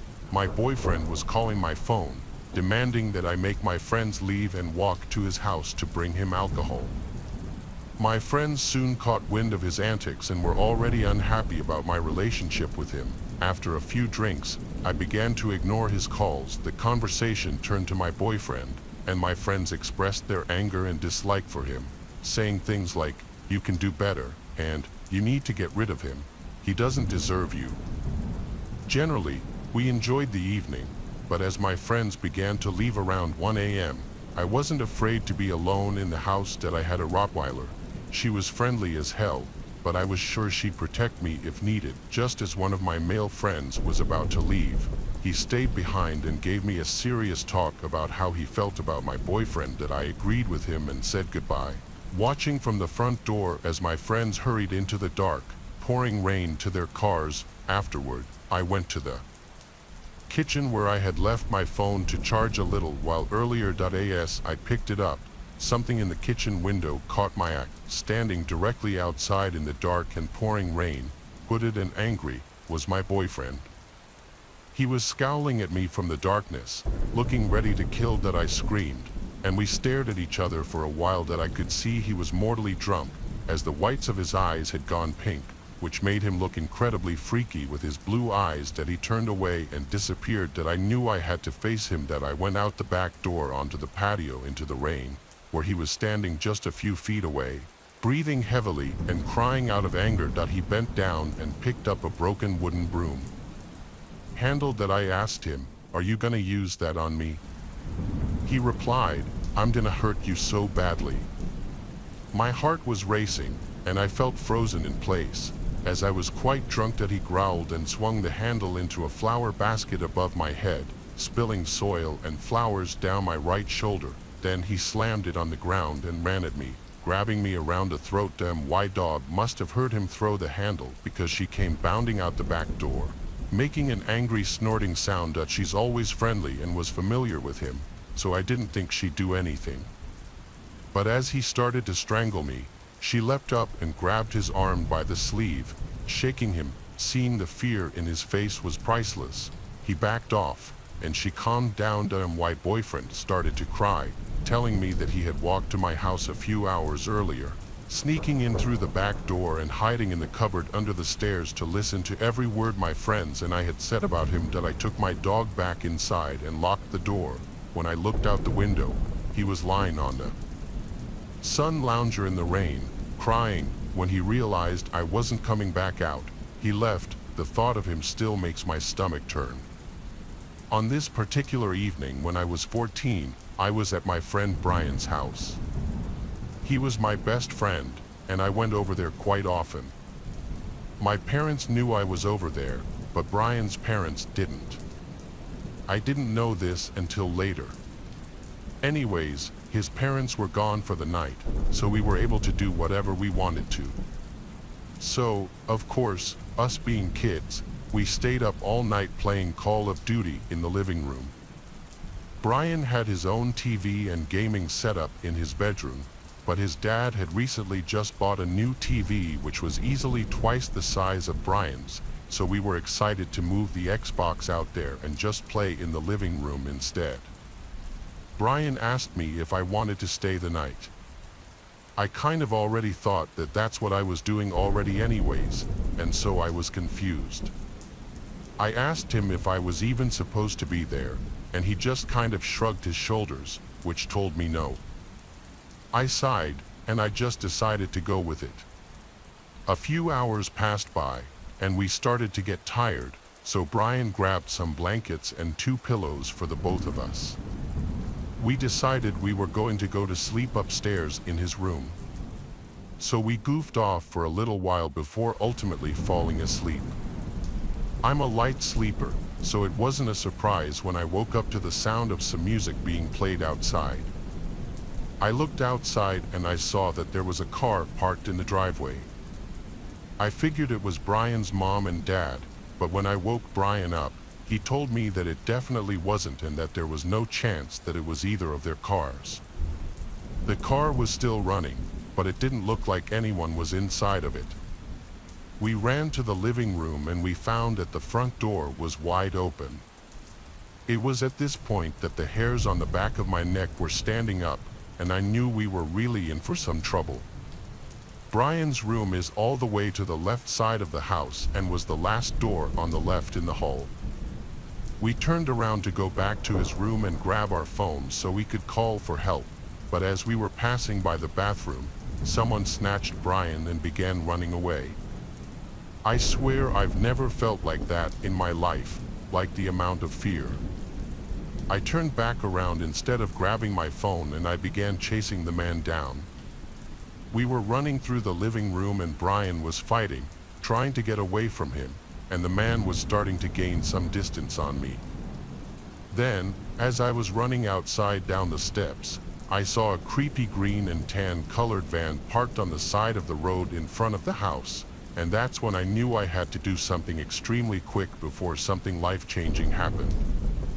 I grabbed a shovel that was thankfully sitting in the front yard by the landscape bed that apparently Brian's dad left outside by accident, and I managed to get within an arm's length away from them. I struck the guy right in the side of the leg with it as hard as I possibly could. They both fell straight to the ground, and I helped Brian up and we ran back inside.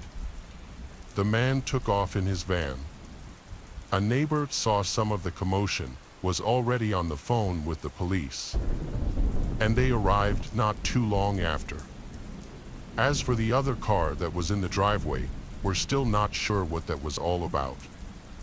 Something tells me it was an accomplice, and maybe he got cold feet or something and ditched early, or maybe he had nothing to do with it at all and it was purely coincidental. But I doubt it.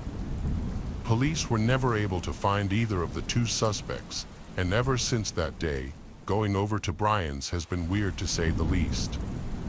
This is something that happened back in college. I'm a female, and I went to one of my best friends from college's house for her birthday. She lived in a pretty standard college house with a few roommates. I was friends with all of them and lived in an apartment close by. For her birthday, she invited several friends over. We went to her house in the early evening and hung out for a while. It sort of turned into a party by nighttime with a lot of other people there. A bunch of us went out to some nearby bars in the area sometime around 9 or 10 o'clock. We walked because they weren't that far away and the weather was pretty good. After going to 2 or 3 places and being out for several hours, I remembered that we decided to head back. Some people were staying out for longer, and others had already left. When we walked back, it was just my friend and I. We were going down the sidewalk, and my friend said that she thought the guy behind us was following. I looked back and saw a man who I did not recognize.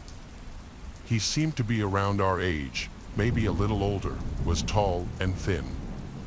He was walking about 40 feet from us, so he was not that close. My friend said that she saw him staring at her in the bar a few times. I really hadn't noticed, but I took her word for it. We continued to walk back and hoped that the man would turn off someplace, but the farther we walked, the man was still there. It got more concerning when we turned a few times and the man turned as well. These streets were much quieter, so it felt a lot more suspicious now. When we were approaching the street that my friend lived on, we decided to try and lose the guy. We took a right instead of going straight, then we quickly went down an alleyway. For a moment, it seemed really sketchy, but we were able to cut between 2 houses and go to the next street over. This did not allow the man to see exactly where we were going. We walked down that street and then went over another block. We walked a little ways further before heading back to where we originally were. For the rest of the walk back, we did not see the guy, and we were able to safely make it back to my friend's house. When we arrived, there were quite a few people at her place, and it was basically a party. Most of the people were just friends, though, and there really weren't any random people there. I would say there were about 20 people, most of them in the living room and dining room area. We hung out with some people downstairs for a while. However, I remember looking over into the living room at one point and seeing the same guy who had been following us. He was just standing in the corner, kind of near the door. He was looking at his phone mostly and was not really talking to anyone. I showed my friend, and we were both very creeped out. I remember that I asked several friends if they knew who he was, and nobody did. We ended up telling a couple of our guy friends that were there who happened to play on the school football team. They said they would get the guy to leave and did exactly that. They basically kicked him out of the house, and then he was gone. He did not come back for the rest of the night. I'm not sure exactly how he knew to go to the house because we thought we had lost him from following us. The only thing I can think of is maybe he waited behind a tree or bush or something, or maybe he already knew where my friend lived. It's pretty creepy to think about. I'm not aware of her ever seeing the guy again, though. How would you define evil? Is it a human murdering another human? Is it doing harm to the innocent? Whatever evil is to you, this story is exactly that. Listen to this. Back in 2018, my family and I went on a cruise vacation for 5 days. It was Christmas time, and this was our usual family tradition. We would take a cruise to the Caribbean islands and then be back by Christmas Eve. It was actually a great holiday vacation. Anyway, I believe it was our last night on the ship. We were heading back to our port in Fort Lauderdale. My sister and I were walking around the ship pretty late. By the way, I was 21 at the time of the story. We were walking around close to the bow of the ship when we both suddenly heard these horrific screams. My sister is a nurse, so we both immediately ran over to where we heard the screams. We got to the very back of the ship and saw this woman standing by the rails, laughing hysterically. A little confused, we both approached her cautiously, asking her if everything was okay because we heard screaming. The woman, who had to be in her mid-30s, started to laugh even harder. Now my sister and I were about to leave this weird woman alone when she started to point her finger over the railing like she wanted to show us something. My sister and I stepped up to the railing and looked down. Down in the black ocean below, barely visible, were 2 young children thrashing in the water, trying to stay afloat. When I tell you my heart sank into my stomach, I am not exaggerating. My sister immediately ran off, screaming for help. I stayed with the woman who was still laughing hysterically. I remember she even bent over the railing and started waving at the children as if they were going off to school. She called out saying, "Bye, kids, mommy loves you." At that point, every cell in my body wanted to attack this woman, but I just froze. I literally thought at any moment I was going to wake up in my cruise cabin and this would all be some hellish nightmare. But it wasn't a nightmare, it was real. Crew members came to the bow in 2 minutes. They threw life preservers down below for the children to grab onto. In the meantime, crew members were hastily preparing to lower an emergency lifeboat to save them. This is something that I didn't know happens when someone is overboard. The captain of the ship signals a distress sound, letting the whole crews know the situation. This signal was blaring and the emergency lifeboat finally went into the water trying to save the kids. But even from this distance, I could see that the kids were floating motionless in the dark ocean. When the lifeboat was finally hoisted back up to the ship, the disturbing truth was revealed. Both children had died. And here's what still haunts my dreams. The mother was rocking on her feet, laughing and saying, "Oh good, no more children. I'm free." I could not believe it. When we docked at the port the next day, there was a battalion of police cars waiting to arrest this mother. I don't know all the details, but I do know that she was charged with first-degree murder. Her children were 8 and 6 years old.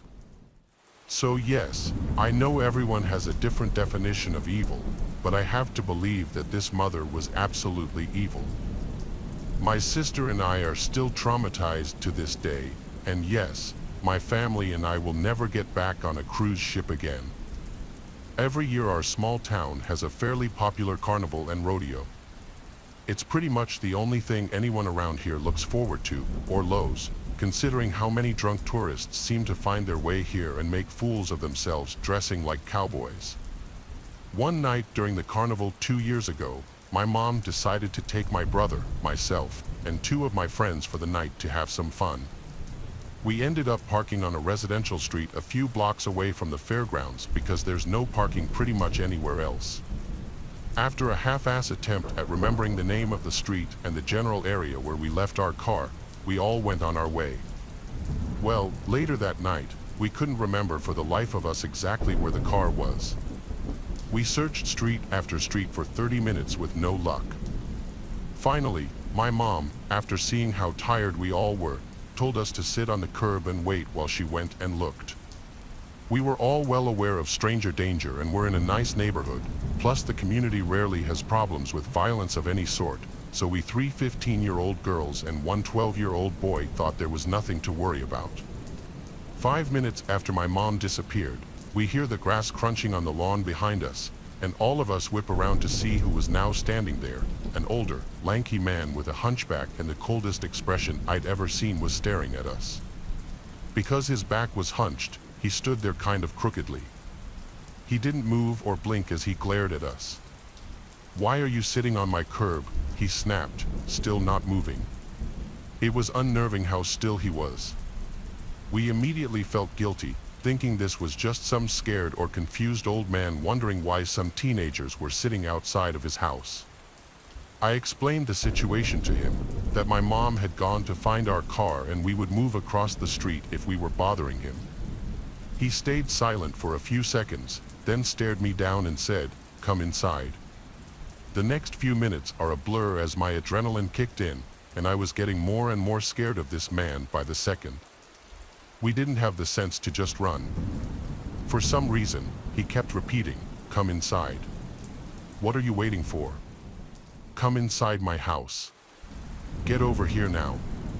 Get in my house." No matter what we said, he didn't seem to hear, and he thankfully didn't move from his spot on the lawn, like he just expected us to come with him. He was especially focused on my friend and me, just telling us over and over again to go with him inside his house.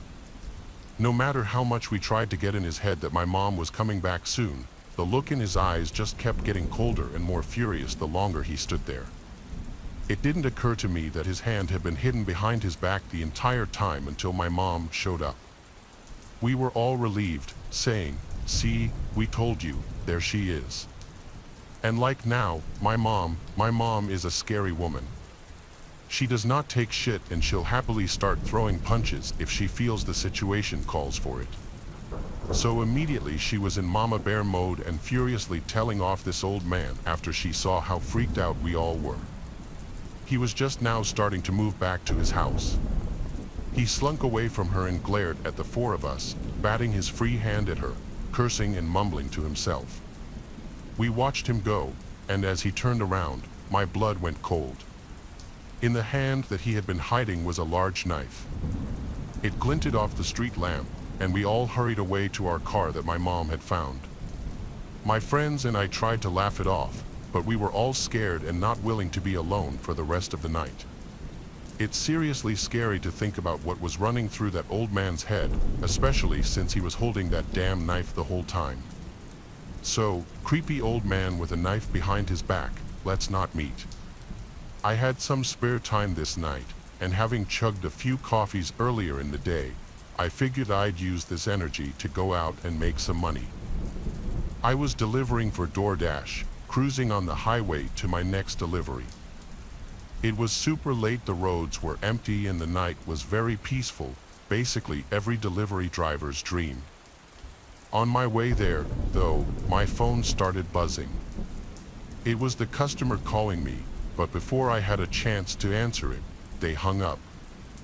Since it only rang for a couple of seconds, I thought it must have been an accident. But in case it was not, I redialed their number. It rang for a while, but they didn't answer. I shook my head and blew it off, not thinking about it for the rest of the drive. I got off the highway and drove into the neighborhood. It was a very regular street with average houses.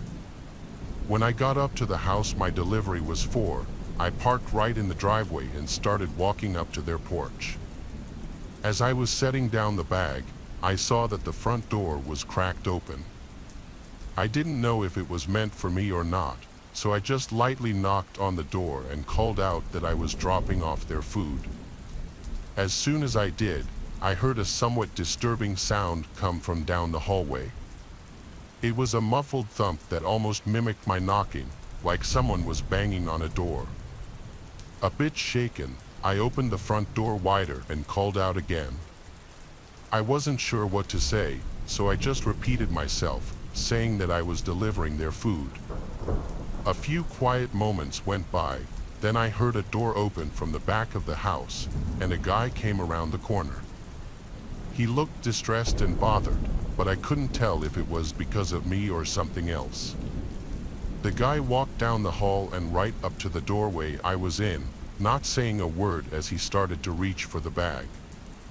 But that's when I heard those thumps again from down the hallway. I looked past him in confusion as he turned and looked as well, then quickly turned back and looked at me, recognizing that I heard it too. "Is everything okay?" I asked carefully. The sound echoed through the walls again as the man just kind of stared at me, as if he were trying to think of what to do. "Why don't you bring the food inside for me?" he said, almost in a demanding tone. Nervously, I picked up the bag but quickly realized how terrible of an idea this was. I felt threatened, like I had to follow him, but I also had a feeling that if I did, I wouldn't be making it out of there. In my hesitation, the guy's face showed he was even more bothered, angry even. He then reached out and grabbed the food right from my hands, then slammed the door in my face. Stunned, I stood there and listened as his footsteps went down the hallway and the thumping stopped. I couldn't do anything else at this point, so I hurried off the porch and got back to my car.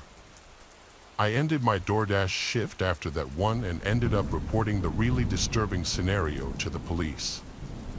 I think what ended up making me report it was that the man tried to get me to go inside his house. If not for that, I may have not felt there was enough evidence to do anything.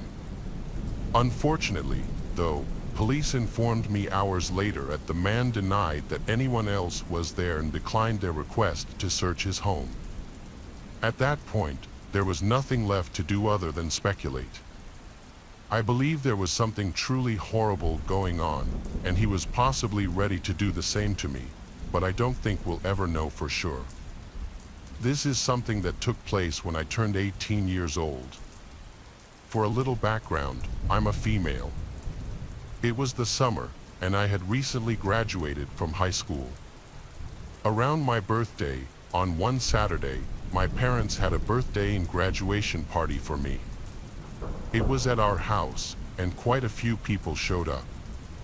We had food catered, and the party was mostly in the backyard.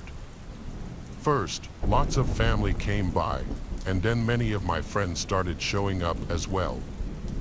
The party lasted for several hours, and everything was going well, but towards the end, that sort of changed. It was probably around 5 p.m. Many people had left, and just a few family members were still there. I was sitting in the backyard with everyone, but I got up to get something to drink. In our backyard, it's mostly all fenced in and not that large. At the back side of it, there's a shed, and my dad has an old fridge in there with some drinks in it. I walked over there, and when I got inside the shed, all of a sudden, I heard somebody else walking in. I looked up, and there was this man standing there who I did not recognize. I just remember that he had sort of longer hair and was about average height.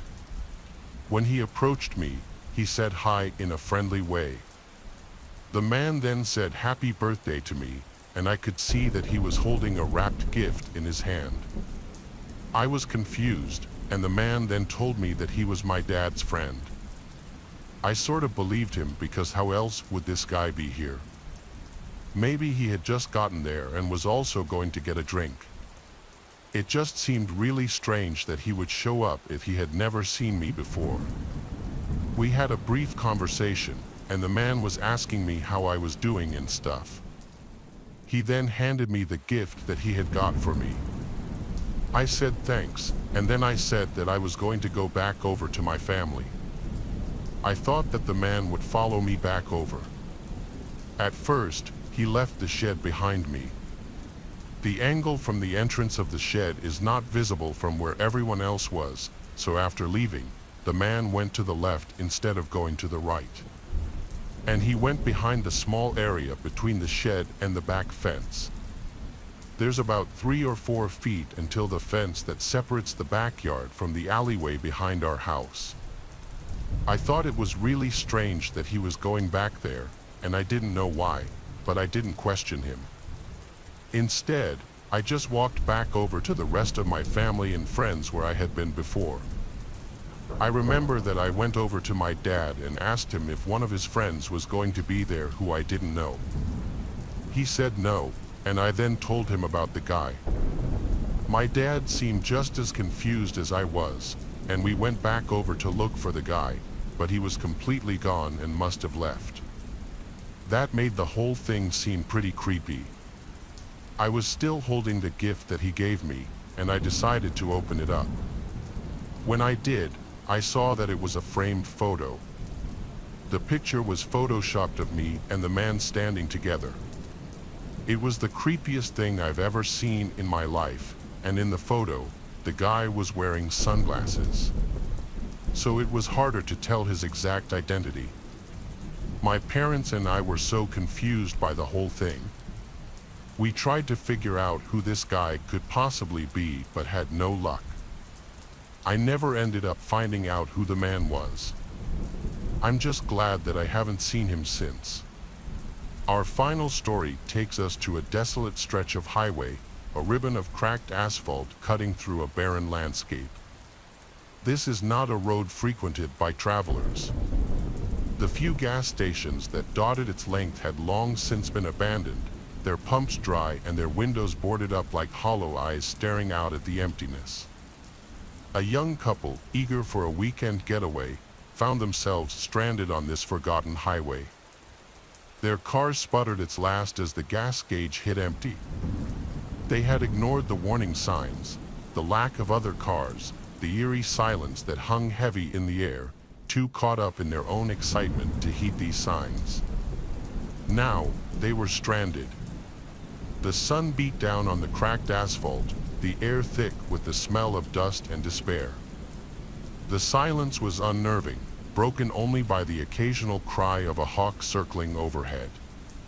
They were alone, utterly alone, in a place that felt forgotten by time. They decided to walk, hoping to find help, a glimmer of hope in this desolate landscape. Mile after mile, they walked, the sun beating down on them relentlessly. Their throats were parched, their energy draining with each step. The highway stretched out before them, an endless ribbon of asphalt leading nowhere. As they walked, they noticed something strange, cars abandoned on the roadside, seemingly frozen in time. Some were old and rusted, others surprisingly new, their paint still gleaming under the harsh sun. Each car was eerily empty, their interiors undisturbed, as if their occupants had vanished into thin air. Fear, primal and instinctive, began to creep into their hearts. The silence of the highway was no longer just unnerving, it was oppressive, heavy with an unseen menace. They quickened their pace, their eyes darting nervously at the abandoned vehicles, their minds conjuring up terrifying scenarios. As dusk approached, casting long eerie shadows across the highway, they stumbled upon a small town. Relief washed over them, a beacon of civilization in this desolate wasteland. But as they approached, their relief turned to horror. The town was deserted, buildings stood empty, their windows dark and lifeless. The streets were eerily silent, not a single soul in sight. It was as if the entire town had simply vanished, leaving behind an unsettling silence that spoke volumes. They pressed on, desperation fueling their steps, their senses on high alert and their hearts pounding in their chests. The town was like a ghost town, frozen in time, its silence amplifying their growing fear. As darkness fell, they came to a crossroads. In the fading light, they saw a figure standing in the middle of the road. Relief flooded them, a glimmer of hope in this desolate landscape. They called out, but the figure remained motionless, its back to them. As they drew closer, their hearts sank. The figure was a scarecrow, its straw-stuffed body dressed in tattered clothing, its painted face twisted into a grotesque grin. It was a cruel joke, a symbol of their isolation and despair. They collapsed on the roadside, their bodies spent, their spirits broken. They were trapped in a nightmare, a desolate highway populated by abandoned cars and ghost towns. Their hope, once a flickering flame, now threatened to be extinguished by overwhelming despair. My dad served in the Vietnam War from 1965 to 1967. For the longest time, he didn't tell anyone outside of the family this story. But he's in his mid-80s now, and he doesn't care about me sharing it with anyone. Not that I intend to release any of our names. I've heard this story told by him 5 times now, and each time I learn about new details he hadn't mentioned the time before. He didn't like to tell this story for obvious reasons. I think not only is thinking back to any of those events probably traumatizing, but also he would always say he felt it would be an inappropriate family gathering discussion. My dad did a lot of things in the war. At one point, he was what was known as a tunnel rat, which was a soldier who performed underground search and destroy missions, usually in underground tunnels. My dad and 2 of his comrades were crawling through a deep tunnel, expecting to hit a booby trap or run into an ambush, but the tunnels were surprisingly empty and silent. My dad describes the experience of crawling through the silent dark tunnels as bone-chilling and adrenaline-pumping, as the fear of instant death at any moment would linger. My dad and his comrades heard a faint yelling and crying sound further down the tunnels. It was of a woman. As they crawled deeper into the tunnels, the cries and screams became more clear. It was obvious there was a woman screaming for help. The 3 picked up their pace, worried about a potential hostage or prisoner situation. As they continued to crawl through the tunnels, the cries for help got a little louder and clearer. They arrived at a small room that they could slightly get off their knees in. The ceiling was just high enough to half stand, half crouch. There was a small table with a lantern on it that was still lit. There were also 2 broken chairs and a locked safe box with some metallic objects that would rattle around inside the box when shaken. Aside from that, this small room was empty. However, the tunnel continued past this room, so they continued deeper into the tunnel, but the screams for help had stopped at this point. My dad described this horrible, familiar stench of death that soon became overwhelming in the tunnels. They entered one final room with no further tunnels. My dad still refuses to describe everything that was in this room in detail other than there were multiple bodies, and they weren't killed by just bullets. They looked as though they'd been mutilated by some kind of creature. One of the bodies was that of a woman. The scene was so horrible that my dad and the 2 other tunnel rats had to turn around and flee. They had no explanation for what could have done what was seen in that room. When they crawled back out of the tunnels, they started hearing the cries for help from that woman's voice again. My dad says he and his comrades froze and looked at each other with wide eyes and obvious fear on their faces. They had made it to the end of that tunnel. There were no living things from there to the end of it, yet those screams for help were coming from the direction that they just were.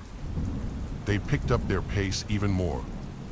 My dad was in the back of the group of 3, and he says he would look back every 10 seconds, thinking he was hearing sounds from behind him, fearing he would see someone or something approaching from the darkness. They made it back to the surface eventually and marked the entrance with a flag that signified to his team that the tunnel had been searched and cleared. Most tunnels would be interconnecting as a means of underground transportation and cover, but my dad says this tunnel was unusual to abruptly end. He says it was easily the most gut-wrenching, horrific, nightmare-inducing thing he'd experienced in his entire 2 years in Vietnam. So this happened when I was about 17 years old. For context, I'm now a 21-year-old girl, and at the time, I was working at a failing seafood restaurant. I was a bus girl, so I had to deal with touching people's old half-eaten seafood all day long. I'm a vegetarian, and I have never ever liked anything that comes from out of the water, not even shrimp. I assure you, working at a restaurant can be a super interesting job. The amount of people you meet through work is immense, and your coworkers can become like family. You're all suffering together, so to speak, and you can become pretty close pretty quick. The chefs at this restaurant were pretty strange, though. One was super chill, one was always drunk and angry, and the last, well, he was something else altogether. To make things easier, I'll call the creepy chef Creep. So Creep starts working. He's new, and he seems like a decent guy at first. He's in his late 40s, with salt and pepper hair, and nothing throws you off by just seeing his physical appearance.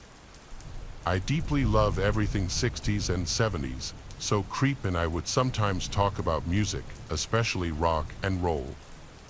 He seemed like a cool guy, someone who claimed he saw so many of the bands that I drool over daily. It seemed nice to work with someone who generally shared the same interests. Some weeks went by, and he wasn't showing any signs of anything strange. I felt totally okay within my workplace. I wouldn't blink an eye, and I actually enjoyed the job. Me and a fellow bus girl became pretty close friends, and we bonded over the fact that we both had pretty messed up family lives, so we instantly became work buddies. The restaurant was slow one day. Me and the other bus girl were having a conversation, laughing, smiling, and joking in the kitchen, but this changed in less than 5 seconds when the creepy new guy came right behind me and said, "Well, this wouldn't be so funny if I had chloroform."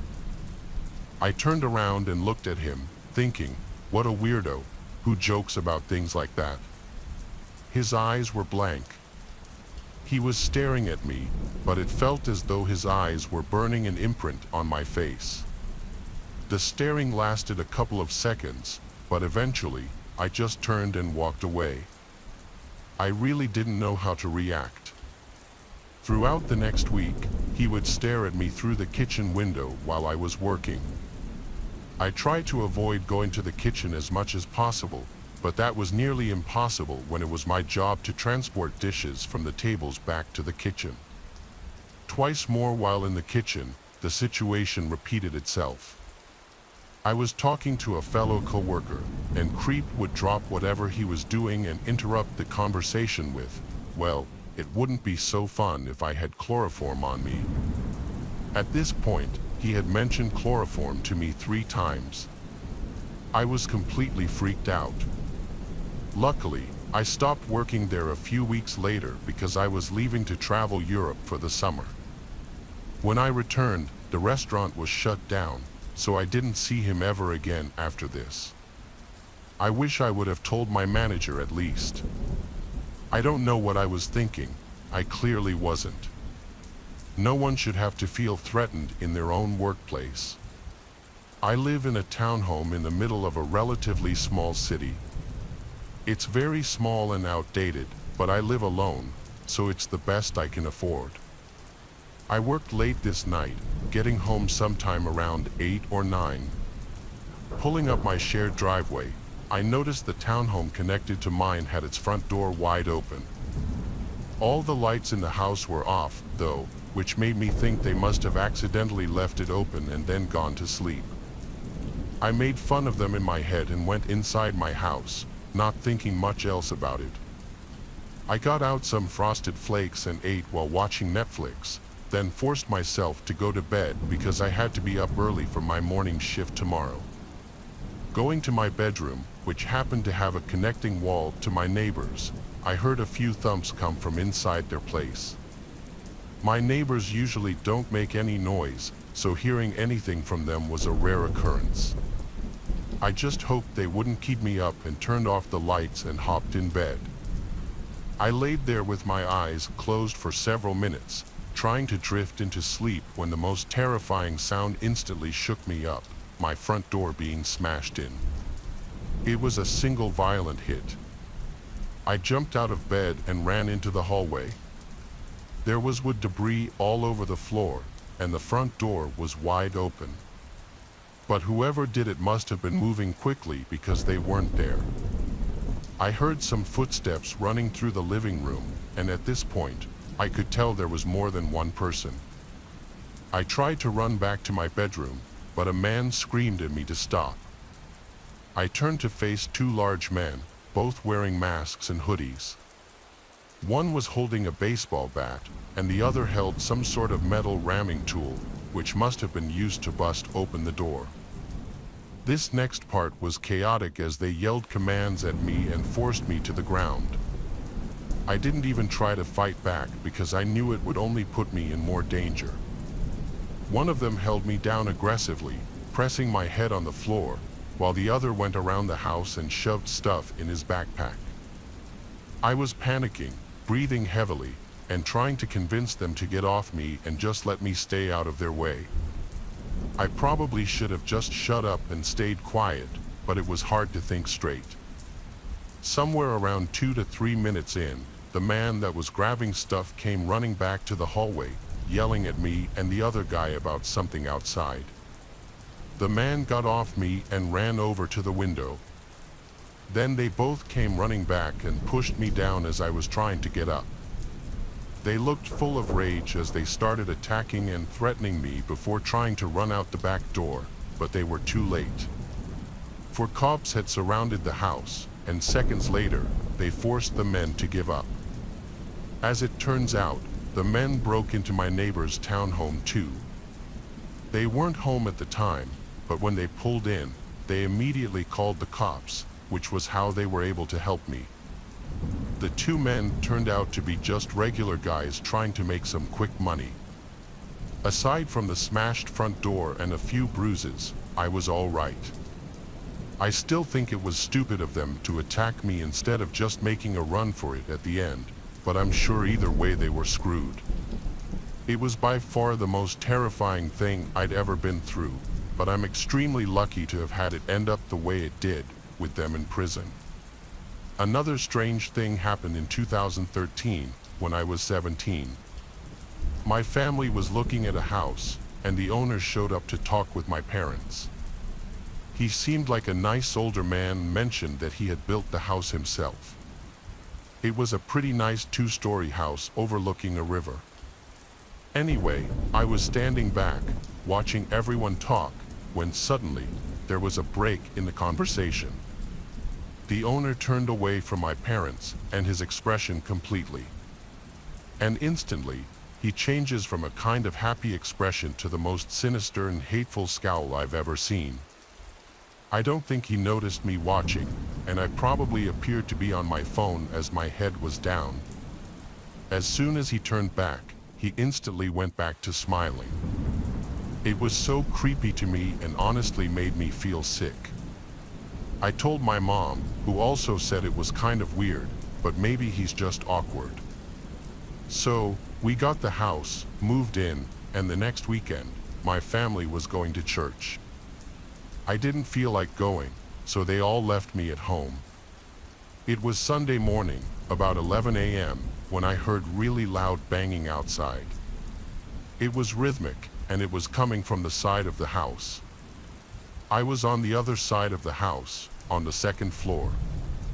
Honestly, my dumbass thought it was maybe the wind. It was stormy that day, and I didn't think much of it.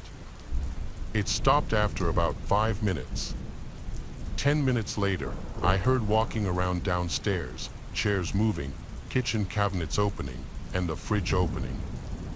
I immediately, quietly locked my door, grabbed my baseball bat, and called 911. While telling them my address, I texted my mom, telling her that someone was in the house and that I had called 911.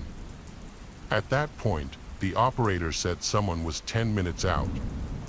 I told her I heard steps walking toward the stairs. Basically, the house is so thin, I could track where he was in the house. At this time, my mom responded that she was on her way, but she was 30 minutes away. Here's a 17-year-old, 5 feet 2 inches, 100 pounds girl, hunkered in her room, full well knowing that if he came in, he'd overpower me and take the bat. I was terrified. I heard him walk down the hallway toward my door, and I saw the handle turn and stop. It was locked. I heard him standing there, not moving. I could even hear his breathing. It felt like forever, but really it was about 10 seconds. I heard him turn, go back down, and I heard the back door open and shut. About 3 minutes later, the police pulled up. The 911 operator asked if I could let them in or if they needed to force their way inside. I knew he had left, so I let them in. No one was there, no sign of forced entry, nothing. When my mom got there, she looked at my stepdad and asked if he had changed the locks. He hadn't. I think the creepiest part, and what really validated my story, was that my mom had just vacuumed the hallway, and there were shoe prints larger than anyone in our house. The police hadn't even been up there. They stopped just outside my room. When I was 16, my mom had a job that required her to be out of town a lot. Because of this, my dad would often take me out to eat for a good part of my teen years. I remember one night we both decided to go to KFC for dinner. It was around 6 p.m., and my dad had just finished up his shift at work. Back then, my dad worked as a police officer and, at least at the time, would work pretty normal hours. Anyways, we went to KFC and got our usual. On our way back home, I remember we were pretty deep into a conversation, though I don't remember what it was about. After a while, I noticed my dad wasn't really responding anymore. We were fairly close to our house, but still on main roads before we needed to turn into our neighborhood. At first, I thought he just lost interest, but I glanced across and noticed he was permanently looking in the rearview mirror. I asked him what was up, and he mentioned how the car behind us had been following us ever since we left the KFC parking lot.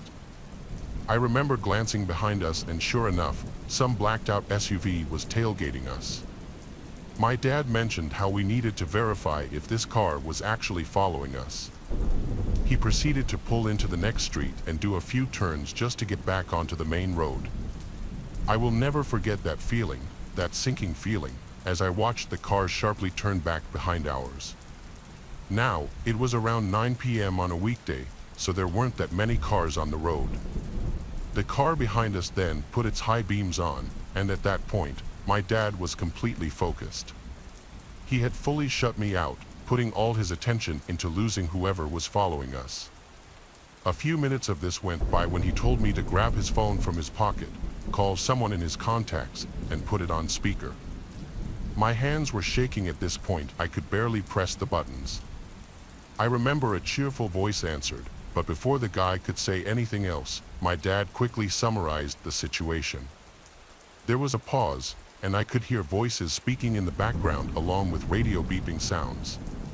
My dad was yelling at me to keep naming the streets we were on to the guy on the phone, as at that point my dad was still randomly turning down different streets trying to lose the car behind us. Okay, turn into the Tesco car park. It's coming up on your left. We've got 3 response vehicles coming in from the other direction, the guy on the phone said. My dad responded, and, as we swung into the near-empty car park with the car behind us still in close pursuit, blue and red lights quickly surrounded us in what felt like all directions. The sound of sirens was deafening. My dad bolted out of the car and ran in some direction. After a few minutes of shouting, the driver's side door swung open. My dad got in and calmly started driving away. As we turned around in the car park back towards the entrance, I could see the police surrounding the vehicle that had been following us, and 3 men in what looked like their late 20s were handcuffed, leaning over the car. On our way home, my dad told me everything. He explained that he was on a drugs team that dealt with the interception of large shipments of drugs that were being transferred across the country, something I hadn't known until that point. He continued by saying people would lose a lot of money when they were caught, and some didn't like that, which sometimes resulted in specific officers being targeted. My dad would quit his job as a police officer a few years later, though he admits this was by far his most disturbing experience, especially considering I was along to witness it. It all started on a rainy night. My dad had wanted me to babysit my little brothers while he went to the bar to play pool and drink. I'd gotten them to settle down for the night, and I decided to go order some food and chill, playing some CS while I waited. About 30 minutes had gone by and I was wondering why the hell my food was taking so long. I finally heard a knock on my door, and there was a rough-looking man who said he had my food. I tipped him and he went on his way. I closed the door and walked back to my computer, completely forgetting to lock it. If one of my protective friends hadn't said something while we were gaming, things might have gone a lot worse. Them asking to make sure I locked the door was a potential life-saving question, because in fact, I had completely forgotten to lock the door. To me, it wasn't the biggest deal at the time, but I'm glad they said something, and you'll see why here in a minute. I checked on the door to make sure it was locked, and of course, it wasn't. So I locked the door real quick and went back to gaming. My computer, by the way, was in my living room, and to the right of me was my kitchen. In the kitchen, there was a giant bay window facing directly into where I was sitting and gaming. I started eating my food while gaming, and I heard my front door knob jiggle. I thought maybe I was just scared and hallucinating it since I was home alone and my brothers were asleep in bed, until my dog started barking at the front door. That was the exact moment I realized that something bad was happening. Whoever was there started banging and rattling the door handle. Freaked out, I ducked under the counter beside me, called my dad, and then called 911. While I was on the phone, my little brothers ran out of their room screaming that someone was standing outside their bedroom window, pointing towards the lock, and smiling and waving at them, trying to get them to open it for him. I completely lost it and started crying, but I had to hide my brothers in my room, in my closet, and I told them to not come out at all. I thought he was going to try the back door next, which was a glass door that he could have easily rocked back and forth to get the lock loose, or even just shattered the door completely. All it would really take to break it was an object to swing at it, like a metal bat or something. So I was freaking out. I grabbed a knife and waited for my dad and the police to show up for what felt like forever. I was scared that I was going to have to defend my little brothers and myself in a life or death scenario. I was only 13 at the time, so I was really scared. The cops finally showed up, and the person had disappeared. But every night after that, I was scared he would come back and we would finally meet. I have no idea if it was someone random or the Chinese food delivery driver from earlier. I just hoped he would never come back. Luckily, he never did, but that didn't stop me from being scared shitless every night, especially when I was home alone. It's especially creepy when you think about how us kids were alone. I think he knew that and he was trying to prey on us, but luckily he gave up. Hopefully, he heard me calling the police or something, and that's why he ran. I guess we'll never really know for sure. Back when I was younger, we had our prom in an old hall in central Idaho. It was a rural area, not much in the surrounding area. You could probably say the middle of nowhere if that wasn't extremely cliché. There was, however, an old, abandoned house about a 5-minute walk away from the venue where the prom was being held. The night progressed as intended. There was awkward dancing, secret drinking, people embarrassing themselves, and some getting lucky. Some winners, some losers. I was one of the losers who none of the girls wanted to dance with.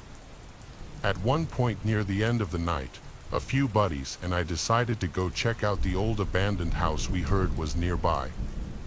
It seemed more fun than sitting around in the hall feeling sorry for ourselves. As we approached the abandoned house, we noticed something strange. A flickering light in one of the ground floor rooms was on. It looked like candlelight. We guessed this place wasn't so abandoned after all, we figured. Still, we got closer just to check the place out. We'd come this far. Right? We got close enough to get a relatively decent view of the inside of the living room where the light was coming from. Strange. There was no furniture inside at all, and the place looked like it hadn't been cleaned in years. We shrugged it off and started to head back to the prom hall. We didn't want to trespass or anything. As we turned to leave, we heard a noise coming from the back of the property. It was a truck's engine, roaring. In no time at all, it came screaming around from the back of the house, its headlights lighting us up, and sped off past us over the fields. There wasn't even a road or anything. Soon, it disappeared into the darkness. What the heck was that about? We walked back to the prom hall and didn't bother mentioning the story to anybody. After all, what was there to tell, really? At the end of the night, we realized we should have spoken up sooner. 4 of our fellow students, 3 females and 1 male, had gone missing. It was a group of friends who always hung out together. One of their other friends said that they'd gone to explore the abandoned house earlier in the evening. When they hadn't returned, she assumed it was just because they were having fun out there. The authorities were notified, and they went to explore the abandoned house we'd checked out earlier. Inside, they found the male student, bound, gagged, and unconscious on the living room floor. If we'd gotten closer to the window, we would have spotted him lying there. The females were nowhere to be seen. When he finally came to, the male said he had no memory of what had happened. The last thing he remembered was approaching the old house. My friends and I spoke up about the truck we'd seen speeding off across the fields. Now the main theory is that someone or someone's took those female students and that they were in the truck we saw speed past us. Perhaps they'd seen us approaching the house and we spooked them. Who knows? Either way, those students were never seen or heard from again. We still don't know where they were taken, or what happened to them. Our next story takes us from the desolate expanse of the desert to the claustrophobic darkness of a dense forest.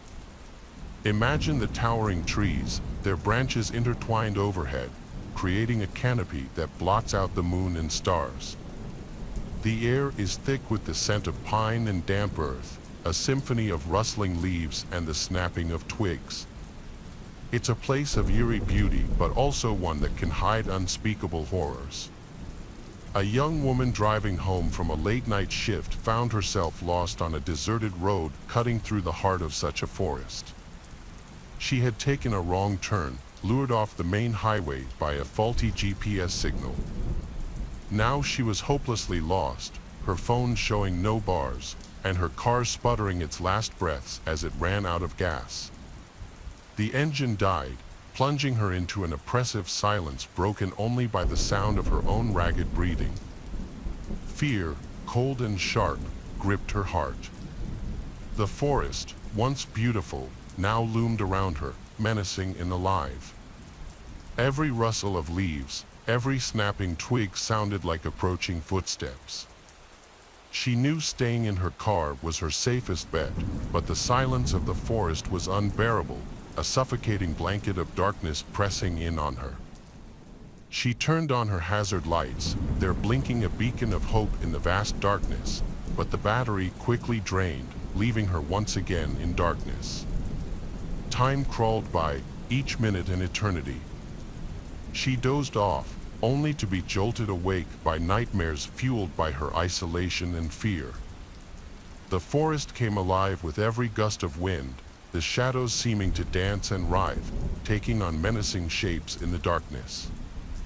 Then she heard it, a low growl, deep and guttural, coming from the woods surrounding her car. Her blood ran cold, her heart pounding against her ribs like a drum. She strained to listen, her senses on high alert, every muscle in her body tense with fear.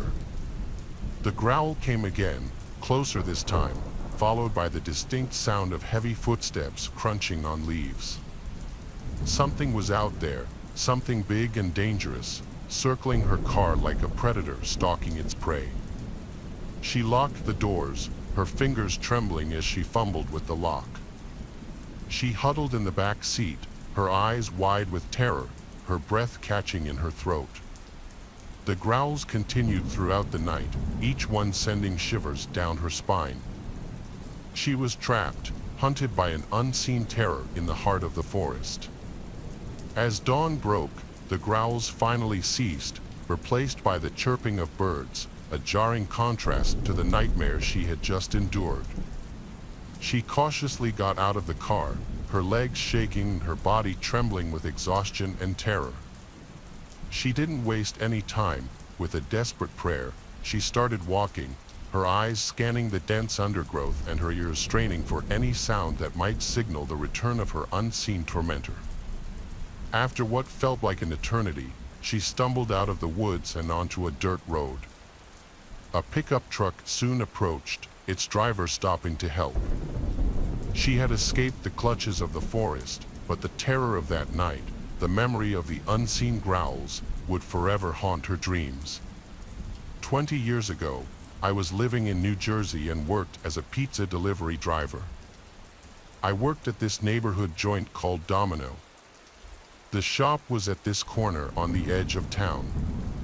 The area would be pretty busy during the day, but not so much at night. Obviously, we were open pretty late, with it being a pizza shop. One time, I was working until 2 a.m. At about 1 o'clock in the morning, there was a delivery for me to make. I was sitting inside the shop and left out the back door to go to my car. I parked in the small lot behind the place, which was where employees would park. As I walked out the back door, I saw this guy standing near my car outside. He started moving away, and I asked him what he was doing. The guy quickly moved behind a couple of dumpsters that were back there. He had gone out of sight as quickly as I had seen him. I figured that he had left the property and went into the alley behind the dumpsters. I just knew that I couldn't see him anymore. I went to my car and didn't notice anything out of place. I got inside my car with the pizza and then left to make the delivery.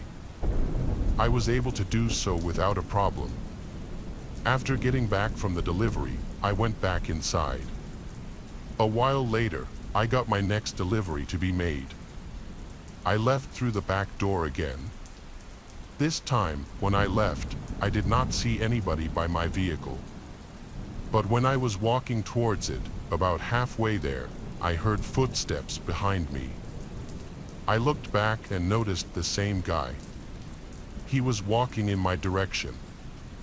I went faster and got inside my car with the pizza. The guy kept going towards my car quickly.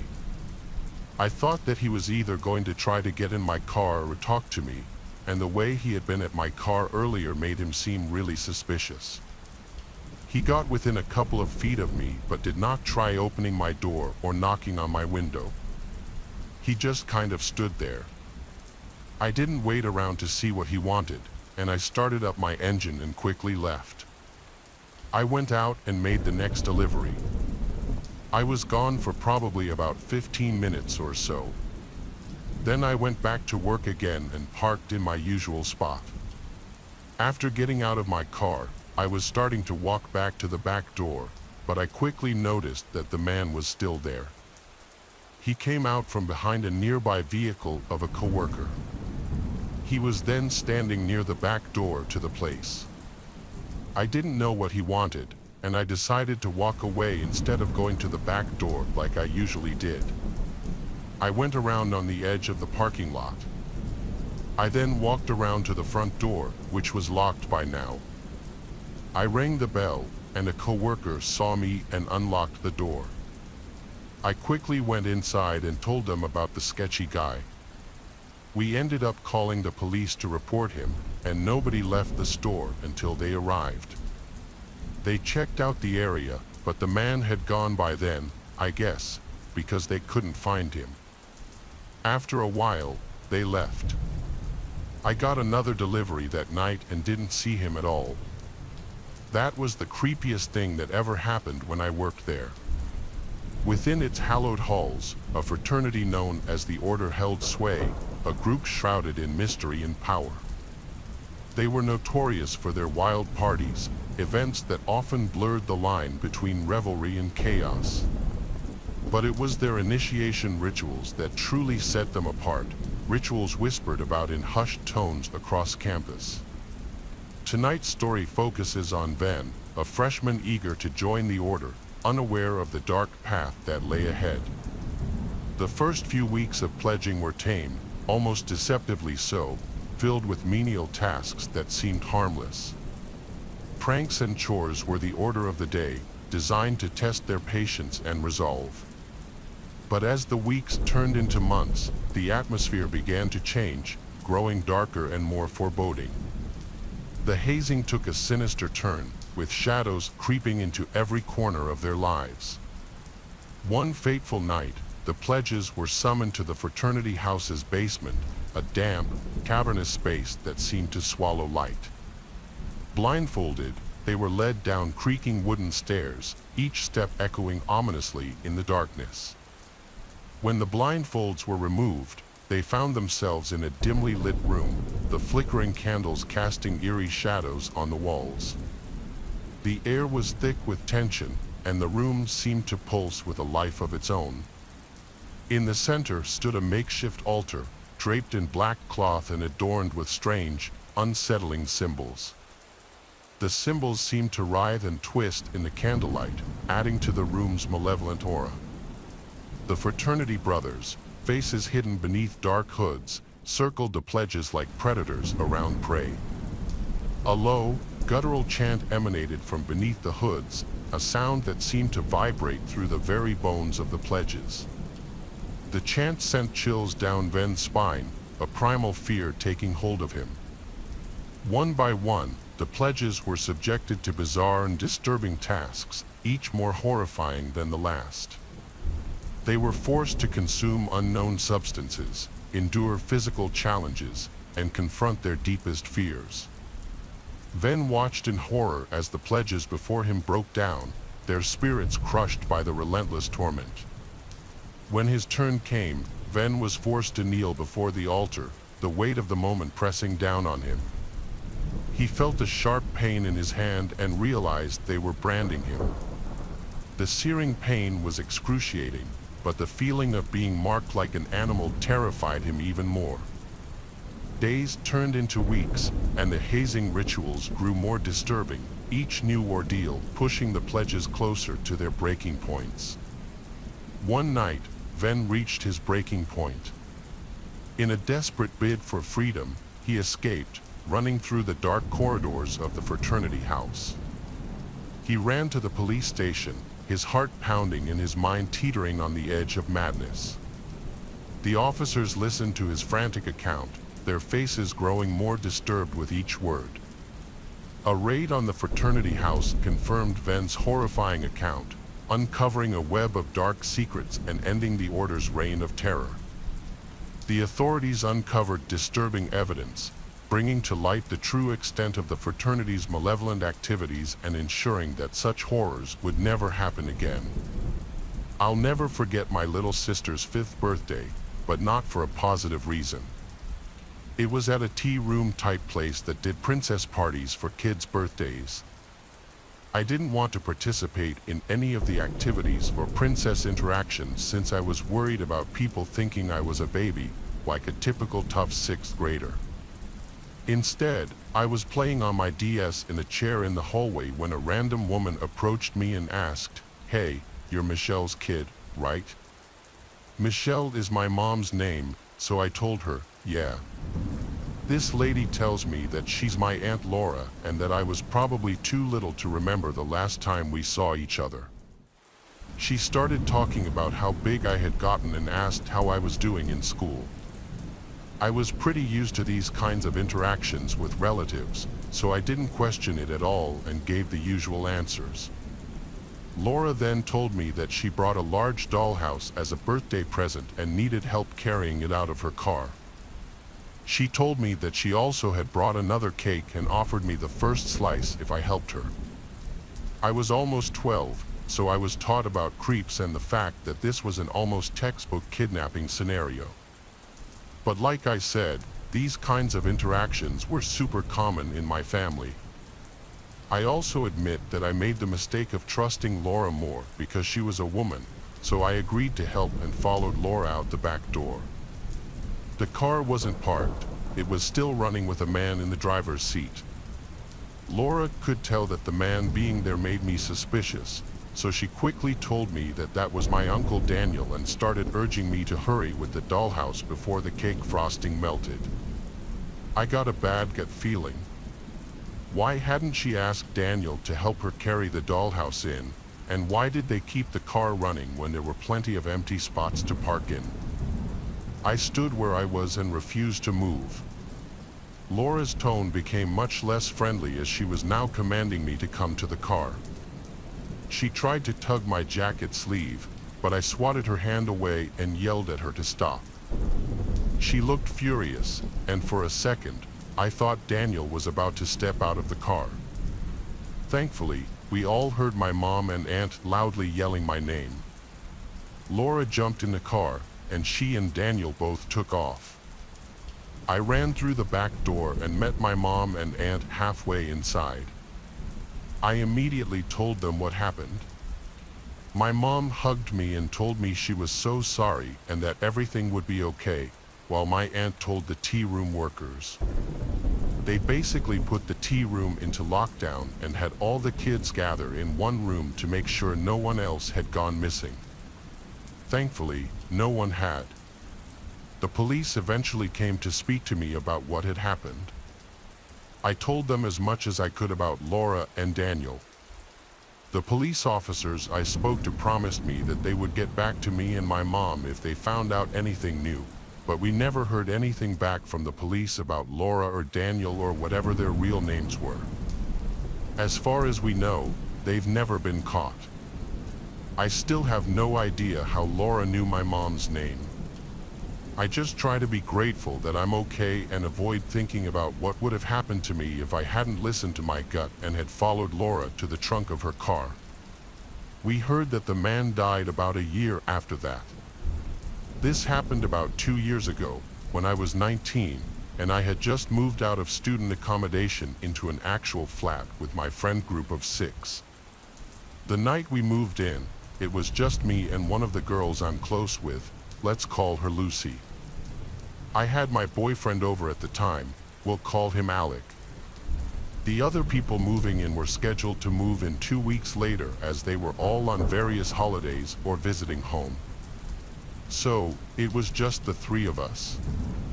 Lucy was in her room, and Alec and I were smoking a joint in bed, watching kung fu movies.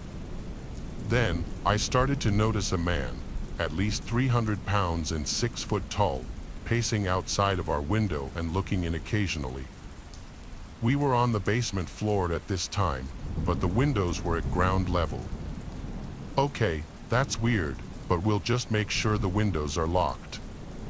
20 or so minutes passed, and everything seemed okay until Lucy ran into my room and said, "Babe, there's a man in the house." We must have left the door unlocked by accident. Now, I'm feeling chills. I'm like, what the hell do you mean there's a man in the house? Alec is frozen solid.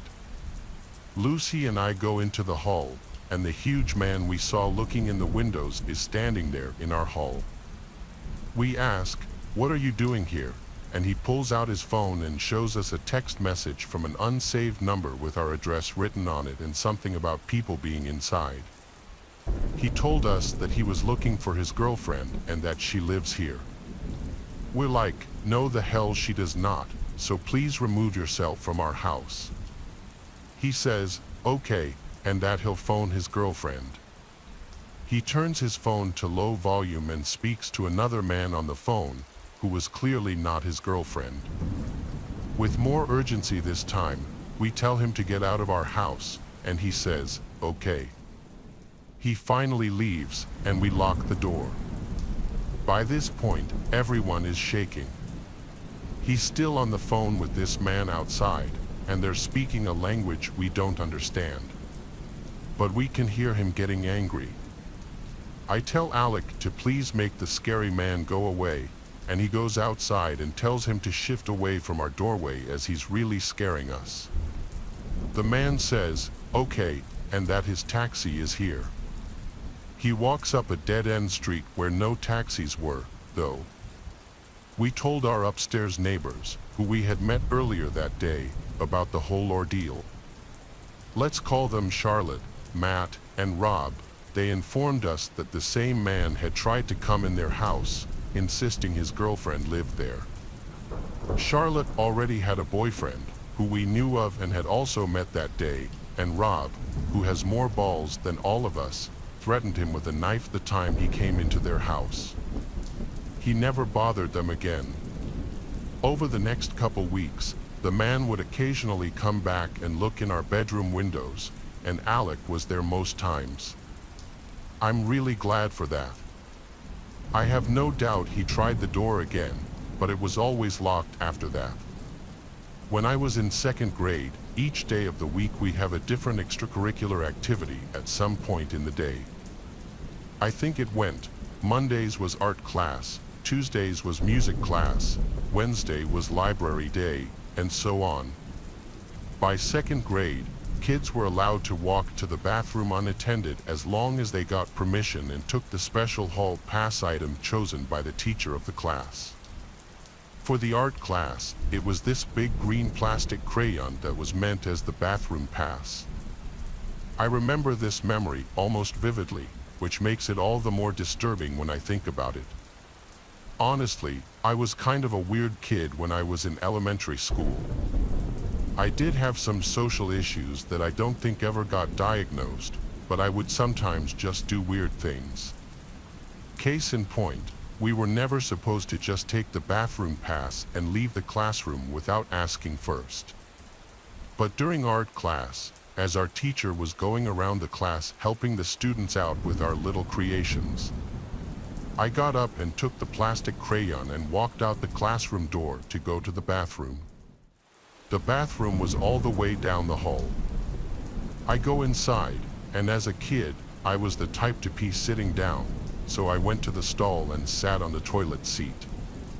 This was when I heard the loudspeaker outside the bathroom announce that the school was going into lockdown. My heart started to race. I was outside of the classroom during a lockdown. I was terrified. I don't remember if I finished peeing or not, but I know I got right off the toilet seat and went outside back into the hall. I was scared I was going to get in trouble. I saw all the classroom doors were shut with their blinds down and lights off already. I was too late. I saw a man walking down the hallway. I assumed it was a teacher, even though he wasn't dressed like one. I had the wits of a second grader, so I said, "Excuse me," unlocked out of my classroom. I remember vividly he said back, "Oh, that's all right, come with me. I know where to go." He grabbed my hand, and we started walking in what seemed to be the direction of the back exit. That's when I heard a familiar woman's voice keep screaming my name, Troy, from behind us. It was my art teacher, Miss Green. She screamed at the man to get off me and grabbed me by the arm and tugged me back to the art classroom. Once inside, she locked the door and scolded me quietly. I remember seeing the worry in her eyes. She might have even been crying. The lockdown continued for another half hour at least. The whole time I was confused, scared, and most of all, embarrassed by all the stares my classmates were giving me. The principal came on the loudspeaker eventually and said the lockdown was over. When my art teacher got on the phone with, I assumed, the front office, I think whatever she said was what prompted the faculty to end the school day early. I'm so grateful for Miss Green. She really put herself in danger and saved me from something horrible, whether it be from kidnapping to any amount of emotional trauma. It was the middle of the summer. I was 11 years old and my younger brother was 8. We were outside playing various games with other kids in our neighborhood, but we finally headed home as the sun went down. Maybe once a week, our parents would go to a different restaurant around town, leaving my younger brother and me home alone. Most of the time, they'd tell us before they went out, but if we were outside playing, sometimes they'd just leave us to our game. When we got back home and no one was there, we assumed this was the case. Confirming this was a note left on the kitchen counter. My younger brother and I both went to the living room to watch TV, something we usually did before bed. After half an hour, it had gotten completely dark outside. Just then, I heard the doorbell ring, followed by knocking. At first, I thought it was our parents getting back, but it definitely wasn't normal for them to use the front door, much less not have a key for it. The chances of the garage door opener they had not working them for getting a key were extremely low. Although I realized it was still possible, I left the living room and went up to the front door to see who it was. As I approached the door, I heard a man's voice yell that he was selling Girl Scout cookies. I was extremely confused considering the time of day. I looked through the peephole and saw a grown man, completely alone, with no cookies in hand and not with his daughter, as I was expecting. The man yelled out once more before moving his hand to the door handle. My heart dropped, realizing that we had forgotten to lock the door when coming in for the night.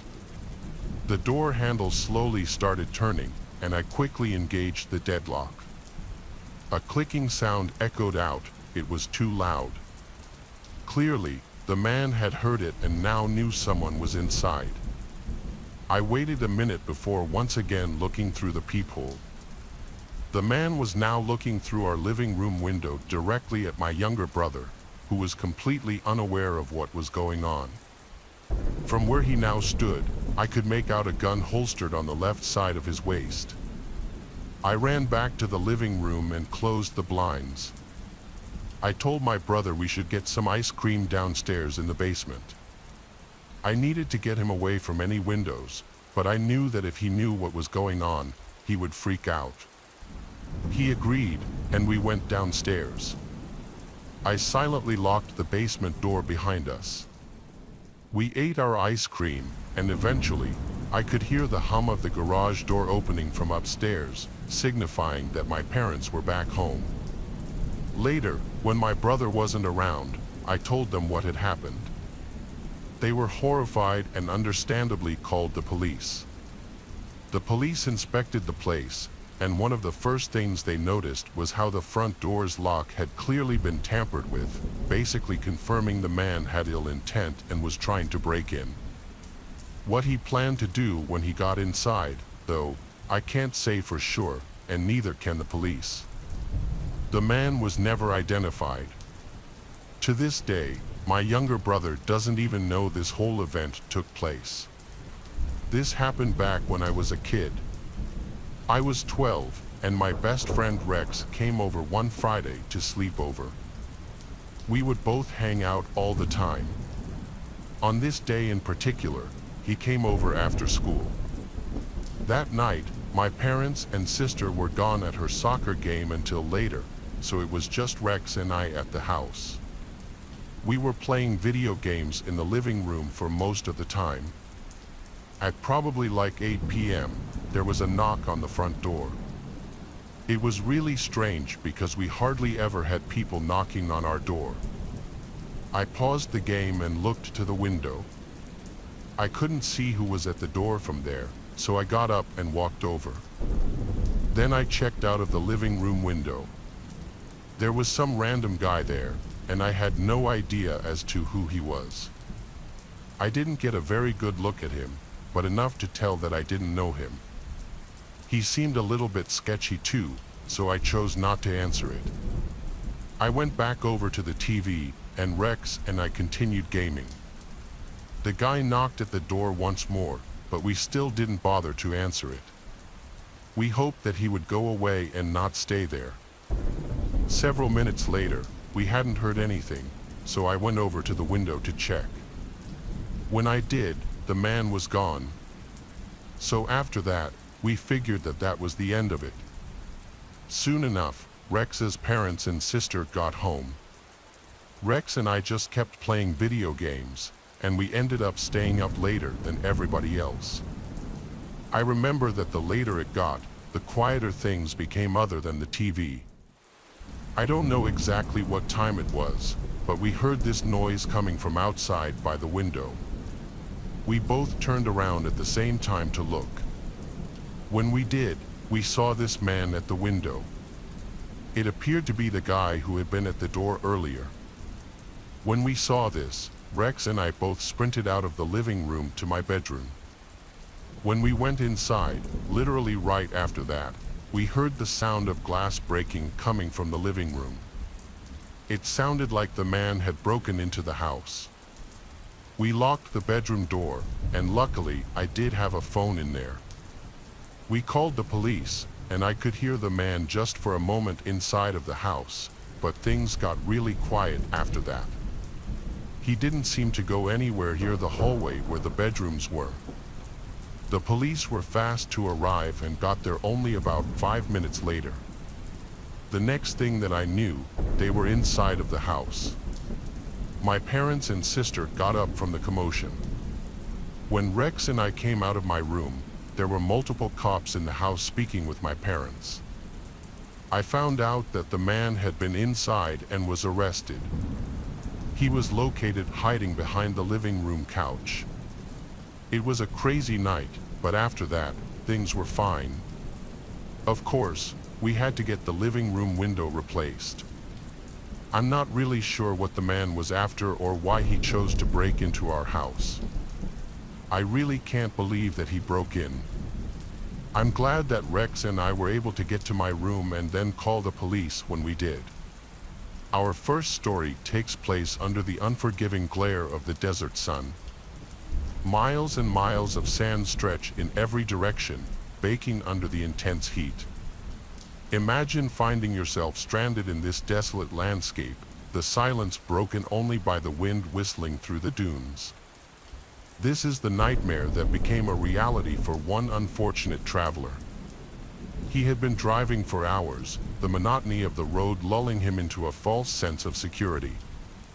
He had ignored the gas gauge, its needle dipping dangerously low, too focused on reaching his destination. Then it happened.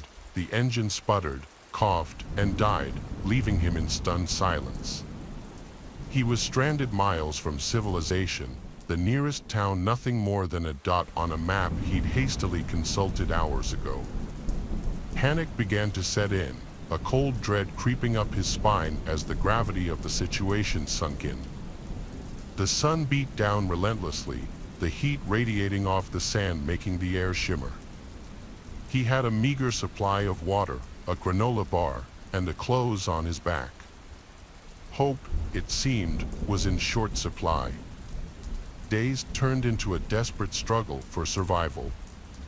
The relentless sun sapped his energy, the scorching sand burned his skin. He rationed his water, each sip a precious commodity, but dehydration was a constant threat.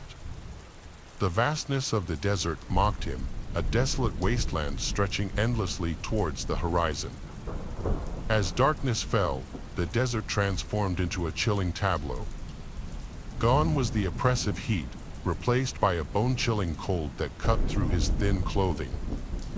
The silence was broken only by the howl of the wind, a mournful sound that echoed his growing despair.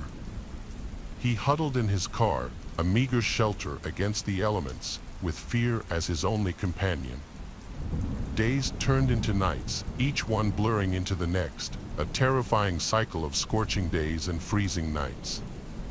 His hope dwindled with each passing hour, replaced by a gnawing fear that he wouldn't make it out alive. He had become a prisoner of the desert, trapped in a desolate wasteland with no escape. One day, while stumbling through the sand, his vision blurred from dehydration, he spotted something in the distance. Was it a mirage, a cruel trick of his exhausted mind? As he stumbled closer, his heart pounding in his chest, he realized with a surge of hope that it was a road, a ribbon of asphalt cutting through the desolate landscape. With renewed determination, he dragged his weary body towards the road, each step a victory against the relentless grip of the desert. As he finally reached the roadside, he collapsed, his body spent, his spirit broken but not extinguished. He had escaped the clutches of the desert, a survivor of a terrifying ordeal. His story serves as a chilling reminder of the unforgiving nature of the desert, a place where running out of gas can be a matter of life and death. It's a testament to the resilience of the human spirit and the will to survive, even in the face of overwhelming odds. I somewhat recently got my first real job as a teacher at a public elementary school in a nearby neighborhood. It was the first school year I was teaching, and at this point, it was only September, so needless to say, I was still learning the ropes. It was honestly pretty stressful. I teach a first grade class of around 20 kids, so you can imagine how chaotic it would get at times, especially with my lack of experience. I remember one day I was in the middle of assigning the kids a worksheet for spelling simple words when the principal's voice came over the school's loudspeaker and ordered a lockdown. Now, being a new teacher, I wasn't yet informed of when the school had practiced lockdown drills around the year. Therefore, I had no idea if this was a drill or not. But I knew either way I had to follow protocol. I turned off the room's lights, locked the doors and windows, and had the kids sit against the walls out of sight. I'd say maybe 5 minutes passed in complete silence when I could faintly start to hear doors being banged on down the hall. I could feel my heart start to race as the sounds got louder, as whoever was banging on the doors got closer. At this point, I still had no idea whether it was just the principal checking all the classroom locks or an actual intruder in the school. But my thoughts were interrupted by one of my students bursting out crying. It was too loud. There's no doubt whoever was outside would have been able to hear it. I could tell the banging outside stopped in response to the noise, shortly after followed by a single pair of footsteps walking up to the door. It was silent for a few seconds, but the silence was quickly broken by a male's voice yelling out, "Hey guys, I think there's kids in this one," and that confirmed this lockdown was real. More footsteps could be heard running up to the door, and that's when genuine attempts to break down the door were made by multiple people. At that point, not a single kid in the class wasn't crying or screaming in fear. I didn't know what to do. I was never trained for this kind of situation. And that's when 2 gunshots could be heard, but they didn't come from the intruders. Police were now inside the building. Right after the shots were fired, the intruders could be heard running down the hall. 30 minutes later, we were given the all clear. It turns out the intruders were 3 local high school students. They were eventually caught, but when asked why they did it, they would say close to nothing, although one of the kids claimed it was a bet. But personally, I don't believe that for a second. No bet is worth going to court over and even possibly losing your freedom. I firmly believe they had much worse intentions. Although most likely traumatized, luckily, no one was physically hurt. The shots that were fired by the police were claimed to have been warning shots and were aimed directly into the ground. It's been 2 years since this all happened, and I still teach first grade at the same school and even in the same classroom. To this day, those bullet holes can still be seen in the school's hallway. I'm a single dad balancing 2 jobs and 2 kids. Things got a little easier when my eldest son got old enough to watch after my youngest, but working all day makes everything a pain. Anyway, I got home from my second shift around 10, but tomorrow I had another full day of work and I knew I didn't have anything for them to eat while I was gone, so I had to make a quick trip to Walmart. They were the only store around that was open until 11. I got there just before 10:30. I hated to be that customer that walked in right before closing, but I didn't have much of a choice. I went straight over to the grocery section and looked around for some frozen meals for the kids, but after a minute I realized there was someone watching me. It was this creepy-looking man standing on the other side of the aisle. Every time I'd look at him, he would look away, playing dumb, but it was super obvious he was staring at me. I grabbed a couple boxes and went down to the next aisle, but the man followed. I looked back at him and watched as he pretended to look around, occasionally checking if I was still looking at him. He seemed to be in his late 40s, but it was hard to tell because he was wearing a heavy jacket and a hat. "You good?" I said, hoping he'd get the hint to leave me alone. He immediately walked away, not even looking at me again. I thought to myself, he was just some random strange Walmart customer, like you always hear about, and tried to not think about it any more than that. I picked up a box of cereal and some milk, then headed to the self-checkout lane. I kept my eyes open for that man, but he wasn't around anymore. I guessed I really did scare him off. I scanned everything and paid, then walked out. It was dark and the parking lot wasn't very well lit, but from far away I could tell something was off about my car. Walking up to it, there were scratches and dents all over it, and 2 of the windows were shattered. I was in shock. Then I heard footsteps coming up quickly behind me. I turned, seeing 2 men rushing at me, one holding some sort of metal pipe in his hand. I tried getting my keys out and getting in my car, but I realized I was taking too long and took off running instead. I ran straight back to the store and I heard their footsteps stop after a short chase. I watched by the front entrance as they beat in my car some more, then got in a nearby truck and drove away. I of course called 911 and they helped me with my car and giving me a ride home, but nothing could be done about it. At first, a month later, though, the same thing happened to someone else at a different Walmart a few miles away. The man who got attacked was armed and managed to detain one of them, and this eventually led to both men being arrested. One of them I recognized as the man I'd seen looking at me in the store, but I don't know about the other one. Neither gave any reasons worth noting as to why they did it. There's just some sick people out there, but I'm glad these 2 won't be around anymore.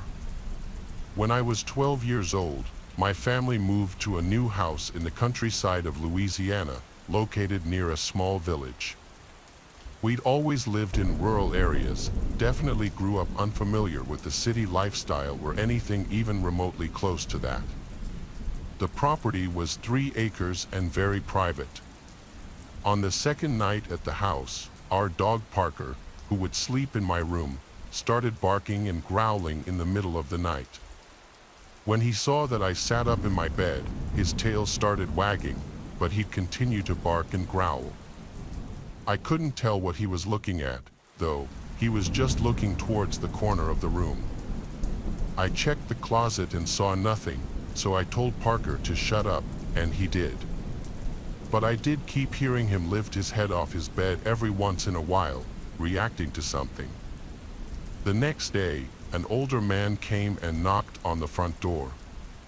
My dad answered while I was in the living room watching cartoons. I heard the whole interaction.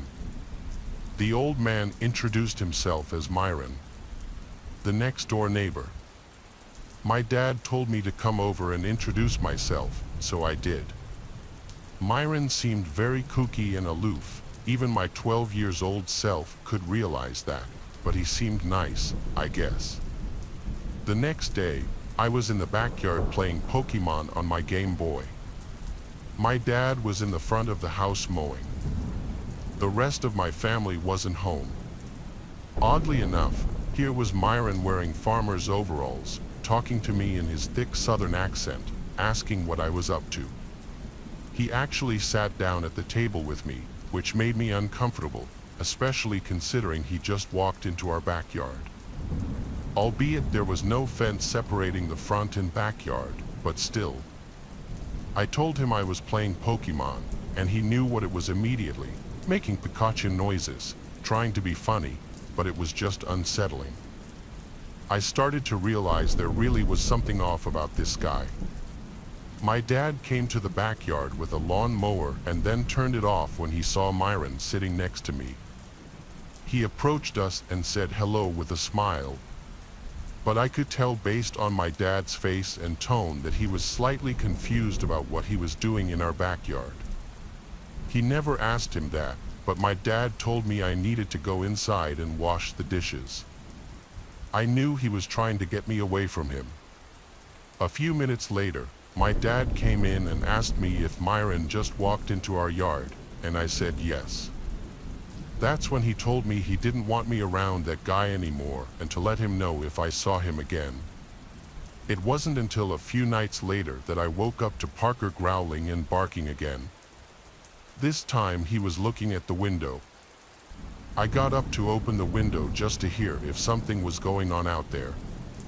Quickly after opening the window, without seeing anybody out there, I heard Myron imitating Pikachu noises again in his creepy old man's voice. I ran out of my room screaming, "Dad," repeatedly. When I told my dad Myron was outside my window, he stormed outside to check. But when he couldn't find him on the property, he went to Myron's house next door. But here's the twist, that Myron guy didn't live next door. An older woman answered the door and had no idea who he was. So, my dad went to every single neighboring house, and nobody had ever heard of a Myron.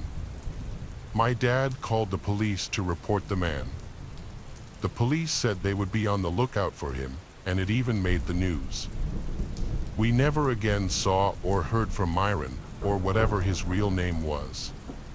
My family and I lived throughout the middle of Georgia.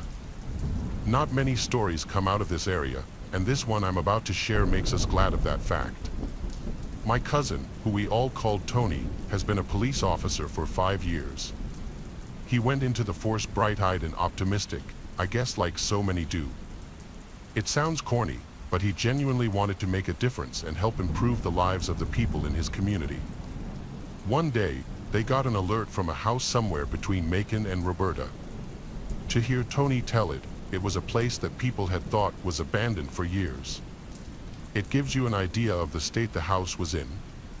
Anyway, when they arrived, an older gentleman was sitting on the steps outside the front door with his hands in his pockets. Tony and the other officer approached him and were alarmed to see that the man was crying. Well, not crying really, but sobbing. He was also muttering something to himself about how awful it is. They tried to question the man, but the guy was completely incoherent. It didn't take but a couple of seconds to figure out that the poor guy was traumatized. As his partner called for another car, Tony drew his gun and decided to enter the house. The smell inside the house was overpoweringly rancid. He told me that the kitchen and living room were a total wreck.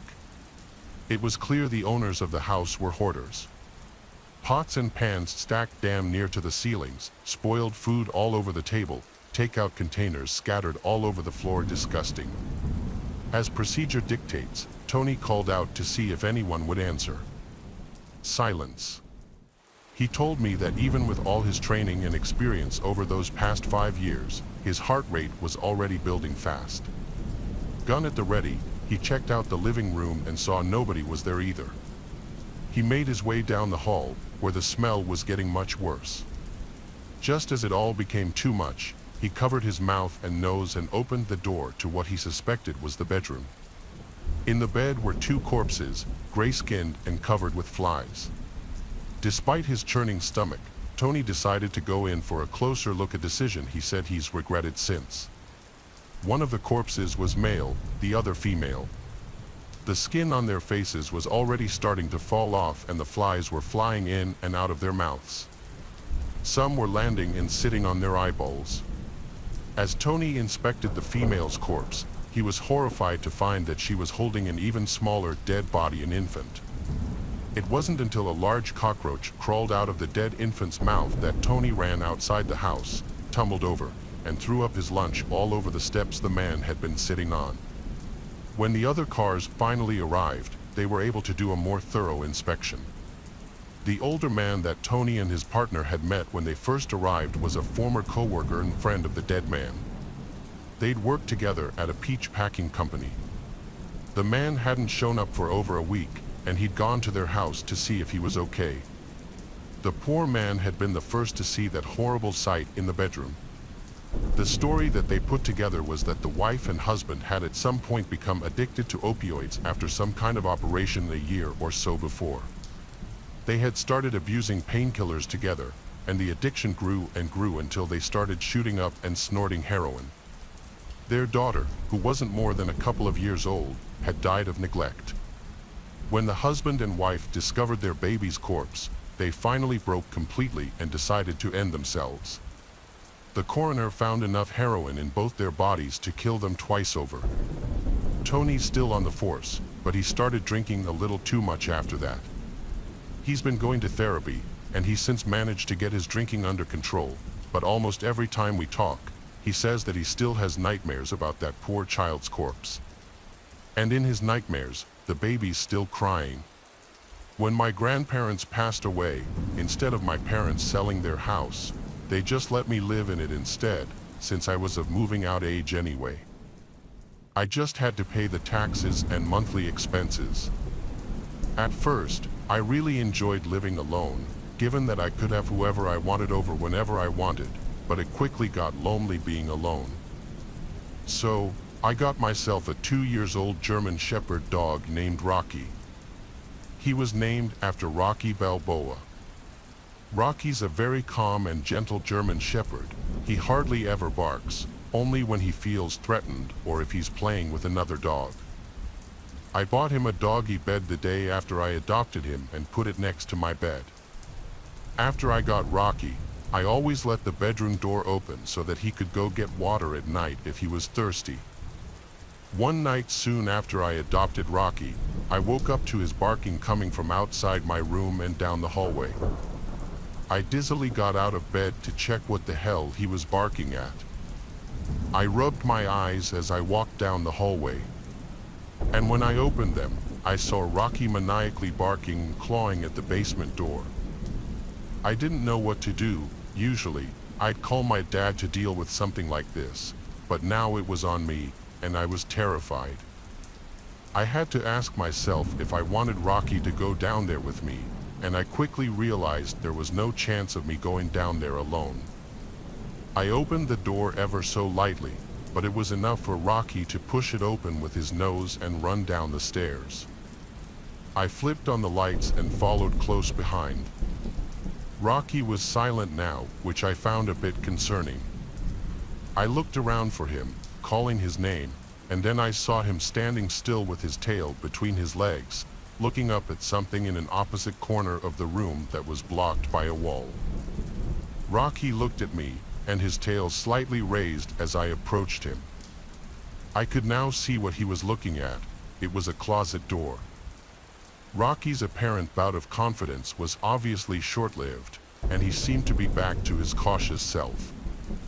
All that was passing through my mind at that moment was, do I dare open this closet door right now, and who or what could be in there?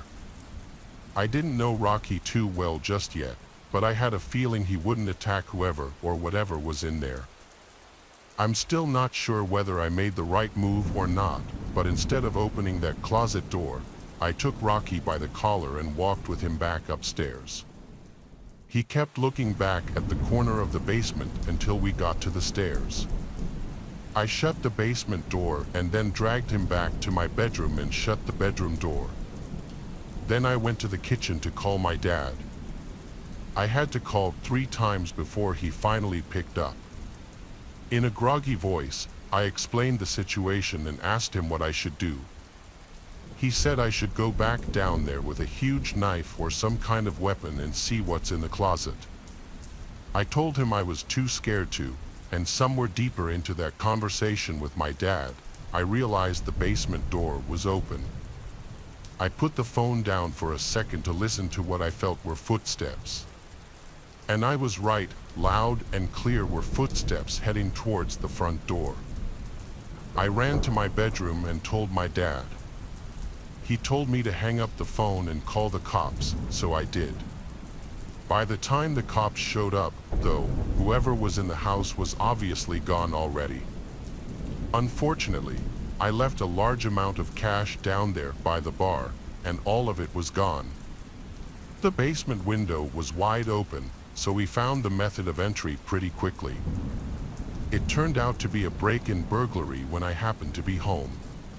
Happened back in the year 1996. I was 13, and one night I was at home with my older sister, who was 16 at the time. I remember that our parents were gone for the night, so they gave us some money to order a pizza. After our parents left, I went into my room to play video games, and my sister was in her bedroom. When I got hungry, I left my room and told my sister that I wanted pizza then, so we ordered. I'm not sure what time it was, but it was dark out. While we waited for the pizza, we hung out in the living room. Then, I remembered that the pizza guy got there. After he rang the doorbell, my sister went over, answered, and paid the guy. She then brought the pizza into the kitchen. I was still in the living room watching TV, but was about to go into the kitchen. As I got up, I heard somebody suddenly trying to open the front door to our house. I stopped where I was and listened. They tried opening the door again. I wasn't sure if it was the pizza guy or what. I went over to the front window and looked out of it. I was just on time to barely see somebody moving away. They went out of sight within a second, though, and I really didn't see anything. It was just enough to know that somebody was there. The person had gone to the side towards the driveway, but also towards the side of our house. I kept watching but did not see them return. I figured they had left. So I then went into the kitchen, and I remembered that I told my sister about it. We looked out of a few windows but didn't see anything and figured that the guy had left. So we went into the living room and were having pizza and watching some TV. But not long into this, there was a knock at the front door. We carefully went over to a front window and looked out of it. When we did, we saw that there was this guy standing there on the front step. It was not the pizza delivery guy from earlier. Neither of us recognized him, and we figured that it was the same guy who had tried entering the house. We didn't know what we should do. I wanted to call our parents, but they didn't have cell phones at the time. So, we stayed in the living room and heard the guy knock once more, then he stopped. Things were very quiet for a short time. We looked out again, and the guy was now gone, and we couldn't see him. However, just moments later, we heard somebody try opening the back door to the house. Whoever this guy was, he seemed to be determined to get into our house for some reason. My sister said she was calling the police and then went over to the home phone. I stayed in the living room and hoped that the man would not try to break in while my sister was on the phone. I didn't hear anything more after she was told that the police were on their way. We looked out of a few more windows. We did not see the guy in the backyard or the front yard. Probably 10 minutes later, the police got there. We figured that the guy had left. I remember just hoping that he wouldn't return after the police had gone away. My sister mostly talked to the police and said what happened. I also talked to them a little bit too and gave my account. They said they would look around our property, and surprisingly, the police found a man hiding behind a tree in our backyard. It was the same guy.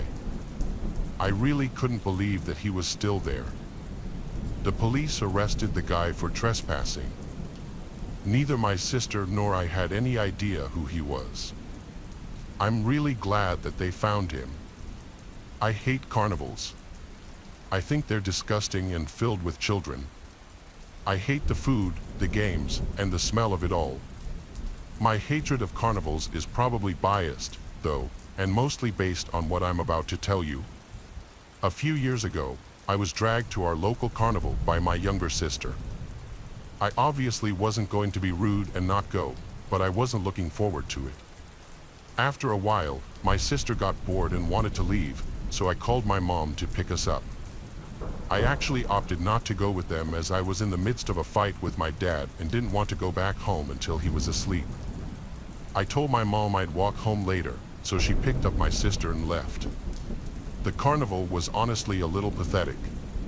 There were far fewer people there that night than I remember there being in previous years, and everyone looked miserable. I figured I might as well walk around a little to try and get my money's worth. After all, I had paid for a ticket out of my own pocket. I decided to step into the fun house as I figured that would at least be a little cool. I was expecting there to be a ton of people in there, but it was completely empty. There was literally not a single other person in there as far as I could tell. I had never been inside a fun house alone before. People don't realize how important the laughter and talking is to the atmosphere. Without it, you're basically just standing there in silence, surrounded by a bunch of weird mirrors. It was honestly a little creepy. I shrugged my shoulders and figured I might as well walk through it. Admittedly, I did get a pretty good laugh out of the distorted mirrors. I think I was like halfway through when I noticed something odd in one of the reflections. To my left, there was a head that seemed to be peering at me. I only saw it for a split second, but it was a bald guy with really sunken eyes. I whipped around but didn't see anyone. To be completely honest, I had no idea where he had even been standing. Since there were mirrors all over the place, he could have literally been anywhere. I thought it was especially creepy since I didn't hear the funhouse entrance open. He either snuck in behind me or he had already been inside. I kept walking, going a little more quickly now, and then I saw him again out of the corner of my eye. He had this deranged smile. This time it was the exact same face, I was positive. I tried to figure out where he was standing, but the reflections were too confusing. I yelled for him to get lost, but got no response. I wasn't sure what I was expecting. I picked up the pace again, but it was difficult trying to navigate this maze of mirrors, and I kept hitting dead ends. I started sweating, constantly looking over my shoulder every few seconds. A few minutes later, I turned a corner after hitting another dead end, and a hand reached out from behind one of the mirrors, grabbing my wrist. I screamed, cursing at the guy to let go of me, but he held firm. I punched his arm, forcing him to let go. I fell to the ground in the fray and saw the creepster in his full form. He was wearing all gray, had a bit of a gut, and a tired, sunken face. I jumped to my feet before he could reach for me again and sprinted back the way I came.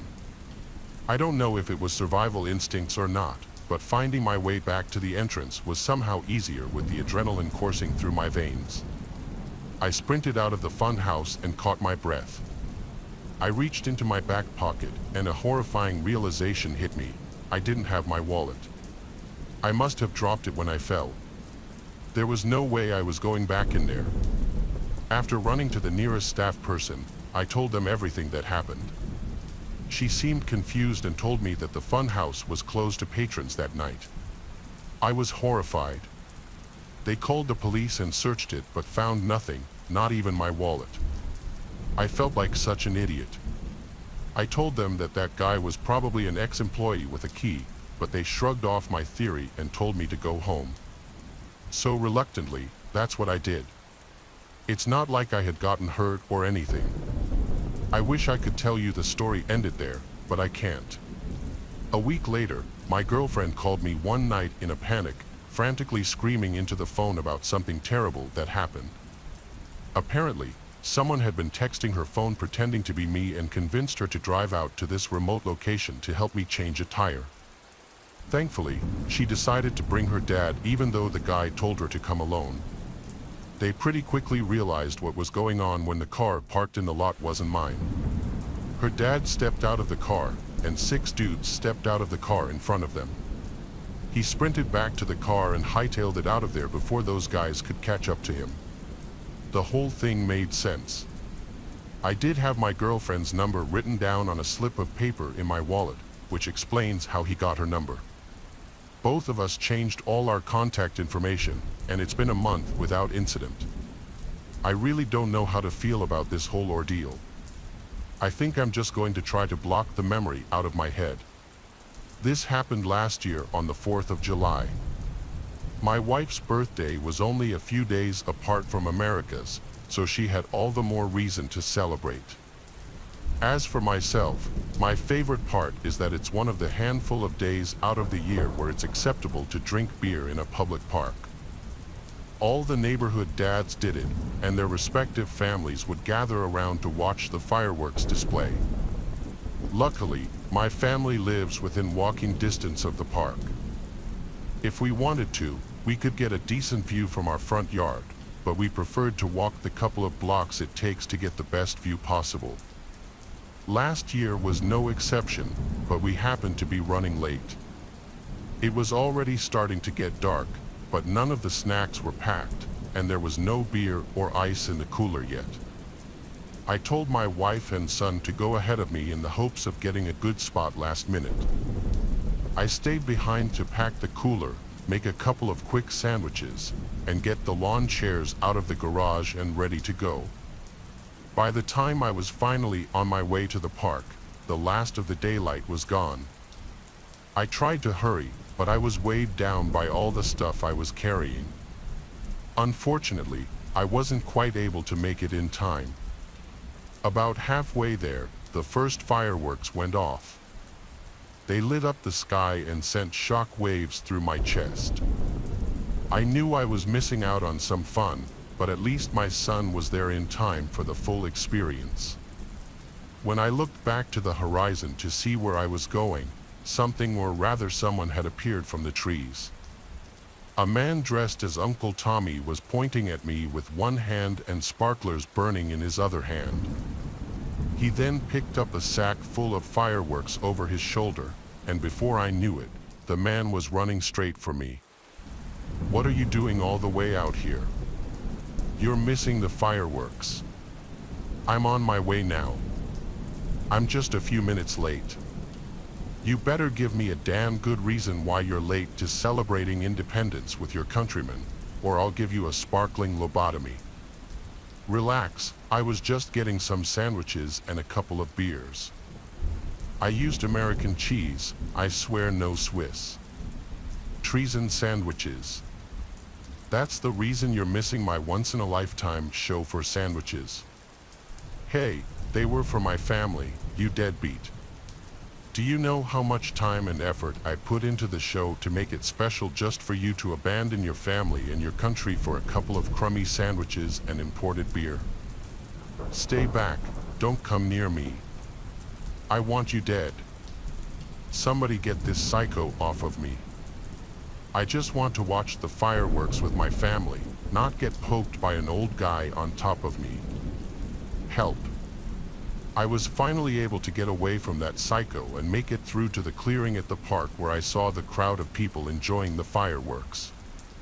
But then out of nowhere, all the fireworks stationed in the park started going off randomly in all directions. That day was the worst disaster in the history of my town, and it ruined the 4th of July for everyone who went through it. The psycho pretending to be Uncle Tommy didn't just attack me, he was also the perpetrator of the events in the park. He sabotaged the fireworks to go off in a dangerous and unpredictable way, and worse, he rigged some homemade explosives to detonate in the chaos. Sadly, my wife was hit with a piece of shrapnel and didn't survive, along with a few others. Fortunately, my son survived with minor injuries. The man responsible was later arrested and charged accordingly.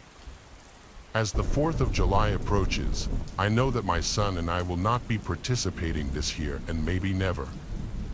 This story was inspired by a horrific incident regarding a 37-year-old man named Anthony John Mayer, who was charged over a Michigan 4th of July fireworks disaster that left 1 dead and 9 injured. Authorities said Meyer brought and lit a salute cannon that sent shrapnel into a crowd gathered to view a public fireworks display. Following the incident, an investigation involving detectives, the Michigan State Police Bomb Squad, and the Bureau of Alcohol, Tobacco, Firearms, and Explosives revealed that a homemade salute cannon carrying gunpowder caused the explosion. Police say the device was intended to create a loud salute or boom when ignited. However, the device exploded, and metal pieces of the cannon were dispersed into the crowd. One of the victims of the explosion was a 41-year-old mother named Emily Miller, whose 42nd birthday was 17 days later. 9 other people suffered injuries varying from minor to critical, said authorities. The explosion also damaged several vehicles and homes. I signed up for Uber Eats back when it was really gaining traction in 2021. I'd just gotten laid off from my previous job, and it seemed nearly impossible to find any other job quickly, so this was a bit of a risk that I hoped would work out. A couple of months in, I was enjoying it enough, and it was paying me enough for me to keep with it. This happened just around a year after I started. I'd fallen into the habit of waking up late and staying up late, so I hadn't started working until around dinner time. By 11 p.m., I still hadn't made enough to be good for the night, so I continued on, taking pretty much any order that popped up. It was at 1 a.m. when an order came through that was interesting. It was a grocery order from a 24-hour 7-Eleven gas station. I still accepted it, but it was just odd to me that someone would need groceries from a gas station in the middle of the night. I drove up and parked at the mostly empty gas station and went into the convenience store. The only person inside was a kind old man working at the register. I picked up the bag from him and also got myself a cup of coffee for the road, then headed back to my car. I got in and situated myself before backing out and getting on the road for the final stretch of the drive. Only a moment after getting onto the main street, though, I noticed a car's headlights right behind me. Mind you, this was very late, and almost no cars were out, so I was sure I would have seen them before they were so close. After some thinking, I thought they must have been at the gas station, maybe parked on the side of the building, and pulled out as soon as I did. I drove along this same road for a while, reaching the edge of town, when I suddenly felt something wrong with my car. It was way bumpier than usual, and a loud kind of scraping sound was coming from the right side. After a minute from noticing this, it became a lot worse, so bad that I had to pull off to the side before the car would break down in the road. I parked on the shoulder with woods on either side of me, but in the mirror, I saw the headlights of that same car slowing down and pulling in right behind me. Unsure what was going on, I decided to get out quickly and see what the problem was. I didn't know if the car behind me was going to try and help me out or if they had something else in mind, but I knew I couldn't go anywhere until I figured this out. I ran around to the other side of my car and quickly noticed the problem. My right tire was completely flattened, which was crazy. I hadn't run over anything, and usually, flat tires happen gradually, not so suddenly like this. I took a closer look, seeing a gash right on the side of the tire that didn't look natural at all. Then I heard a door open from the car behind me. A man stepped out and waved at me. "I'm okay, thank you," I called out, trying to get them to leave before even approaching, especially after realizing this was all really sketchy.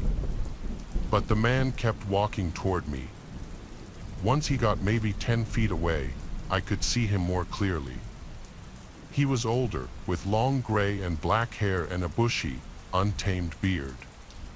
He wore basic clothes, jeans and a hoodie, but they were covered in stains and grime.